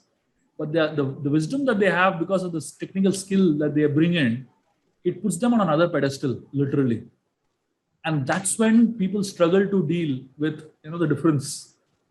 And this case study is a lot about that mainly, and what you and Srinivasji suggested is a lot about how to deal with that difference, deal with that conflicting scenario. And I think that both of you all put it up very well and presented it nicely. Thank you very much. And looking forward to hearing the other two groups present. Thank you, Sir Vilaji. Can you stop share? Yeah. The next presentation is by Team 6, Chandresh Patel ji. Chandresh Patel ji, you could give a background to the case study too, so that everybody gets on the same net, for which timing will not be counted. And after the background has been given, you could now cover the case study 5 minutes at that time. Sure, sir. Thank you, sir. Good evening, one and all. This is Chandresh Patel from Team 6. And we are presenting on a case study to conflict management. Let me first run through the facts of the cases. There is a software development company and 3 characters are involved, Shirley, Abdul and General Manager. General Manager was the team leader of the new project division and they have hired Abdul. Simultaneously, Shirley also interviewed Abdul and strongly opposed that he was not competent enough for this job. But he was hired later, 7 months later, the general manager has to leave the company. So at that time, general manager asked Shirley and Abdul to jointly serve as a project leaders. Shirley was reluctant and not willing to work along with Abdul, but finally she has accepted it. Within a month of this acceptance, the problem and the conflict arises and she was angry on Abdul, saying that he was representing himself as a project leader and treating her as a normal team member. So there were many such issues and we'll go through the issues. Shirley says after the meeting with AGM, Abdul called a meeting without consenting me on time and content. He just said that the meeting was happening and I should be there. At the meeting, he reviewed every member's duties and mine as well, treating me just like another team member. He sends out and signs documents as project director, which gives others the impression that I am working for him. Abdul has his consent and says, Shirley is all about powers and titles. If I sign as project director, it doesn't mean I am the only leading it. She is getting upset for no reason. What difference does it make? I call a meeting and she thinks I'm ruining everything. She's mostly let things slide. But when I take initiative to set up a meeting, she starts jumping up and down that I am making her work for me. Okay, sir, we'll go on to the next slide. Your time starts now, sir. Yes, the first question was Abdul and Shirley seems to have numerous individual conflicts. Identify as many individual conflicts as you can. So we have identified as a team 6 main conflicts. Conflict of interest. When Abdul was hired and Shirley interviewed Abdul, she was of opinion that he was not competent for the job, but later on he went on to become the joint project leader. So Shirley has inferiority complex with Abdul. Second conflict was of task.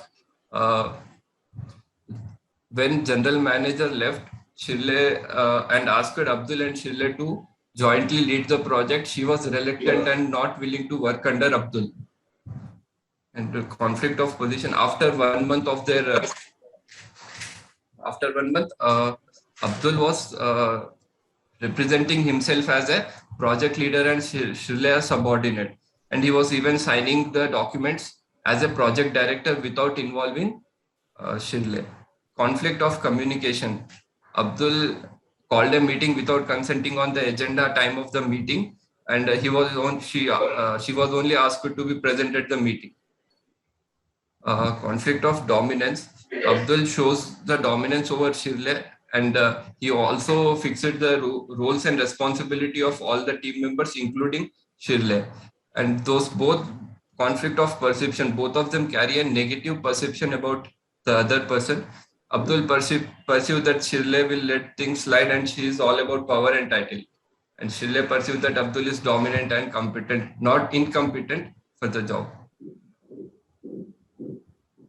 Secondly, what are the possible ways to deal with the conflict? First and the foremost, accept and acknowledge that there is a conflict, and the conflict should be solved as soon as possible in private and use a collaborative approach, mainly involving the third party.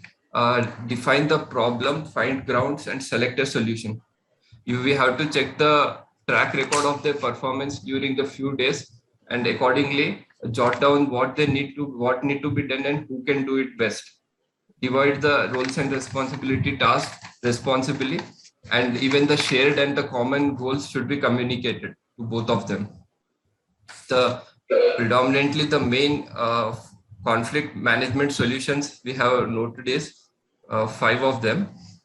Confrontation, compromise, smoothing, conflict avoidance, dominance. Confrontation is a win-win situation where both the parties meet, agrees, and resolves the conflict. Compromise is where a degree of satisfaction is achieved. It is towards confrontation, but not 100%. And the smoothing is a place where both the parties reduce the effect of conflict, emphasizing area of agreement and de-emphasizing area of disagreement. This smoothing can be done in our case to reduce they both have different approaches towards their work. So smoothing can be used in the present scenario. Avoiding conflict is not a temporary solution. And dominance is not at all a solution. Coming to the next final question, given the benefit of retrospection, what could have been done to avoid the conflicts in first place? Retrospective effect, I think as a team we have decided that the general manager is responsible for this conflict, even though the things which care should have been taken are as follows. Clear goals, clear the ambiguity of roles and responsibility, who need to perform, what need to perform, everything should be clear before the assigning their roles, and define managerial hierarchy. Even all the members of the team should be aligned towards the same goal and mission. Encourage a culture, encourage collaboration. Spend time towards setting clear goals, responsibilities, expectations, communication guidelines, etc. Understand each other and identify the person with leadership qualities. team bonding, and then conflict management. Practice constructive criticism. One more point. One more point I would like to add is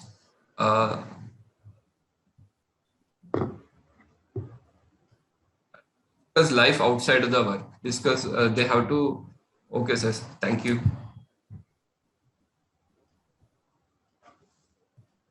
What is the last thing you said? Life outside? Discuss the life outside the work to encourage collaborations. Yeah.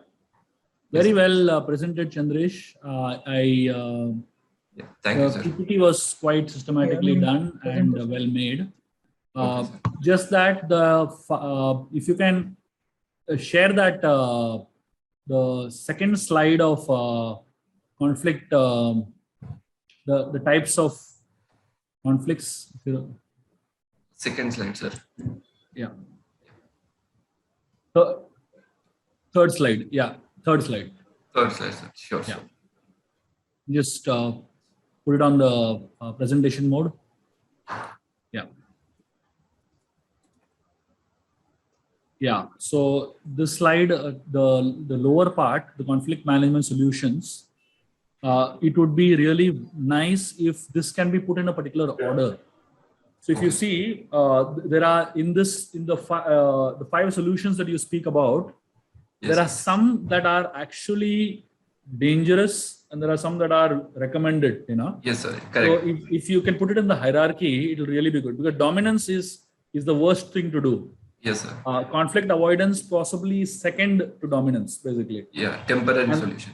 And then you look at confrontation is third, basically. Correct. And then smoothing is fourth, and then compromise is fifth. In terms of an order of how these solutions are, that will really make the approach more systematic and more well-defined. But really nice that you presented it well. Thank you very much. Would like to take the second presentation, and then I will summarize the case for you all. May I now request Sanjay Bharti ji from Team 8 to kindly give your presentation. Remember, the background is already covered, so you could start straight away. So give me a second. Let me start with the presentation. Is the slide visible? Is the presentation visible? Yes. Yeah, present. Sanjay. Yeah, your time starts now, sir. Thank you. Good evening, ladies and gentlemen. The background of the case has already been told about by Mr. Patel. Now, our team has studied this, we analyzed this, and we found that this is a case of interpersonal conflict, a case of interpersonal conflict. And we could find 6 types of conflicts which are there in this particular case. If you talk about 6 of them, the first one is pseudo conflict. Pseudo conflict is nothing but a difference in perception or a perceptual difference. There are misunderstandings. Here, in the given case, Shirley perceives that Abdul doesn't have capabilities and competences. Whereas Abdul's perception is that Shirley doesn't take initiatives. She doesn't put in effort. She is seeking titles. She's asking for authority. The second one which we could find is fact conflict. Fact conflict is nothing but a dispute over the truth or the accuracy. Here, Abdul, he has been representing himself as a project leader, whereas he was not. Both of them were project directors. And he thought that Shirley was working under him, working for him. Perhaps he felt that women cannot be the leaders. And there was a case of superiority complex between both of them. Abdul thought he is superior, and even Shirley thought she is superior. The next conflict which we could identify was a value conflict, where there is a disagreement about the deep-seated moral beliefs. Abdul said, what makes the difference? I am the boss, so what? Abdul's style of autocratic functioning was there. So all those moral beliefs led to a conflict. The next conflict was policy conflict. This is a dispute over a plan or a course of action. Here, the Abdul, he started calling meeting off and on the way he desired without consulting even the co-leader or a co-director, Shirley, without discussing about the subject, about the topics what are required to be discussed in the meeting. And there were overlapping roles also. There was a conflict of roles also. The next conflict which we could identify was ego conflict. Ego conflict is nothing but a disagreement or insisting on being the winner of an argument. There was a self-esteem of Shirley. Abdul was trying to take a lead. There was a lack of respect for each other. There was a requirement of placement of authority. They were trying to achieve the authority from each other. There was a battle of power. There was a battle of equality. There was a battle of prestige and status.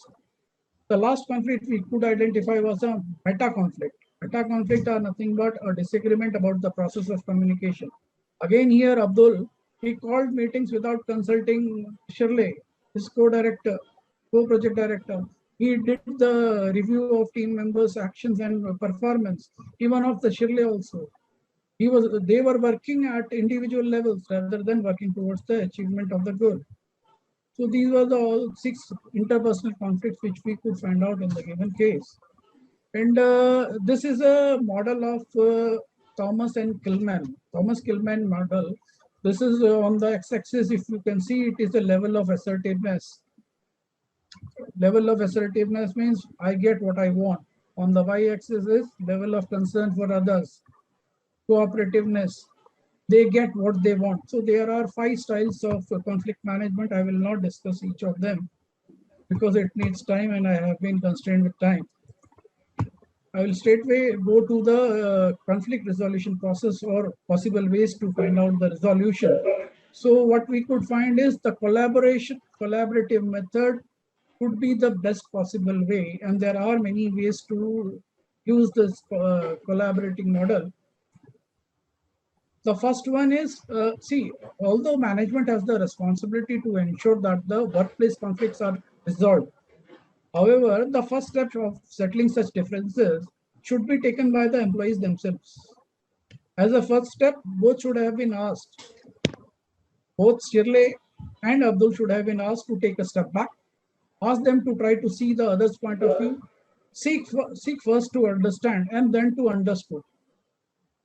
They would have been asked to keep their emotions outside and be focused on the resolution. And discuss the things openly, honestly, trustworthinessly, be supportive, show respect and commitment to the team. And see, organizations need people who can handle their day-to-day issues on their own. It is not that every now and then management has to sit and see the conflicts to be resolved. So what needs to be done is we need to train our employees to resolve their own conflicts with their co-workers on their own. Then the next possible way to resolve the conflict could have been, they could have been designated as co-project directors, whereas this was not the case. They were not being designated as co-project directors. They could have been in the given case, we could have found, the management could have found out the underlying cause of conflict and remove the 30 misconceptions. seconds. And then mediation could have been the other part wherein a superior could have come in between and they could have set the clear roles and responsibilities and set the boundaries. The next possible way could have been to fix or elaborate the timings of the meetings and the review mechanism. And the last possible way could have been to communicate with the goals, ask them to cooperate. And if the collaborative work of the collaborative method doesn't work, what management could have done is they could have identified a single leader, maybe Abdul, and probably asked Shirley to move out as she had already many projects in hand. And Abdul could have been asked to prove his skills and competencies. Now the last slide is for how the conflict could have been avoided at the first place. What could have been done? The management could have identified the roles and responsibilities of Shirley and Abdul should have been clearly defined. The reporting lines should have been identified before starting these new positions. Both should have avoided the conflict and discussed, leaving behind their egos. They could have been assertive and empathic and could have communicated to find the solution that would satisfy both of them. The management should have used their authority to settle the issue, to play down the differences between the two when these conflicts cropped up at the initial stage. Lastly, the management should have considered the viewpoint of Shirley also regarding her role in the project, considering her seniority, past experience, and competency for the project. So this is all we could find out what could have been done to avoid the conflict at the first place. Thank you so much. Very, very nicely done. I really appreciate this presentation. And Sanjay ji, thank you for presenting it in crisp manner.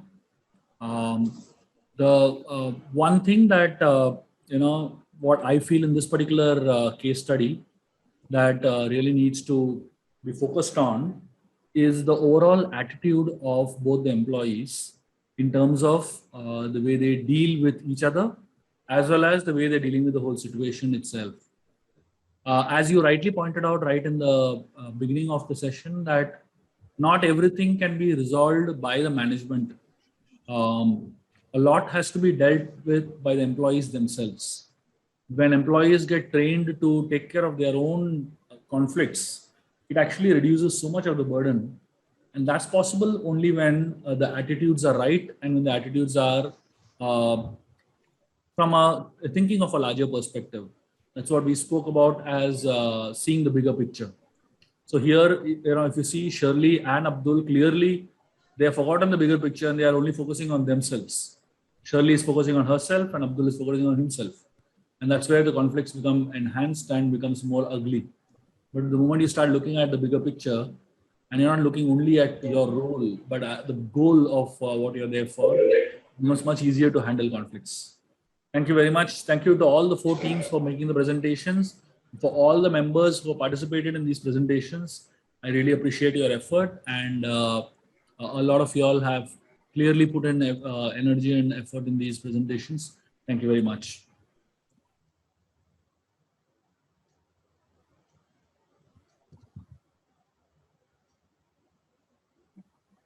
So any questions, anyone? We have about 5 minutes for questions. Yes, Shubhaji, this is regarding the alienation. Can you just do a little more on that? The 4 A's that you said. Alienation, you said? Regarding alienation? Yes, yes. Yeah. Can we just stop sharing the screen, please, Sanjay ji? So alienation essentially means that a feeling of not belonging to the group, not belonging to the team, not belonging to the organization. Okay. It also, when you talk about personal relationships also, not belonging to the relationship at all. So alienation means that you just feel I am out of place. That's what alienation essentially means, basically. Does it make sense? Sure. Thank you. Thank you. Srinivas ji, you have a question? Yeah, just wanted to check with you 2 questions basically. One, the discussion which was about bad apples. Now, bad apples is something that not all negative qualities or bad qualities will be considered as a bad apple, but it depends on the particular context and situation. What is a bad apple? Can you throw more light on how to identify bad apples and then the indicators that they are bad apples? That was the first question. And the second question is more relating to the profession, where most of us who are practicing chartered accountants will always have the mindset of looking for negative things or bad things. So our mindset and approach is always to look out for bad things or negative things. So now how do we shift or make our changes when we look at other than professional things? So these are some of the challenges that we face on a day-to-day basis when we discuss with others or when we do professional work or conversation. Most of it will be surrounding things of how to detect something or how to find out something which is not normally seen or something like that. So these are my 2 questions. Thank you. Thank you for your questions. So as far as bad apples are concerned, they actually stand out in the sense that you will always find people who have bad attitudes are actually influencing others very heavily.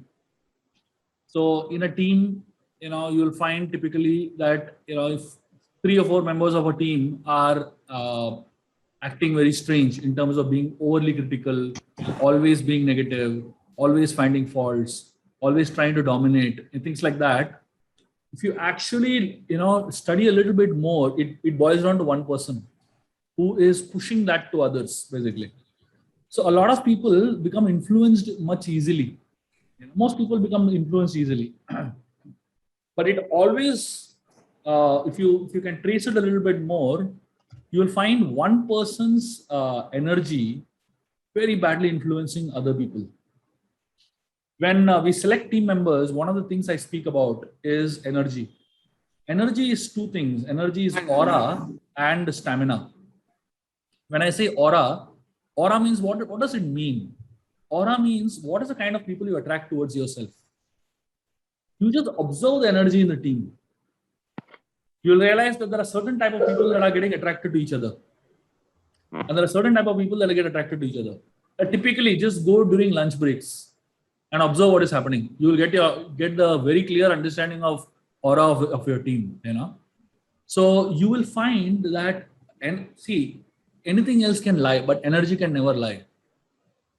So when you observe the energy in the team, that's when you can get a very good realistic understanding of what attitudes are and who are the bad apples. It's a matter of observation, and that's my understanding.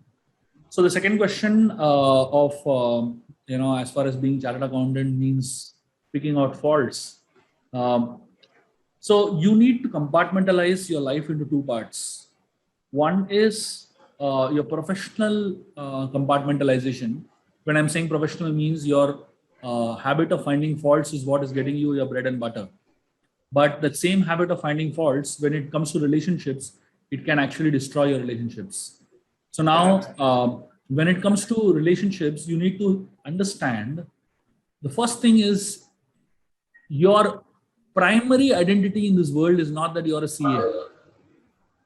That's not a primary identity. Primary identity is something else, right? So first thing is, please identify yourself from your primary identity point of view. The most primary identity you could think of at this point, I'm not getting into the philosophical angle, but at least we need to be good human beings. That's our primary identity, right? When we focus on the fact that, I am first a good human being and then I'm a CA, then as a good human being, you need to keep the CA aspect of your skill set a little apart in your relationships. So that's what my advice would be to you for your second question. Okay, I hope that helps. It is more challenging as we progress in life, as we get older. Okay. Last question. It is challenging from the point of view that with age comes a certain type of rigidity, which is difficult to shake off. But age ultimately is a number. The more we are keeping ourselves agile and having the desire to learn and upgrade, the more we will be able to deal with the problems that come with age. Thank you. Good evening, sir. Vasudevji, yes. Yeah, sir, in general, we say appreciation in front of everyone and criticism in person. As a team, why can't we practice appreciation and criticism as a team? Yeah, so it is good to practice appreciation and criticism as a team, as you're saying. But the problem is not everybody has the ability to handle criticism publicly. Different people have different levels of sensitivity, right? There are some people that can, they take it too much to their ego level, and that's when it becomes very difficult. Even if you mean the best, you have the best intentions, but if a person is not able to take that feedback in the right spirit, it might really become detrimental rather than contributive, basically. So unless and until you are very sure that that person won't get offended, it's good to give the criticism in a private space rather than in a more public space. Of course, if the team is in very strong sync and the bond is very powerful between the members of a team, then you're open with criticism and appreciation both. If you have created such an environment, then you can go ahead and do it. But till you have not created that environment where people can handle that criticism in public, you should be careful. Thank you, sir. You are brilliant as always. And it is such a pleasure listening to you. And may I now request CA Sridhar Harinarayan Raoji to give the vote of thanks. Good evening, Dr. Yashminder Ji, Shubha Vilas, and my fellow participants. Let me begin by saying no duty is more urgent than that of returning thanks. So I am delighted and deem it a great honor to propose a vote of thanks. On behalf of my fellow participants and my own behalf, I would like to extend my hearty thanks to Mr. Shubha Vilas for taking your valuable time and sit through this killer presentation. It was indeed a thought-provoking and enlightening session on the right way to build winning teams. The slides you showed gave a close look at team building, obstacles of team building, and dysfunctions of a team. You also touched upon various contemporary issues in managing teams like absence of trust, fear of conflict, avoidance of accountability. And the key to effective communication is listening, to listen twice as much as you talk. Many thanks once again to you for the sea of wisdom from Mahabharata and the philosophical knowledge you showered on us during this session. And I'm sure it will have a significant impact on us. Finally, a big thank you to Ashminder Singh and his team volunteers who worked behind the scene to execute this fabulous session. Sir, we will always remain grateful to you for guiding us, inspiring us, and leading us. Thank you. God bless. Thank you very much, sir. I think you couldn't have echoed those words. All of us wanted to say. Shubha Vilas ji, thank you very much. As always, you have been very, very great. Thank you, sir. And thank you for being a saint always. Thank you. Thank you very much, everyone, for being here and for listening to me. Thank you, Ashminder ji, for giving me an opportunity to share my thoughts with all of them. It's been a great honor and pleasure to be here. Thank you. Thank you. Thank you. No, usually what happens, I sum up, but last time as we were discussing, I wanted a hero to come and sum up today. And that is why we have with us Lieutenant General K.K. Khanna, a real hero. He's an army infantry officer who's worked in terrorist areas and he sustained critical injuries in encounter with terrorists in Jammu and Kashmir. A person who's lived the life with this sword, through this sword, and also put his life to harm's way to protect his team ahead and to protect our nation. He's taught at a number of institutions, including the Staff College at Wellington and the Army War College. He's passionate about military history and analyzes the role of senior leadership in wars. His book on art of leadership is widely read. He's keen on adventure, and when he was commandant of the Indian Military Academy, even flew microlight aircraft. I'm so grateful to you, sir, who have got 3 presidential medals to come here today and address us on this great thing of military leadership in relation to corporate. Sir, you have the stage. Thank you. Thank you, Commodore Behel. It's a great pleasure for me to be here and to be able to speak to the young people that I see in front of me. I would have loved to face you all. And can you hear me? Yes, sir. We can hear you. Am I audible and visible? Yes, sir. Absolutely clear. Okay, thank you very much. Right. Ladies and gentlemen, once again, it gives me very great pleasure. It's an honor to speak to you on an occasion of, let's say, the Gandhi Jayanti, Lal Bahadur Shastri Ji ki Jayanti.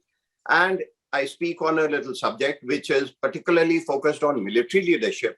But then I also wish to highlight to you how you may like to implement some of the lessons that we bring out into your world. I think there are many things that one can learn.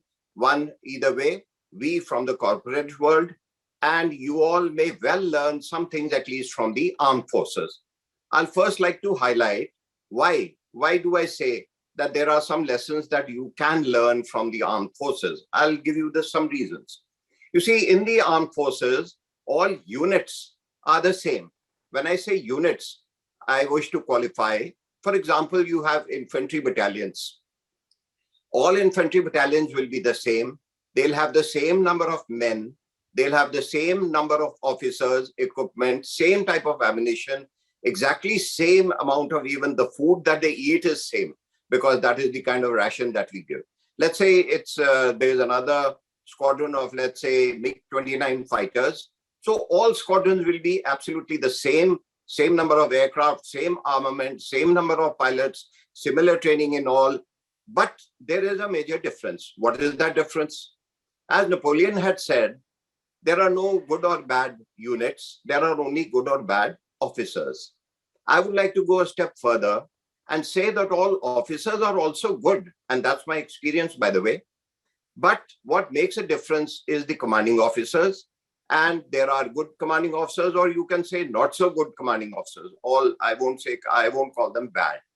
To give you an example, or a couple of examples, I'll take you to an adverse situation that was in Russia. And that was January of 1942, when the 9th German Army, as you know, the Germans had already ground to a halt in Russia. The 9th German Army was in the central front and was badly surrounded by the Russians. It was at that stage that the army commander of that 9th Army was a casualty, and General Model had to go and take over the 9th Army. He was promoted very rapidly. When he went and landed up and saw the mess that the army was in, the Red Arrows were within half a mile of his headquarters, and they were being attacked on all sides by the Russians. From that situation, he had a look at it, took a little time, and then said, quite a mess. Thereafter, he said, okay, now we've got to hold the Russians over here, and then we launch an offensive from this direction, link up with so-and-so corps, and thereafter destroy the Russians in a stranglehold. Everyone listening in that map room was aghast, because they were barely able to survive, and they were wondering how to survive and escape from this encirclement. But the strange thing thereafter, and they asked him, what, General, have you brought with you? Thinking that maybe a couple of armored divisions, panzer divisions, aircraft, some resources he might have brought. So General Model looked around everyone and then said, myself. And he burst out laughing. Very slowly, everyone else also joined in the laughter. But the strange thing was that thereafter, wherever 9th Army attacked, they seemed to succeed. Wherever they held on, that is, they fought the defensive, they seemed to hold out longer. It was as if a new spirit had moved into the 9th Army. That was the great part of the contribution of General Model in the January of 1942, from a position of complete hopelessness when they were surrounded by the Russians. They emerged completely victorious and defeated the Russians and destroyed many armies more than what they had. Now that is called brilliant leadership. Without any extra resource, taking a formation, an army.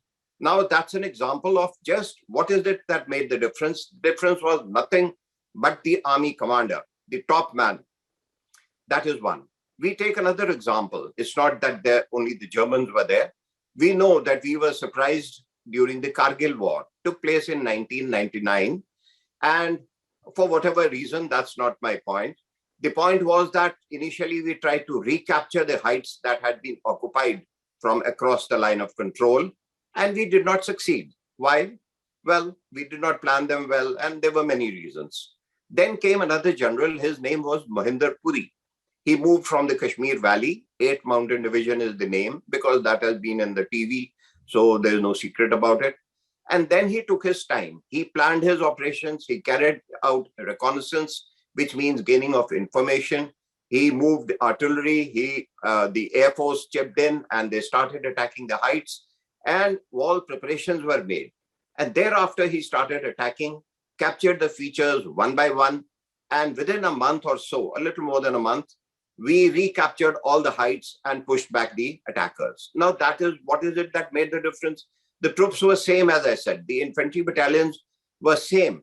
But the difference was just the leadership, and that is how leadership makes a difference. And why I say army and armed forces are different because in the corporate world, you cannot compare one unit to another. Everything is different about them. The situation is different. The number of people, everything may be different. But in the armed forces, the units are same. And that is how we learn a lot about how the role of leadership plays a very major part. I've divided my talk in three. First part was just to introduce to you how armed forces leadership is important. Second, I like to cover how leadership can be developed, because frankly, there is a lot of talk I've heard during my 40 years of service on what is leadership. But frankly, knowing what is leadership does not create leadership. What is more important, I feel, for all of us, you, me, all of us, is how to create leaders and what is the situation and how do you go about it. I feel that leadership, in my opinion, can be divided into four major broad qualities. The most important one being character.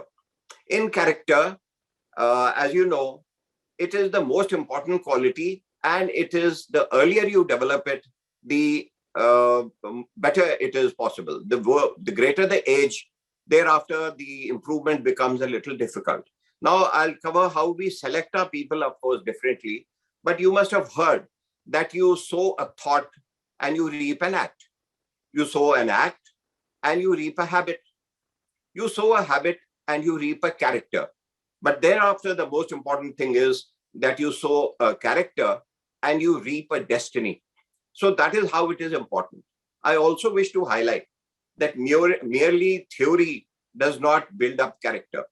There is lots and lots of books and films and talks and all that about character. But frankly, you learn it from your superior.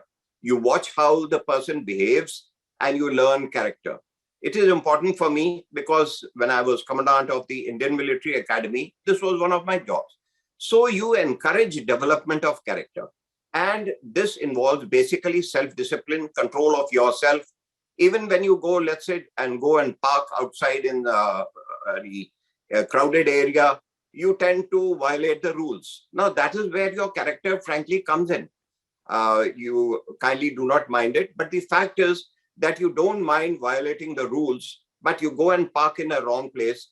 Actually, that is not really developing character. If you control yourself and you say that, no, I'll choose the correct right, the difficult right, instead of the easier wrong, you are taking one step forward towards improvement of character. And the better example you set, the better will be the development of character in your organization amongst the people. So what I'm trying to say is that development of character, one for yourself and one for your subordinates, because we are talking about leadership and I'm now talking about development of leadership. So I am now trying to tell you, if you want to develop character in your subordinates, this is how you may like to do it.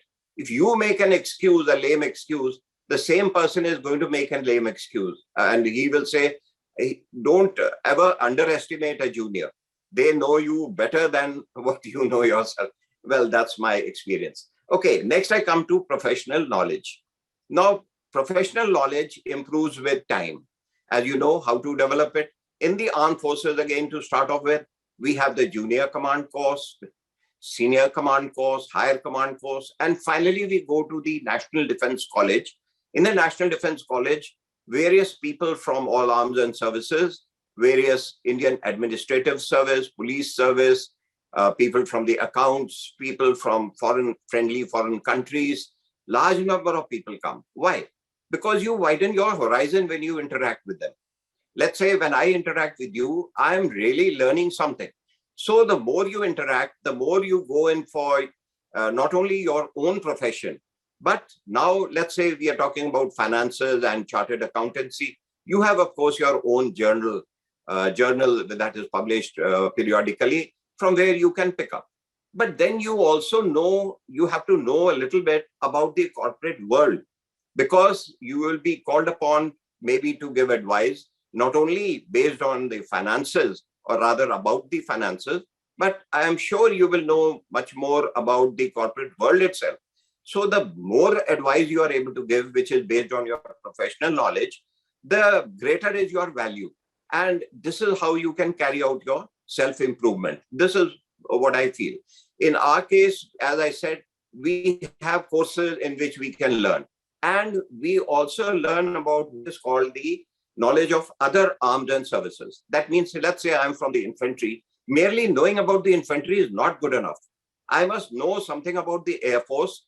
Otherwise, I cannot get the best out of the Air Force. Similarly, let's say when we have the Air Force, they cannot provide the best support unless they know about the Army. They know how they can best help the Army. That is when they can support. So for any organization to excel, knowledge of the other arms and services, and in your case, knowledge of all kinds of professions is important. Here I can give an example, kindly do not mind, but my brother-in-law, late Vinod Narayan Tandon of Kanpur, he was a chartered accountant, and I've seen the kind of knowledge that he had, and he kept on gaining his knowledge. In fact, initially he was just in the accountancy, but later, most of his life, he went into management. And how he was able to do it, it was because he learned about it. Nothing will come to you automatically. You have a great deal of potential, and never cap your potential. Let it develop as much as possible. The third thing that I want to talk to you is about leadership.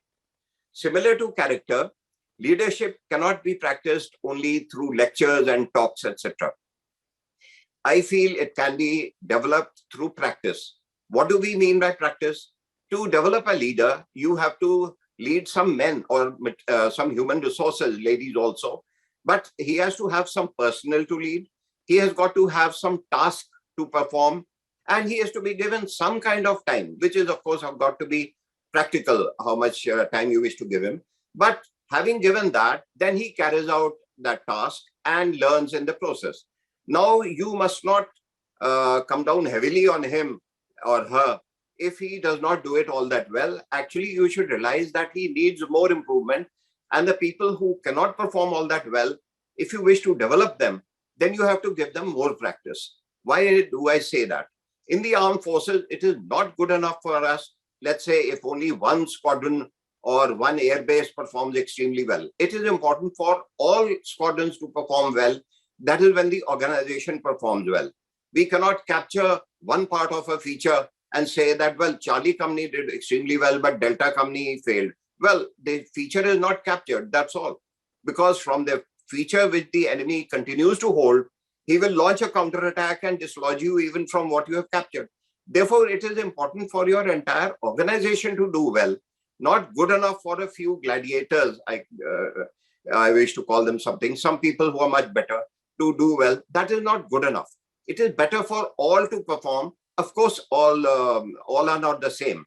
So there will be differences, but that's all right. That's in every organization. The fourth thing that you need to develop is your personality. Personality is not, of course, just the physical personality, but it also means the mental personality, or we call it, let's say, your compassion, your human qualities. I could put that as part of the personality, actually. Actually, in psychology, the personality means something a little different from what we normally understand, that is the physical personality. This is, I suppose, the easiest to understand. I really don't wish to highlight too much on how you can develop. This is, I think, quite easy, but if there is a question, of course, I'll handle that. Now, in your organization, when you develop all the leaders, please remember that raising of morale or raising of the spirit is important. As I was giving you an example about General Model, I remember reading about it, that one of the reasons why he succeeded was not only it was the crisp precision of his orders, but he was also present everywhere. And whether it was walking, whether it was on a tank, on a horseback, or a car, but he was present. But the important thing that I wish you to understand is that after some time, even when he was not present, his presence was felt. So that is what you wish to develop in yourself, that if you are a leader and if the people acknowledge you as a leader, accept you as a leader, then even when you are not present, they will feel your presence and they will act accordingly, which I think is more than enough. There's nothing more that you should expect. Develop faith in the organization means let the subordinates must have faith in you. I'll give you an example. It's a personal example, but then we all know about ourselves more than others. I was commanding a brigade. This was in the Baramulla sector of Jammu and Kashmir. And there was an adverse incident that happened. It was early morning, and I reported to my general officer, who was a major general, and it was at 6:20 in the morning. I gave him the report. He understood it. For the first time, he did not shout at me and tell me how useless we were, and he accepted it. We put the phone down and we decided how to go about dealing with the situation. There is a method of doing it. Thereafter, I got another call from him 20 minutes later, which was at 6:40. And he asked me, what time did this happen? I told him, sir, it happened at 6 in the morning. And he said, what time did you tell me? I said, sir, 6:20. He said, if something can happen in my division, and in 20 minutes, if the GOC can be informed, it speaks volumes of your formation. Please give my compliments to your brigade. For the first time, instead of getting a rocket, I got a medal, call it a medal, which is far more important than any medal that you can give. If somebody can tell you that all your subordinates have got faith in you, and right from a company up to a battalion, a brigade, to a division, if adverse information can travel in 20 minutes, it speaks volumes of the faith that you have in your organization. So you have to develop it. If you shout at a person the moment he comes and speaks to you something, well, he will or she will hesitate. So you have to encourage, listen, and then carry on further. More on that when we talk about adversity. Now, assessment versus guidance. Even in the armed forces, this is, I will say, a folly. We spend more time in assessing a person and saying he is good, bad, she is not good, she's got this kind of a weakness and all that. Now, I would suggest that instead of doing that, spend more time in guiding a person. Of course, there will be some people who will be what we call, to use the army language, beyond economical repair. That means no use. Well, that you have to then, there are other means of dealing with them. But what I wish to say is that try your level best to bring the person up. Thereafter, well, if he doesn't come up, then you take action. But in most cases, you will find that he will come up. This is at least my what I understand about it. Now I come to dealing with adversity. Ladies and gentlemen, adversity are absolutely unavoidable. In every organization, you will feel that there will be adversity. And many times we feel that a crisis has developed. And we often hear a thing called crisis management and crisis management growth. What I wish to say is, why do these crises occur? What do you do when an adversity occurs? Let's say, what did we do, let's say, when Kargil occurred, for example? The point is that spend more time in trying to find a solution to the situation that has occurred instead of trying to carry out a post-mortem. You can do as much post-mortem as you feel like later, there's enough time. But when you get the report, whatever minute you spend in trying to carry out to sort of criticize somebody that this is his fault, her fault, you are losing time. Spend all your time in trying to find a solution to that particular problem. Also, what may be crisis for one person may well be routine for another. So there is nothing about a crisis that is in the crisis itself or the situation itself. It depends more on your ability to handle it. So if you have developed your ability to handle these adverse situations, you will find that there is no crisis. Well, that's how I feel. And therefore, this is something that you may like to practice, not only you, but even if you have developed your subordinates, then you will feel that they themselves will be able to handle those adverse situations. And therefore, there will be a less load on you. And of course, when I talk about routine, I'll cover this point also, that if you are involved in the routine, then you will not be able to devote that much time to the crisis that has occurred or adversity. But you will be saying, okay, now what do? I was doing that. I was supposed to do that today. I cannot do that. Well, it is self-inflicted injury, I will call it. You can do it if you plan it properly. And if you leave your routine to somebody else, then you are there only to handle the crisis. Like when something goes wrong, then you come and tell me, that is where I'll come in. Otherwise, you run your ship. I'll give you another example of this.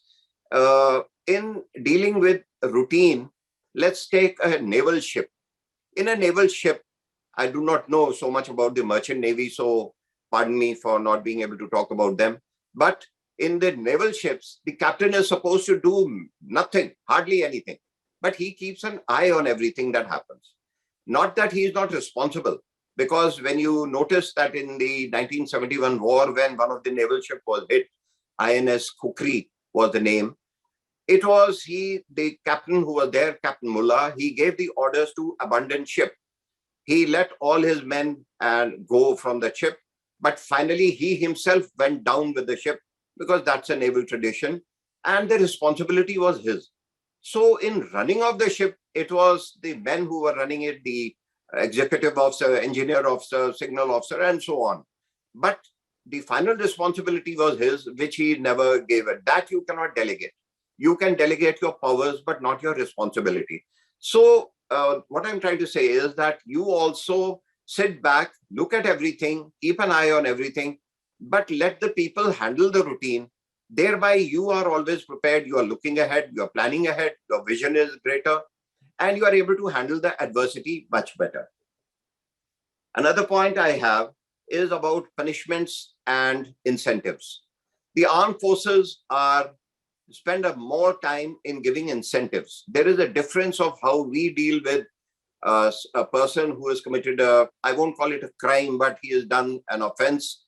And we don't treat him as a criminal, because he's got to come with us when we go in for the attack. He's a soldier or an airman or a seaman. So our punishment will be only so much as to improve him. So let us say two people commit the same mistake. The kind of punishment both will get in the armed forces will be different. It may not be so in the Indian Penal Code or in the judicial system or in the wherever the punishments are given. But as far as the armed forces are concerned, it is the commanding officer who decides. And based on what? Based on the potential of that person. If that potential you can give him, say, 28 days of rigorous imprisonment in a quarter guard, which we do. Or in another case, simply say that, please don't do it again. Have you understood? Otherwise, I'm going to come down harshly on you. And you tell him that and let him go. He'll be thrilled. I've seen people like that. And if you allow their potential to grow, let me tell you, not only will they ever remember you. That's not, the remembering part is not exactly what I'm trying to say. What I'm trying to say is that you have to improve him and the human resources for you to utilize. How you utilize is really what the leadership is all about. Okay. And therefore, I come to next point that you must have, therefore, a genuine concern for that subordinate. Just because he has done something wrong, you don't get after him or her. You have a genuine concern. Now, don't be artificial about it, because there's nobody who will understand you better than your subordinate. They know who you are. Like you take pride in knowing all about your superiors.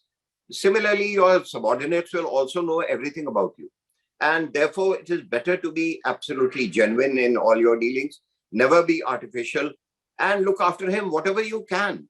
I mean, nobody says that you spend a lot of money on him, but whatever you can do, try and do at least that much. But be genuine as far as they are concerned. And when you do it, you will find that there's a lot that you can do. I come to my next point, that is about psychology. As I said, when you have to develop leadership, you have to understand many things like perception management. There was a talk about I just saw some time back about conflict management. Basically, it is a matter of perception. Both are right in their own way, or whenever there is a conflict, I'm trying to say. But somebody has got to resolve it. Now, if you have knowledge of psychology, I feel, having studied a little bit only, that a little working knowledge of psychology you may like to have. This may be part of your self-improvement, but if it is there, I find that it has been useful in my service. I can only share with you. One very important thing about the armed forces is feedback. Now, you can only improve when you get feedback. And if you are a senior and you dislike feedback, like let's say Saddam Hussein in Iraq in 1991, he did not like adverse feedback and people were scared to tell him what was what. So the picture that he was getting, according to some book I'm saying, was a very bright picture till the very end, that they were defeating the Americans and all, because the bad part, nobody, they were scared to tell him. Now, do not allow that kind of wrong feedback to come to you. Another thing that I wish to bring out, that feedback does not mean on underhand means. there is a formal system of feedback. I'll give you an example.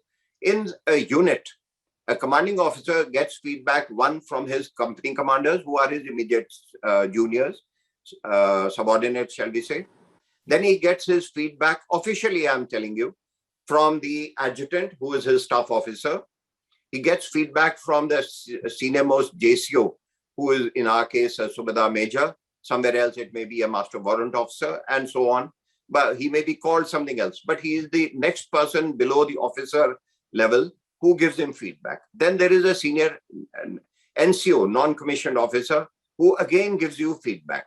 Then there is a thing called on occurrence. If something goes wrong, let's say you are on a line of control and firing starts across the line of control, then wherever it happens, he is supposed to give feedback all over, at least 1 to 2 up.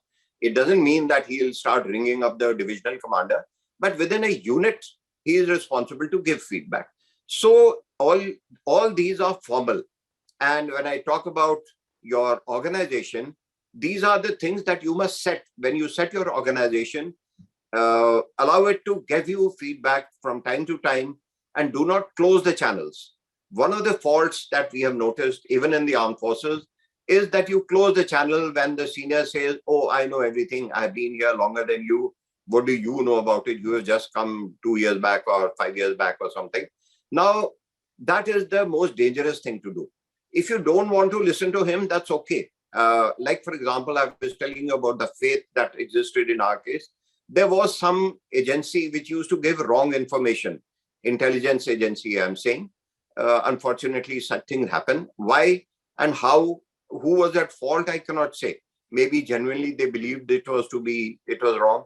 But since we had confided in our senior officer on what had actually happened, when the other agency gave a wrong report, I could tell him that, sir, I already told you about this 3 days earlier. This is not how it has happened. These people who are telling you now that this is what has happened is wrong.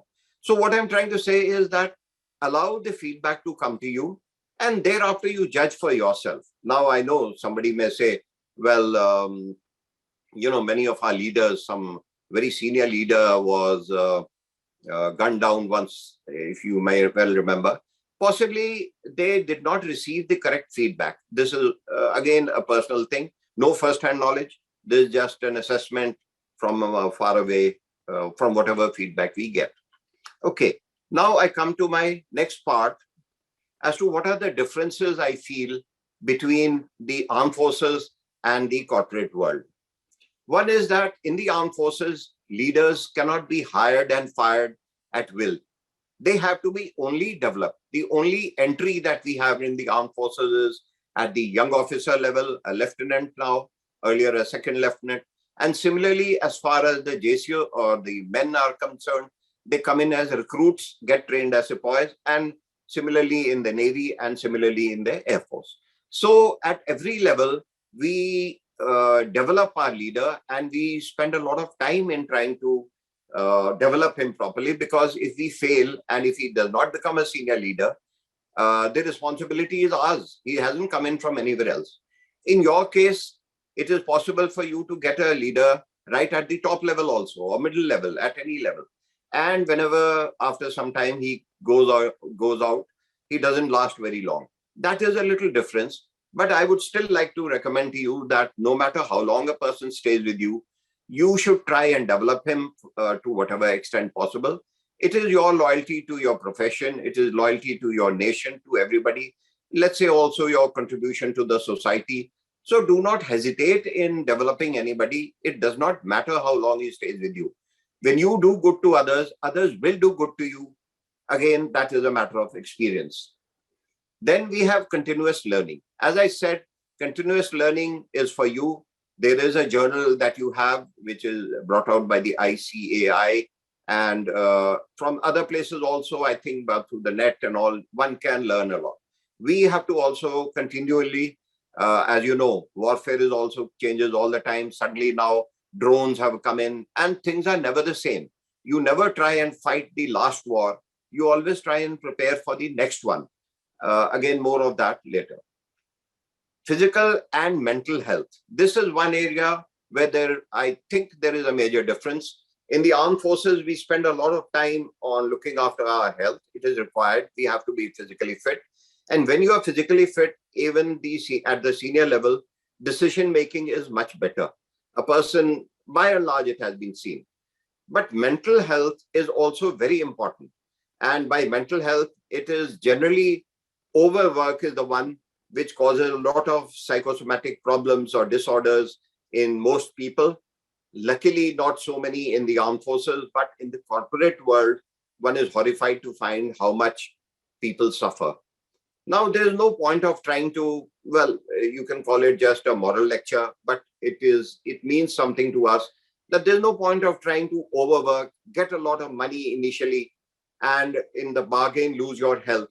And thereafter, spend all the money that you have gained in trying to regain your health. All that money that you have earned, frankly, ultimately will go to the medical people in the hospitals and all that. Now, that seems, maybe I'm being a little over simplistic. That is not really all that much.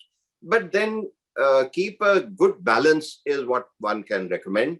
Do as much work as you wish to, and as much work you do, the better you will be. I agree with that. But then draw a line somewhere and do not compromise on your health. At least that is what I wish to recommend. Okay, now get the system right. As I said, a leader does not do by supervising on a daily basis, but sets up the whole system, organizes it in a manner that whenever, even if he's not there, the system runs on its own. That is what speaks about very good leadership. And even when the leader is no longer there, that system runs well. That is a tribute to that particular leader. So get the system right.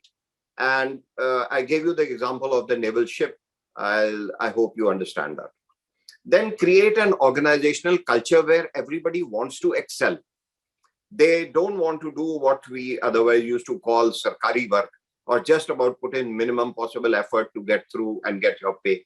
No, try and make sure that everybody wants to excel and believe in the vibe theory. That means that everybody wants to do well. Everybody does not have to be driven to do well. That is a basic belief if you have. That is how your seniors and superiors and your subordinates will treat you. You also treat them in a similar manner. Do not overtax the hard workers. This is another flaw that I have found. I will say it's even in the armed forces. I give you an example where every subunit of yours has to succeed if your whole organization has to succeed.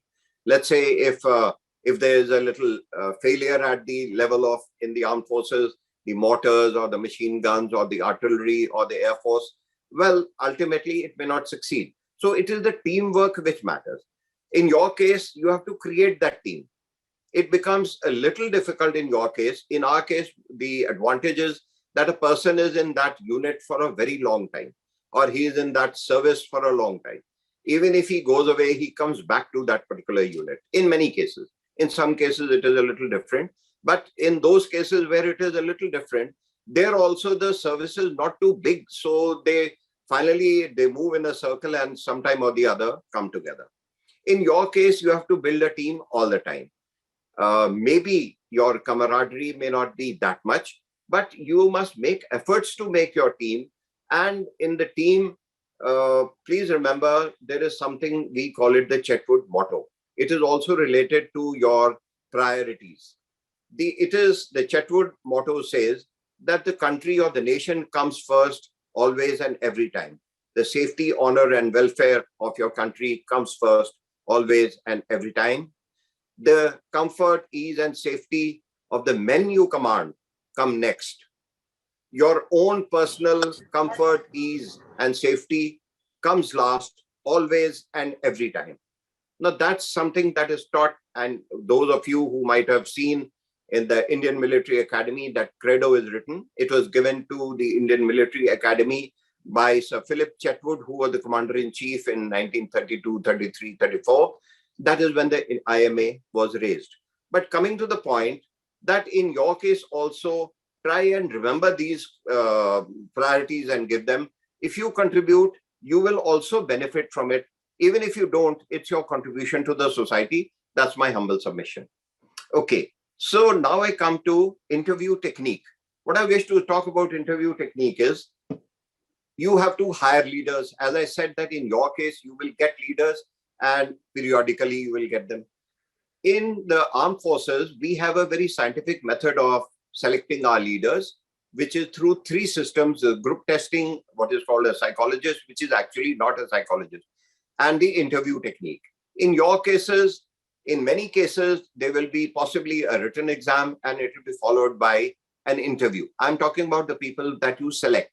Normally, it is the interview. In the interview, again, because of lack of knowledge of what you are looking for, also a little bit of psychology helps. You are basically trying to gain information in an interview. You're not trying to show off. Sometimes I have noticed that there is a tendency to get into a little discussion. I won't call it an argument, but discussion with the candidate who is in front of you. And you try and impress him. If he says something that you do not agree, you try and say, no, but this happened at that time.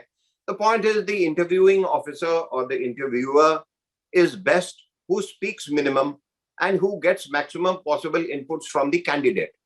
The personality is shown by a person's speech.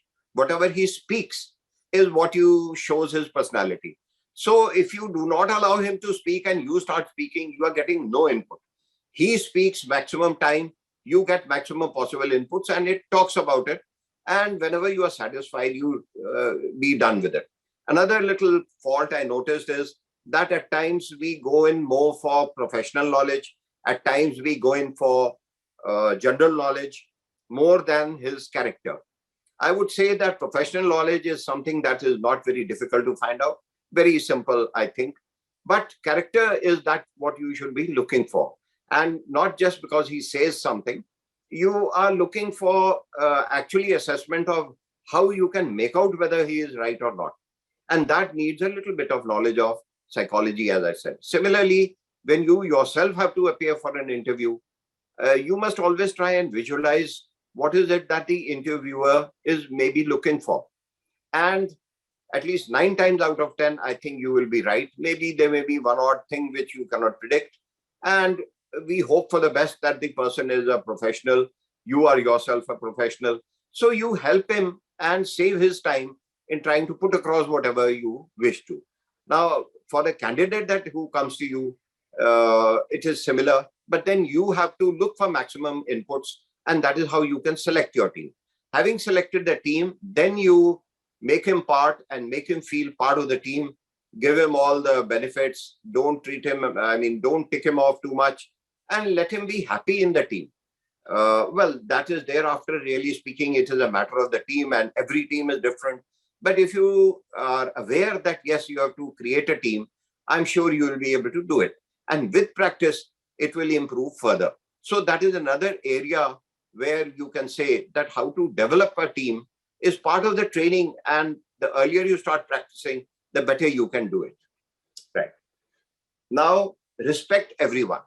Again, it's connected to some of the things that I've already said, that respect your junior, respect your senior, and that has to be genuine. Do not insult the intelligence of anybody that, oh, you didn't know this and all that. Well, more than that.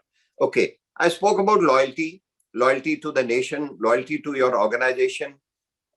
Even though in the corporate world, your stay in different companies may be temporary, I think for the time that you be there, one has to be completely loyal. There is no other way.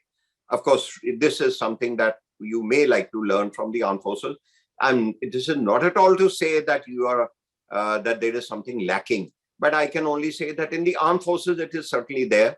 And that is something that you may like to develop on. Be sensitive to everyone. There will be people of different castes, creeds, gender, nationality, ethnicity. There will be differences on so many accounts. But you have to treat everyone, be sensitive to them, find out about them. And here is something that you may like to learn from the British people. The British could exploit every community in India. We say that they divided and ruled. I will say that they learned about every community and they exploited them to the best. If they turn against the other, well, that is one sad part of it. But the fact was they learned all about your customs and they were part of you, whether it was Diwali or it was Eid or whether it was Guru Nanak's birthday or the Christmas or the Parsi New Year, whatever. I mean, for the correct people, there is no harm in always being with them and being part of them. So that always helps. And it is, again, part of the team building. A person is genuinely grateful if your team is small and if you are if you have developed to that level. Even going to his house, looking after his family, meeting them, nothing more to be done. But it creates a bonding which you must learn to develop. So that is something that is there. And you also have to be sensitive to different professions. Do not look down upon any. There's nobody, even when you deal with people, even if you speak well, let's just say with a vegetable vendor, there's nothing wrong with it. I mean, why should you be able to speak only to somebody, let's say, who speaks good English or any other language? You speak to anybody and everybody. It improves your personality. You are not giving anybody to, let's say, a person who is cleaning up a roadside or a policeman, or you say, oh, you don't know who I am and all that. Whenever you say such a thing, you're letting yourself down. You've heard about, let's say, people who try and copy the VIPs and try to behave as VIPs. Even if you are a VIP, I will say that it is better to be humble and better to be a common person. People will respect you more than if you try and claim credit or respect. You won't get it if you claim respect. One major difference between, I will not really call it difference, but there is the corporate world attaches a lot of importance to management. I feel not really so much to leadership. Reasons I do not know. But the point is that in our case, leadership is very, very important. In our case, means the armed forces. What I mean is that in the corporate world, cost effectiveness is important. In our case, loss of a life is, I would not like it, no matter how much cost I spend, no matter how many artillery shells are fired, how many aircraft attack a particular feature. But if I can save a couple of lives, that is far more important. For me, let's say I have commanded a brigade, I just mentioned some time back. It gives me the greatest satisfaction that I did not suffer. I means our brigade did not suffer casualties, very many. There were no IED blasts, there was no firing on anybody. There was as much normalcy as possible. And that is what gives us great satisfaction. Another thing that gives me great satisfaction is that wherever I've been, my subordinates have risen to very high levels. How did they rise? Of course, the potential was with them. I'm not trying to at all for a minute say that I trained them and therefore they went up. No. But I am only saying that I recognize the potential. I did not seal them, shall we say. I allowed them to develop. And finally, they did well. So you take pride in these things. You won't get any direct benefit from them, but the amount of self-satisfaction that you get out of them at the end will be far more valuable than anything else that can be given to you. And least of all these medals and all that we get. But that's again, of course, important because, as I said, we attach a lot of importance to incentives. And all these recognitions that come to you are certainly in way of incentive, which also brings me to a point that never hesitate in giving credit to your subordinate. That does not mean the credit will ever go away from you because you are the head of that organization and people know it. Do not underestimate your seniors, as I just mentioned some time back. So give maximum possible credit and bring up your subordinates. He or she will perform far better in future. And your team, like we said, that how do you create a team? You will be able to establish better camaraderie if you allow a person to develop below you. So I come to the end. I feel leadership is the most important factor of all. If I go back again to the armed forces, I'll say that I put leadership equal to all other factors put together. Whether it is, you have had examples of nations, for example, you take Vietnam, a small nation, not very many resources with them, but they were able to, with proper and good leadership, develop whatever potential was there. They defeated the French in 1954 at the Battle of Dien Bien Phu. Thereafter, in 1975, they were able to defeat the United States of America. And in 1979, when the Chinese had come into North Vietnam. Initially, again, the attacks failed. But then a leader was selected. That was General An. General An had been a regimental commander in the Battle of Dien Bien Phu under General Jia. But later, General An went, trained a division, again, did something that I had mentioned earlier about Kargil, about Jalpuri. And he trained the division and then launched the attack. And he sent the Chinese back across the border, back into China.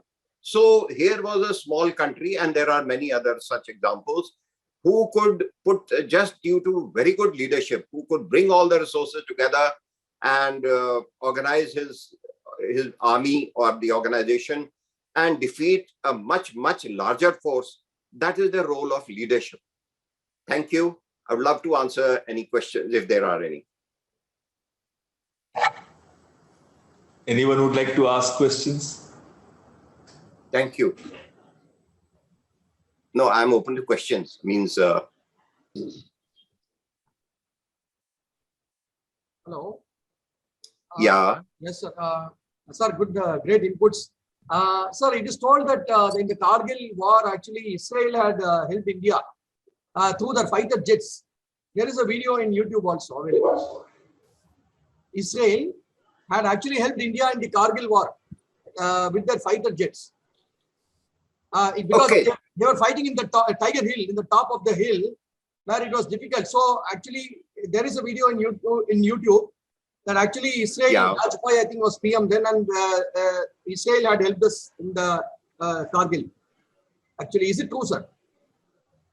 Yeah, that is true. That is true. The jets had come in and they dropped their best possible equipment that they. Yeah, sir. Sorry, is somebody else saying something?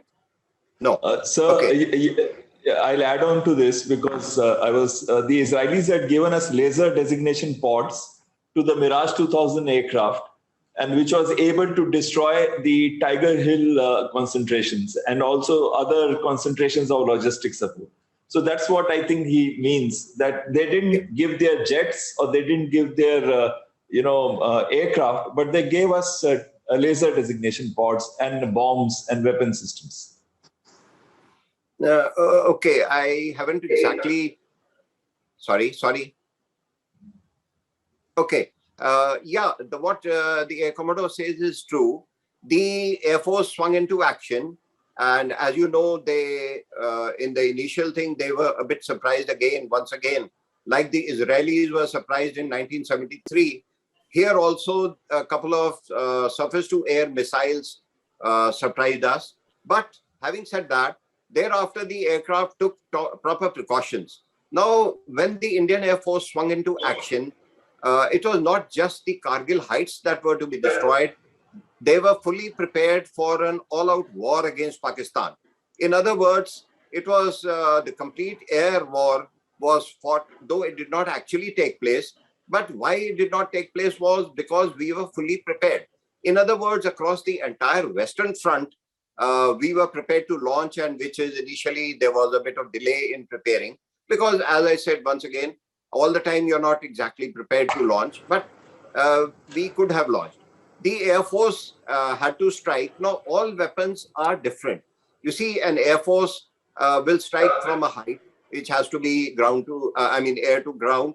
Then they got hold of precision weapons, precision guided weapons, PGMs, and they designated the targets and thereafter launched precision missiles.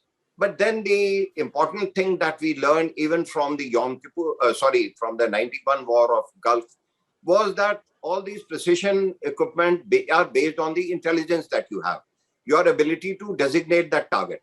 So the Air Force is ideally suited for area targets, such as, say, gun areas, administrative areas. There is a very important area called Munto Dhalo, which was an administrative base in the Batalik sector. Now, a decision was taken at that time not to cross the line of control or also, for that matter, the international border. There is a difference between, as you know, line of control and international border.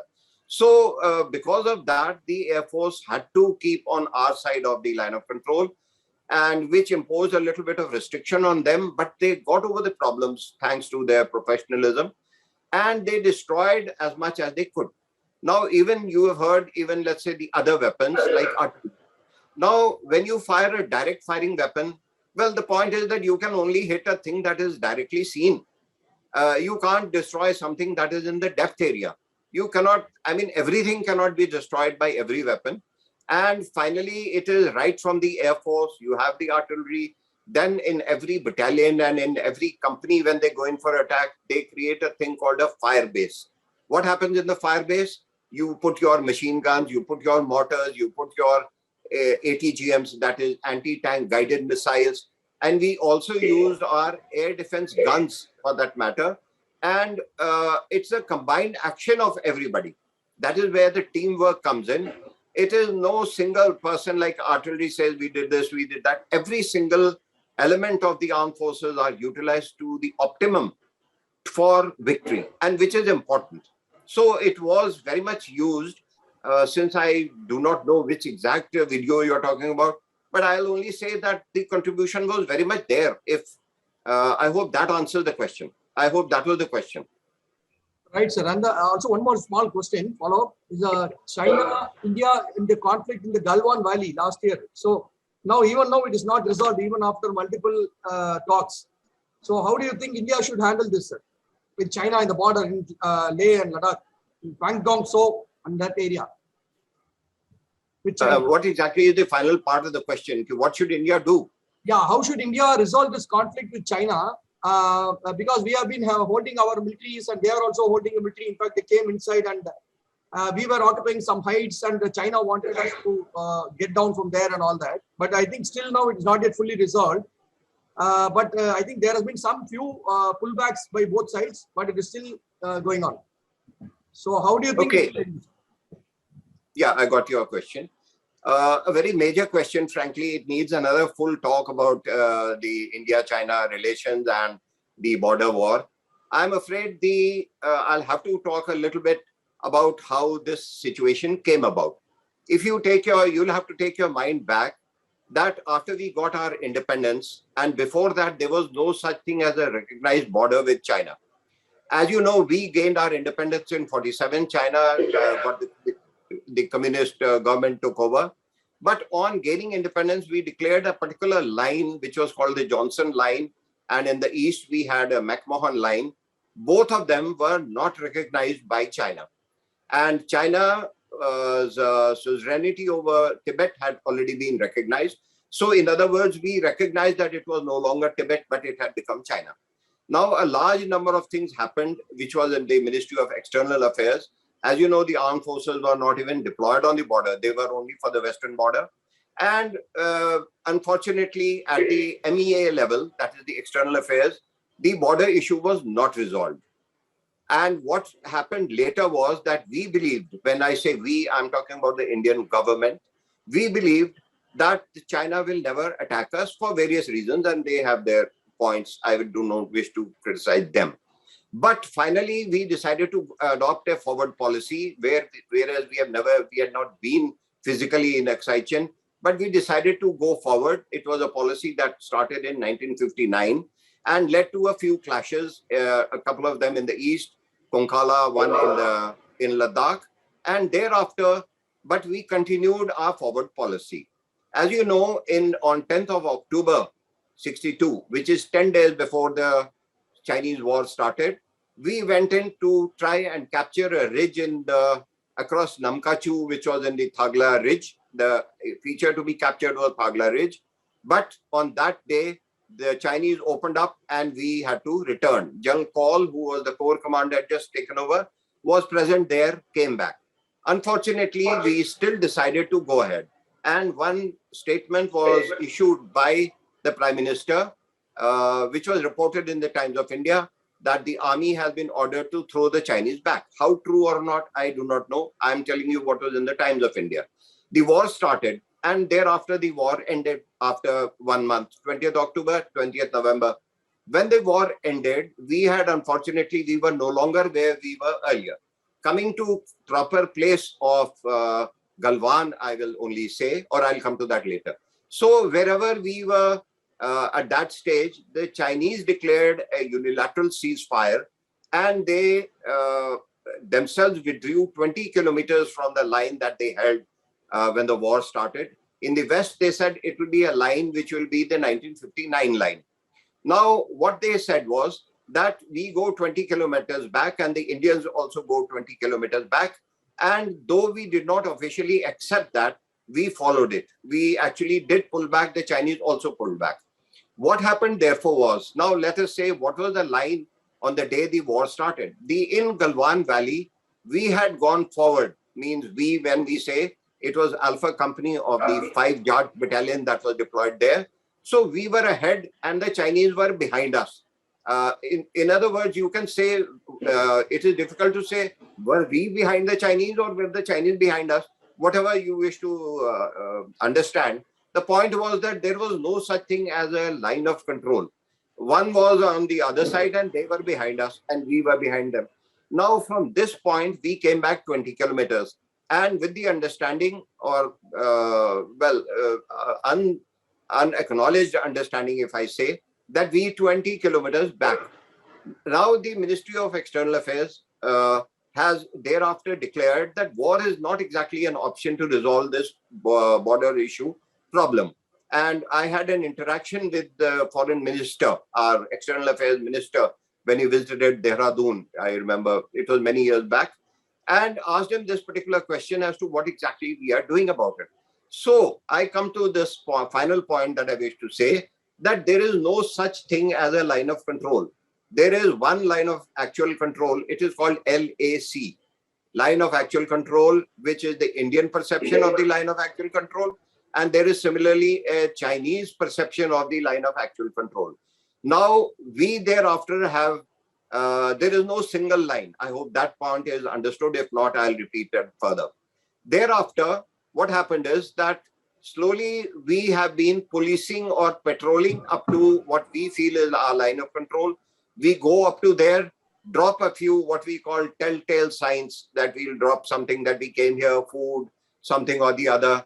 And the Chinese come to their perception of the line of actual control, drop their telltale signs and go back. Sorry, is somebody saying something, sir? No. Okay. So this has been going on for decades now. I'm not talking about years. It has been going on for decades. And it was decided at a higher level that let's not escalate at the military level. Let's try and resolve the problem.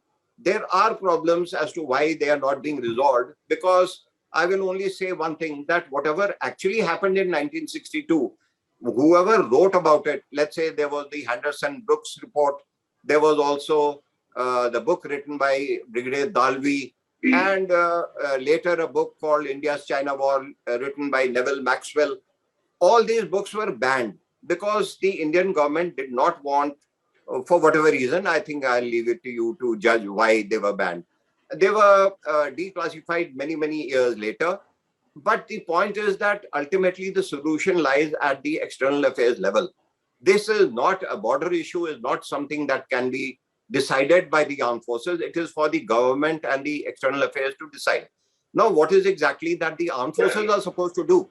The armed forces are supposed to guard our territory. Whatever has the government says that you guard this, that will be guarded. So we have been guarding our territory, the areas of which are common or between the two lines of actual control, that is patrolled. Now, if we wish to escalate, we can escalate. If we do not wish to escalate, it does not matter. But it is nowhere going to resolve the problem.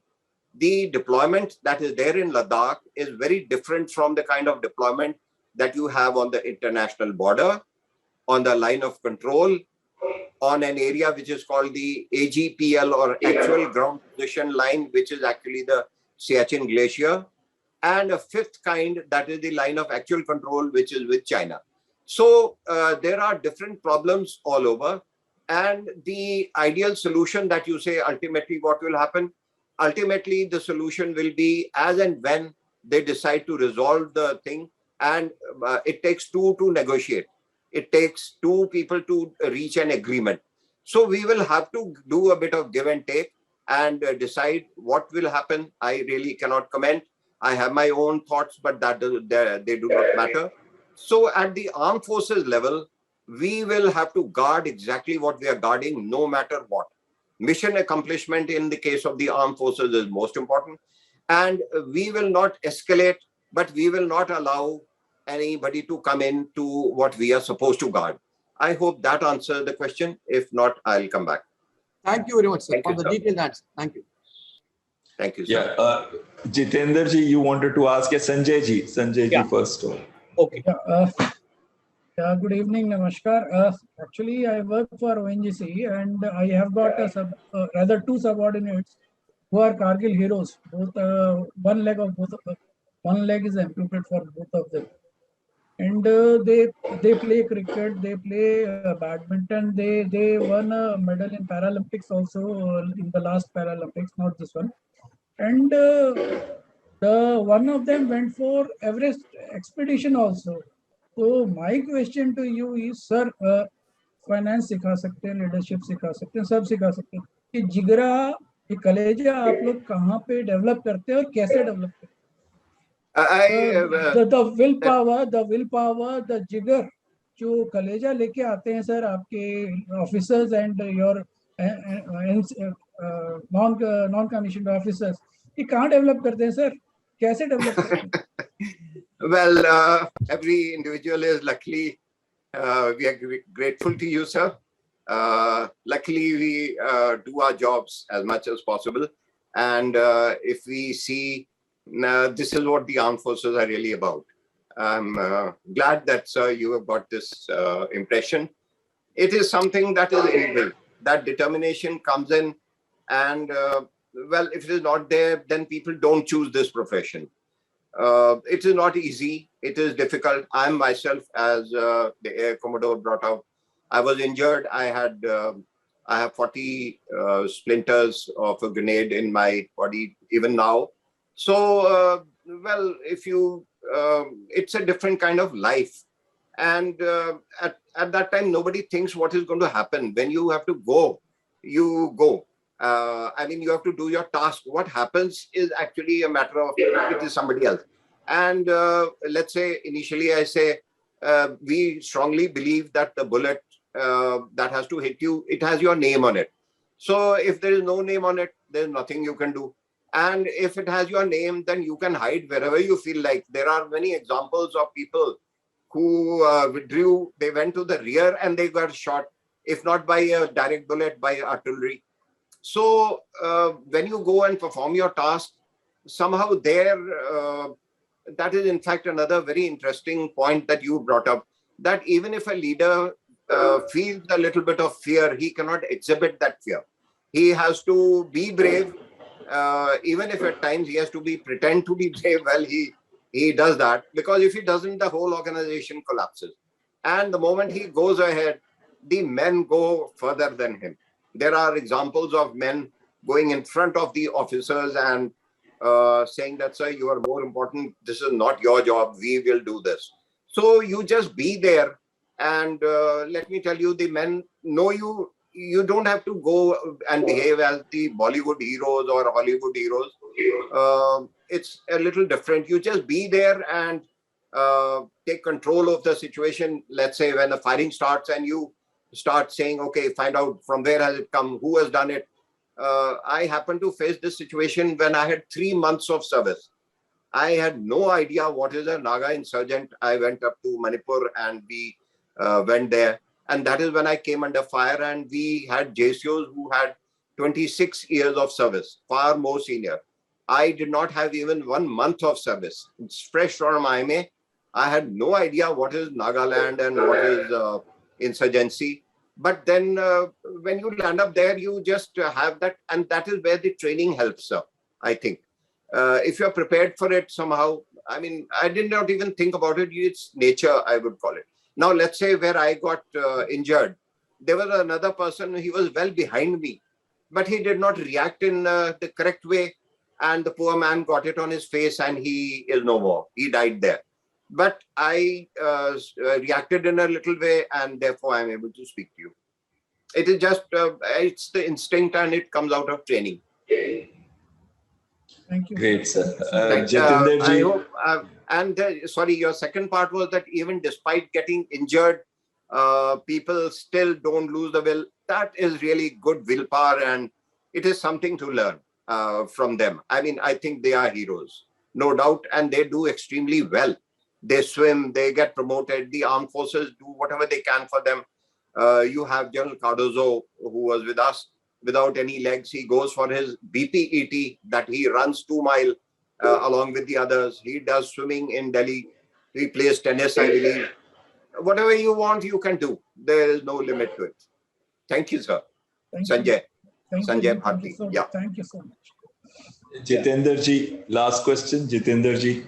Sir, so my question is also similar to what Mr. Sanjay is telling, but a little bit in a different mode.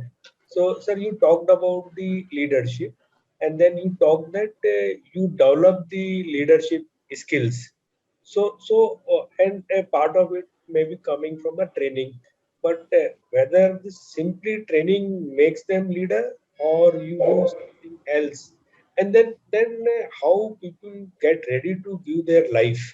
So what kind of process you adopt that people develop to a leader, and to an extent that they are willing to give their life.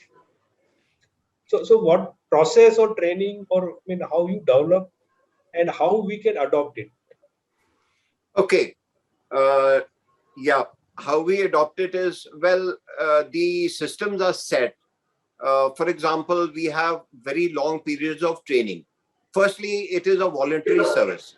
So a person who initially comes in, he has that knowledge already that this kind of a thing can happen. And let's say when a person takes off, every single flight of let's say a pilot, a fighter pilot, he doesn't know whether he's going to come back or not. But that does not stop him from flying. He goes and, okay, I'll answer it in a little, I'll share my thoughts with you. The initial training trains him for whatever best he can perform. And he is trained for mission accomplishment, something that I mentioned a little while back. And whatever else happens incidentally. It is not that he goes, it is a wrong thing for us to say that he goes and gives up his life. They jolly well, I have been always telling everybody, nobody is supposed to give up his life. Why should you give your life up? You are supposed to live, and you live for yourself. You do your task to the best. If something happens to you, it happens. That's all. Where, let's say, and we try, how we build up our units is when we try our level best, and we arrange things in a manner so that the risk is minimized. That is the point. That by getting all the artillery fire support, the air support, arranging for fire bases, attacking from an area from where we come across minimum people. What I mean is that, let us say the enemy is deployed like this. Now, if you attack frontally perpendicular to the deployment, the number of casualties will be very high. But if you attack the same thing from this side, now it is very narrow. So if you attack, let us say, from a different direction, it is narrow. Who plans this? It is the commander who plans it. So you plan everything in such a manner that the risk is minimized. Thereafter, everybody knows that whatever has to happen. And even our men, everybody knows that if you have to get a bullet, please get it in your chest. Don't get it in your back. That is what parents tell their children, that if you have to get it, you will get it. That is where I just mentioned that everybody does not die. Everybody die in Kargil? No. Where did they die? But it is a point that I have, which personally I am trying to follow up, that in India, our casualties are high. I mean, we need to be a little, we need to focus on this more. In other nations, I've seen the casualties are not really that high. So that is an area where we are ourselves concerned, and we try and get the best possible equipment. And whenever we falter and there are more casualties, there is a fault there, which we need to be very, very careful about. Like, for example, in my whole brigade, out of 4 battalions in my whole sector, I lost only 4 men in my entire brigade. I'm talking about Baramulla, because I decided that I don't want to lose men. And no matter what happens, if I capture hundreds or more people, hundreds more will come in across Pakistan. And if I capture lots of weapons, people will send more weapons across, and in Pakistan, obviously. So I have to make sure that I don't want to lose my men. Now, develop your tactics accordingly and try and lose minimum possible men. Now, what I'm trying to say, and coming to your question, now this gives strength or the moral courage to that person that everything possible is being done to give us maximum possible safety, survivability in battle. So that is what you can do. And then the men are well brave. And that is again the why theory. All people are brave. Actually, the officers also, everyone. If you are there, I'm sure you will also perform equally well. Let me assure you. Provided, of course, you undergo a little training. So I've seen the training right from recruit level to young officer level, and from young officer level right up to the battalion or unit commander level. So at every level you emphasize, and there isn't too much time spent on these casualties and all that. By the way, if a bullet hits you, it is only 15% of your body where it can cause a fatal injury. In your whole, let's say, when you are standing and you get a bullet, and it's more in the front part of your body. So that is something that I used to teach somewhere where, let's say, in terrorism, if you avoid, let's say, crowded areas, let's say you turn your back towards the munition, the death rate may be minimized. You may get hurt. I've got hurt.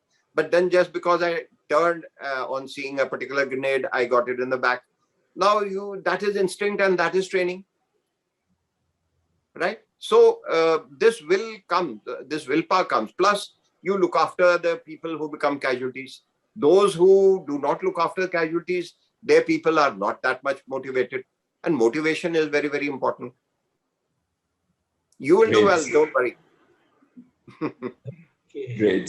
So I think they would have loved to ask you more and more questions, but they have been having a very long day. In fact, they started at 1 o'clock in the afternoon today, and it's already going to be 8. And sir, I recognize that it's early morning for you in USA, and we have troubled you by getting up early. But I'm sure as a typical infantryman, you must have got up much earlier every day. That's absolutely right. That's true. Yes, that's true. And sir, it was a great privilege that my team here, who's from 10 different parts of the world, is being privileged to listen to you, to a real hero, I must say, and who has lived his life by leading from the front. And the tips that you gave, whether it was character, and let me assure you, the definition of military leadership itself is character that inspires everyone. And I think that is what you were highlighting, the faith you spoke of, because men must have faith unless you look after them, and they have faith that you will look after, they will not look after you. And that faith is what in civil, which we need to develop. And you mentioned about how do you hire, you mentioned about adversity. It's easy to live a good life, but it's very difficult to handle adversity. And you have handled adversity throughout your life. And I can make that out. And you always come out victorious because you said, "Hum marne nahi aaye, hum marne aaye hain." We have not come here to give our lives. We have come here to take some other life which was going to hurt us. And that is why I think, sir, that we have come here to make sure that our country remains great. Then you said about systems and how to put those systems in place. You discussed about developing leaders. And it is one of the quality of great leaders is that he does not develop followers. He develops leaders. And that is what you told us. And that is the lesson which I want each one of you to carry home today. We are not here to develop followers. Please don't be political leaders. They look after votes and they look after themselves. They don't look after you. I can assure you that. Yes. Be leaders. Leaders who develop, not followers, but develop leaders. So even in your team, develop leaders. So we are very grateful to you, very thankful to you, and we are very, very honored that you are part of us today in our training session. Thank you and Jai Hind, sir. Thank you, sir. Thank you. Jai Hind to everyone. my request to everybody else is just two points here. First is feedback, please do give. And second is name of the negotiator you must give tomorrow by 5 p.m. Name I can of the switch off? negotiator. Yes, sir, you could do that. Thank you. Thank you very much, sir. Thank you, and all the best to all of you. Jai Hind. Jai Hind, sir. Jai Hind, sir. Okay, any questions of the syllabus part, not on leadership? Anything about the next week you want to ask, check? Remember, by tomorrow you have to give me the name of the negotiator. 5 p.m. And then I will give you the names of the numbers of each other so that you could talk to them and plan for your negotiation presentation. Should we all say Jai Hind? Sir, Jai Hind. Jai Hind, sir. Jai Hind. Jai ICA. Jai Hind. Jai ICA. Jai Hind, sir.